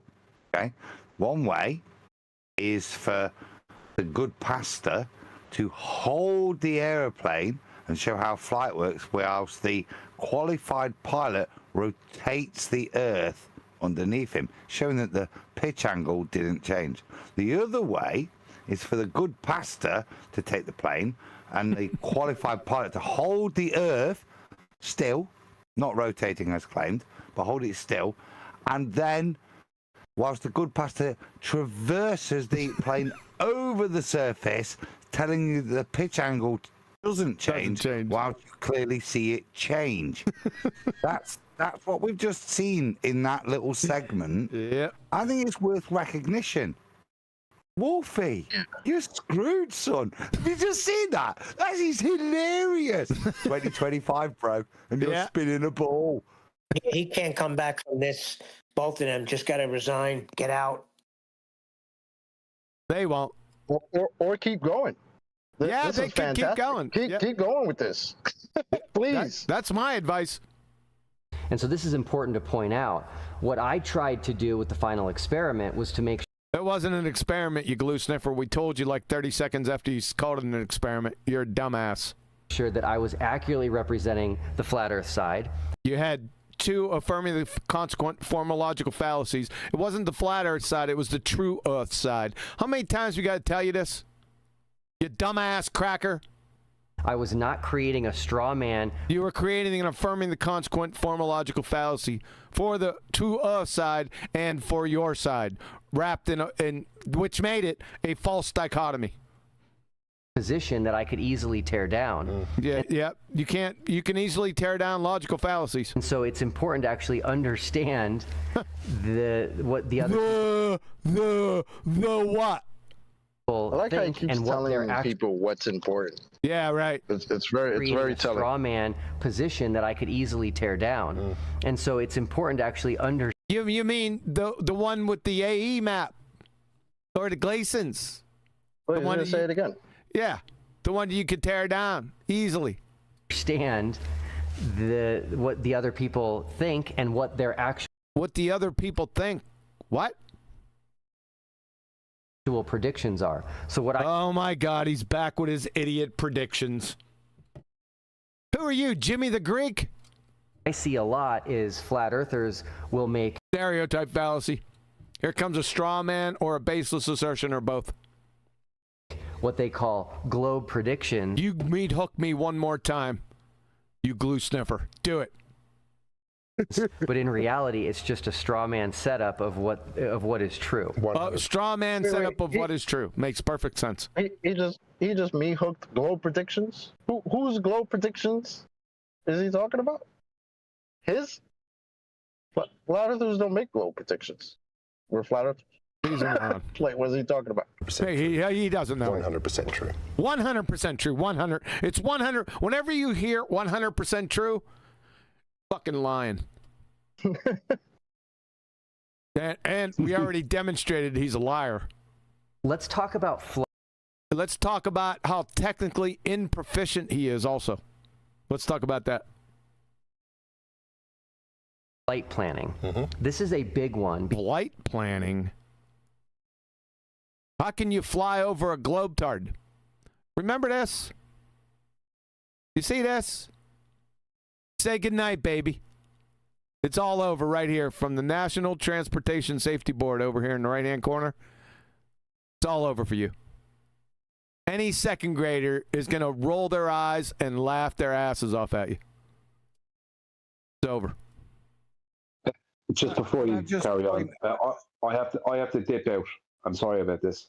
I'll try and come back in a small way. I have to dip out from the call, just to let you know. Okay. Thank you. Do you ever wonder that sometimes Brian might be a superhero? Sometimes I wonder that. Because the flight paths on a globe versus a flat Earth would be drastically different. Flight paths? Well, they're not on the Earth. Their flights are above the Earth. What the hell are you talking about? He's right. They would have to be drastically different. The pitch angle would have to. The pitch angle would have to. Yes, exactly. Absolutely. Planes need to get to their location. Planes need to get to their location. No, they're already at their location. Planes need to get to their destination. You moron. Get there in as short of a time as safely possible. In as short of a time to get to their location? Possible. Yes. They need to make sure they have enough fuel. And just go along with them, Wolfie. Just go along with it. They have to get to their location. Is this plane right here in its location yet?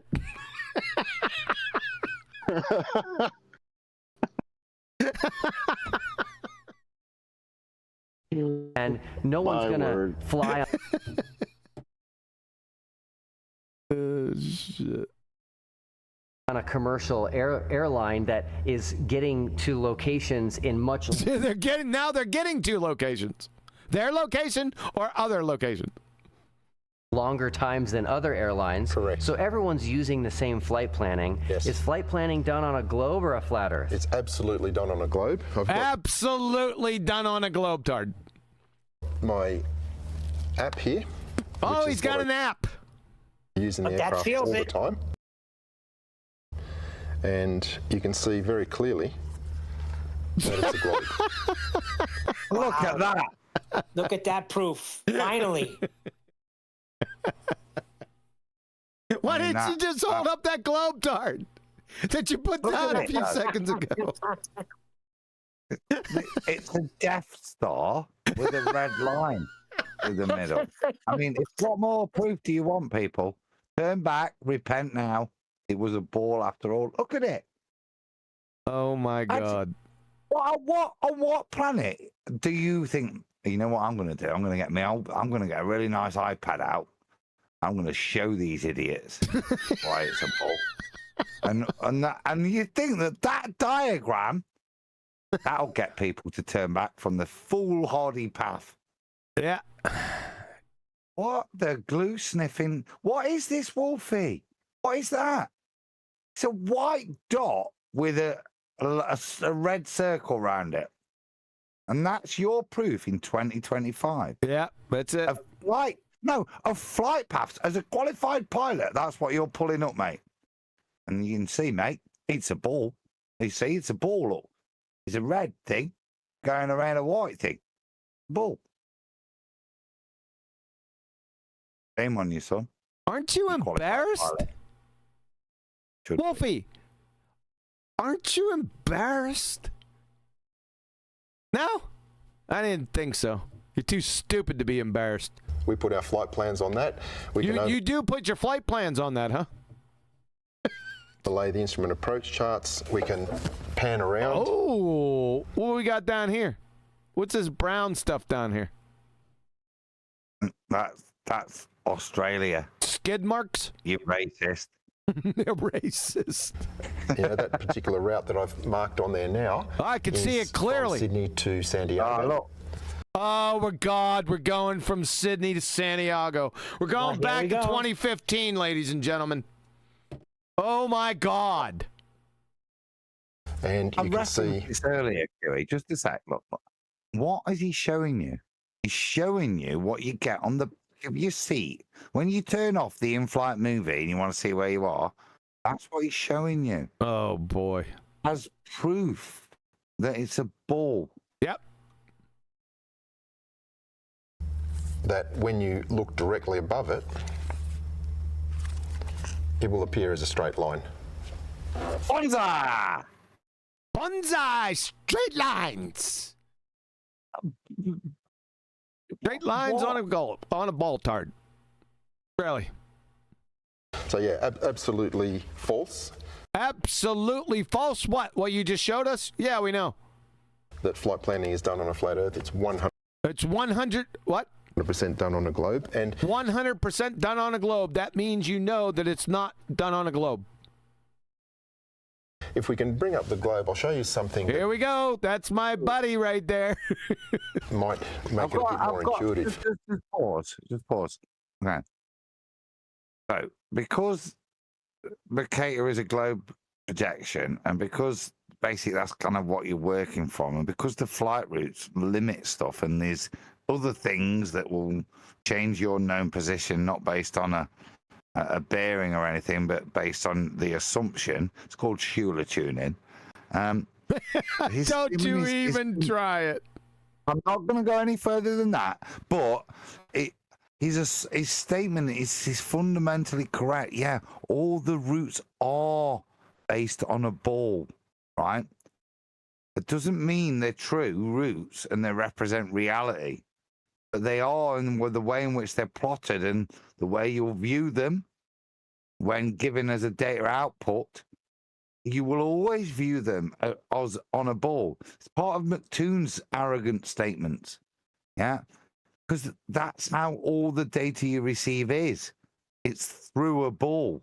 The only way you do get the data is how they try to reify it, even though it denies the obvious.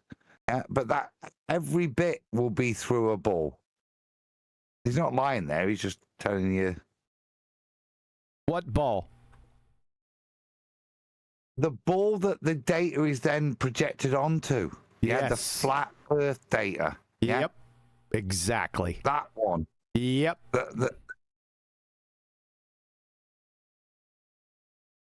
If you pick any two locations on the globe, let's say we were here and we wanted to go to here. How you find the shortest route is you... Isn't it a straight line? There are no straight lines on globetards, son. Again, you'd fail intro to third grade geometry. Would put a piece of string between 2 points. How long is a piece of string? Doofus. 5 degrees. Pull it as tight as... I was going to say 26 kilometers.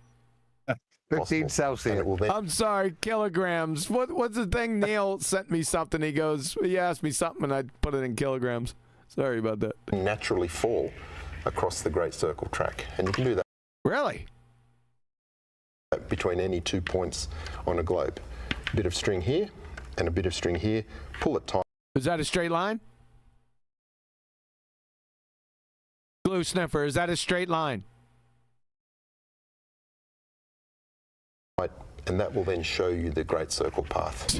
Yeah, that's great. Yeah, the Great Circle route. Yeah, the Great Circle. Yeah, that's great. It's great. Is what is used by pilots to get from point A to point B. Always show. Point A to point B is a straight line. There are no straight lines on globetards. Always. Yep. And let's talk about the Southern Hemisphere. You're obviously from Australia. Yes. No. So you're in. Look at his flat head right here. Again. Where's my comparison?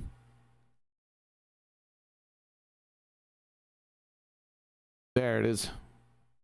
See what I mean? You see this, folks? There's something to this, I'm telling you. Intimately familiar with the Southern Hemisphere. The Southern Hemisphere, in my mind... You're intimately familiar with the Southern Hemisphere? Look, dirty bastard. What would the Southern Hemisphere's dad think about that? Intimately familiar with that Southern Hemisphere. They trying to allude to something, you think? Yeah. Yeah. Ever since I got into this whole flat Earth debate was... Never been a debate. You don't debate objective topics, you moron. The key to settling the debate and it completely ending flat Earth. Yes. What was that? Because the Southern Hemisphere... Then why are you here? That's the next question. That logically follows. Let's go back. Let's listen to what he says. In my mind, ever since I got into this whole flat Earth debate, was the key to settling the debate and it completely ending flat Earth. Yes. Because the Southern Hemisphere on a globe south of the equator... Then why are you here? That's the next logical question. If it ended it, you shouldn't be here. Do you think he's going to say is a little chubbier, is a blade, or just curves down exactly the same as the North? Don't know. Everything gets closer and closer together. Yes. Really? So can you explain the time zones in Australia? On the 32nd degree south latitude in comparison with the United States, the greatest country in America, at the 32nd degree north latitude. We want to take a look at those time zones and see if they match with the distances. It's all over. Easy debunk right there. It's done. Shout out to Brian. But on a flat Earth, everything gets further and further apart. Nah, on a flat Earth, everything... You got to deal with the time zones in Australia there, friend. Can you do that for us? On your next stream, make sure you do that. Dumbass cracker. And so when we get to the Southern Hemisphere, yes, and we have flight... Begging the question fallacy. That are going to go from, say, South America all the way to Australia. Oh, no. What is he going to do? What are you going to do now? So, South America to Australia, the flight plan, what is he going to compare it with? He's going to compare it to a different projection system. Yeah.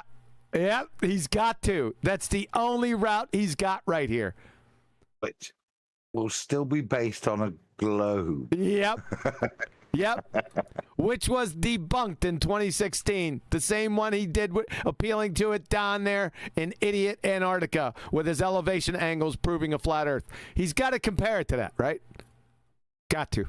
They're going to follow what we're talking about here, which is the Great Circle route, which is the shortest distance between 2 points on a sphere. On a sphere is what? And when you get really far south, you're actually going to find that you're going to head in a southerly direction toward Antarctica and then kind of come back up north to, say, go from... Why they do that? Santiago to Sydney. Oh, here we go with Santiago to Sydney again. And so flat earthers for years... Stereotype fallacy. They first denied that these... I never denied that. Never. Not once. That's why stereotypes are fallacies. We're about 25 fallacies in. Flights existed. Yes. How many times did you hear that? How many times? Count them. Count them for us. And the funniest part the funniest part was watching you two idiots in this video. Yes. And so flat earthers for years, they first denied that these flights existed. Yes. How many times did you hear that? All the time. And how many times all the time? That's non sequitur. I'm thinking the funniest part's probably not going to be funny. So I want to hear what the funniest part is and see if it makes me chuckle. Funniest part is I heard that within a week of having just done one, you know, having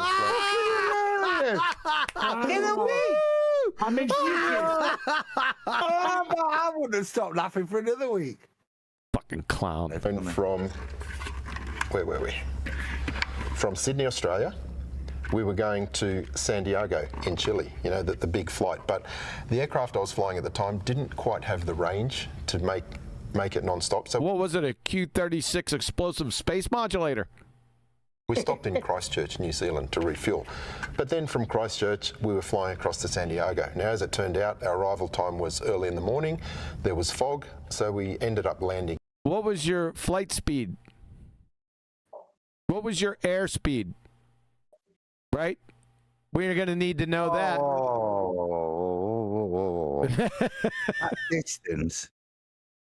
See how he mitigates? The plane he had didn't. It's not like planes can't do the distance that is purported to be on a globe because of contraction of lines of latitude, yeah? It isn't that. It's because the distance is greater. That's why you can't do that, in my opinion.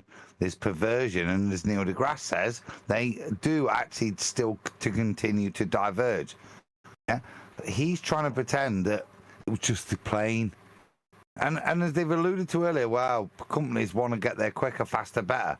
Oh, use the planes that you use in the northern hemisphere then, and they can make equivalent journeys just as easy.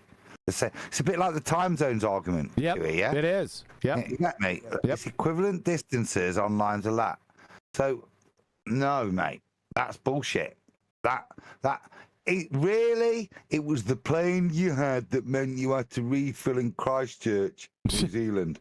Say hello to the sheep, then carry on. Say hello to the sheep. You know what? I got one chop left in the refrigerator. You just reminded me of that. I'm snatching that up here in a few minutes. We're going to wrap this up. All right? As soon as you said that. Well, we're virtually halfway through, so there's no way we're getting it done. And like I said, I'm not letting this go. No, this is going to be completed, and I will complete it. Nathan has no rights to this. You banning him? Yes. So tomorrow, if he's going to have a show tomorrow, he's been taking days off and shit. This is off limits to him. You make sure you tell him that. Got it. 1-0. We're going to stop it because that did it. That chop did it. Now it's only one left. Now it's not going to be a whole meal, but I'll tell you what. There's my precious there, right? And I'm going to enjoy every small piece of it, just to let you know. All right, so I'm saving this right here. Just hold on, Adam. I'm holding while you do it, but I'd just like to take a moment and thank Wolfie, and thank him for next week, because it's only going to get better, isn't it? Yeah. Yeah. Now, don't watch it, all right? And I won't watch it. We need to be surprised with it. I want to do it spontaneously, okay? I'm not going to watch it. You know me. I hate to lie. And honestly, I would hate to watch this. The fun is reacting the second you hear the shit that comes. Yeah, exactly. You know what I mean? Yep. Real-time reaction. Yeah.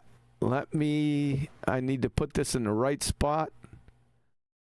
Let me take this out of here.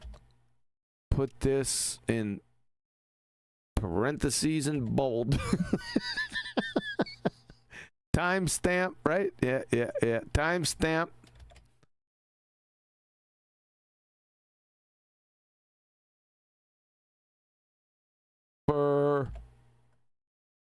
for Willie and Wolfie.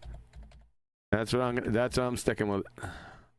You know when the woke left decided that what they do is stick a ping pong bat in the air when a disabled kid was made a detective in the US or whatever, just as a generosity sign to show that, they hate Trump. This is kind of what these guys are doing. That the rebuttals now become so retarded that they demonstrate your prejudice, that you are actually somebody that's worthy of engaging with on an intellectual level, to the point that and this is why I thank Pastor Will. In 2025, he's got Wolfie, who's been very careful and guarded in the thing he's done over the years to do what we've seen tonight and what we'll see next week.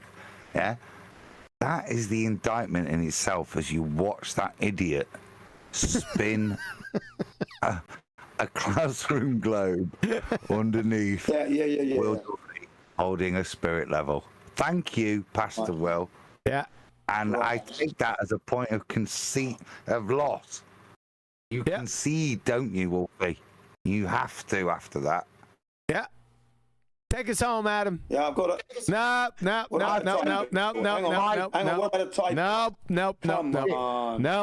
No. You have to get it next week. Nope, I'm not. Nope. It's time to go. Take us home. Take us home. I've been waiting all this time to speak, and I haven't said a single word. Give Jin a shot. Just once, just for me. You better be quick. It's going to be very quick. The title of this episode should be Globetards Flight Over a Globe Buffoonery. That's what it should be. Finished. All right, that's good. Well, that gave me a moment to think, because I didn't think I was going to round out there. So I will round out, and I'll keep it succinct now, so get your fingers ready, QA. All right, ready? Yeah, because I kind of just did it. The only thing I'd like to add to that is there's a level of smuggling, and why I said, look, there's a cathartic thing this evening. As I listen to this, and the years that I've been in here, this is brilliant, guys. They've got nothing. Listen to it, and look at what they've been reduced to doing. A kindergarten kid would laugh at that and go, Mummy, no, the plane's not going over the earth anymore. The silly man with the flat head is spinning the ball. Off you go, QS.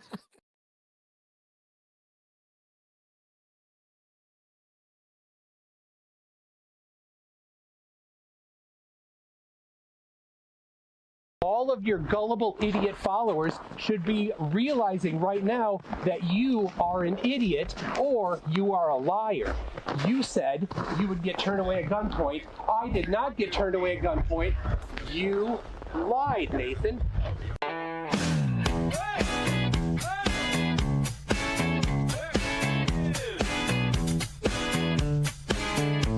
The sun is shining, he's alone, raging into his iPhone, screaming at the top of his lungs as a 24-hour sun.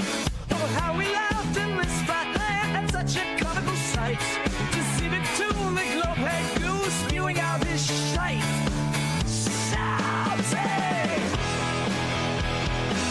Where's the guns, Nathan?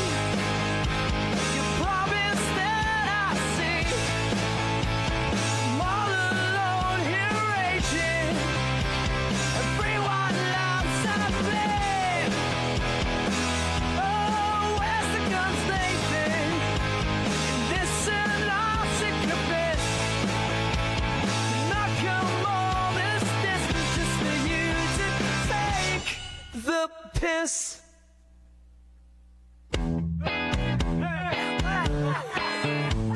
The ice wind's blowing, here he goes, pacing like a lunatic, upside down on a spinning globe, but the best is yet to come. Oh, how we laughed in this flat land at such a comical sight. To see me tune the glove head goon spewing out his shice, swinging. Where's the guns, Nathan? You promised that I see. So I'm all alone here raging. Everyone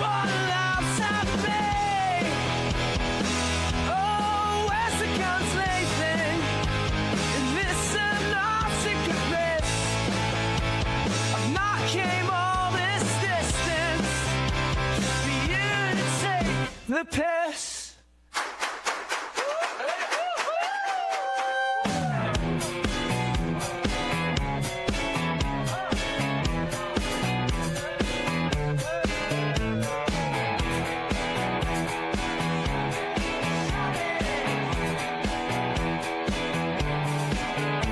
The sunshine, he's alone, reaching into his iPhone, screaming at the top of his lungs as a 24-hour sun. Oh, how we laughed in this spotlight at such a colorful sight. The civic tune, the glove head fuel spewing out his shite. Shut it! Where's the gunsmithing? You promised that I see. I'm all alone here raging. Everyone loves me. Oh, where's the gunsmithing? And listen, I'll secret bliss. I've not came all this distance for you to take the piss. Oh, where's the gunsmithing? And listen, I'll secret bliss. I've not came all this distance for you to take the piss.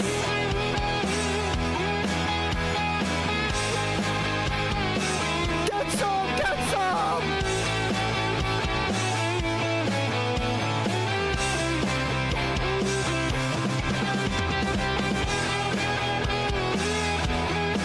That's it! That's it!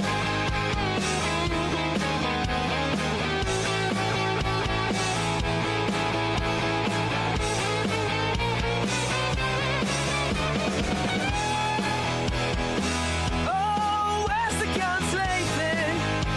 And listen, I'll secret bliss. I've not came all this distance for you to take the piss. Where's the gunsmithing? You promised that I'd see. I'm all alone here raging. Everyone laughs at me. Oh, where's the gunsmithing? And listen, I'll secret bliss.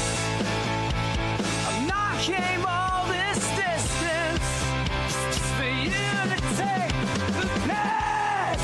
I talked to you about Antarctica. You deflected the measurements. You are a dumb liar.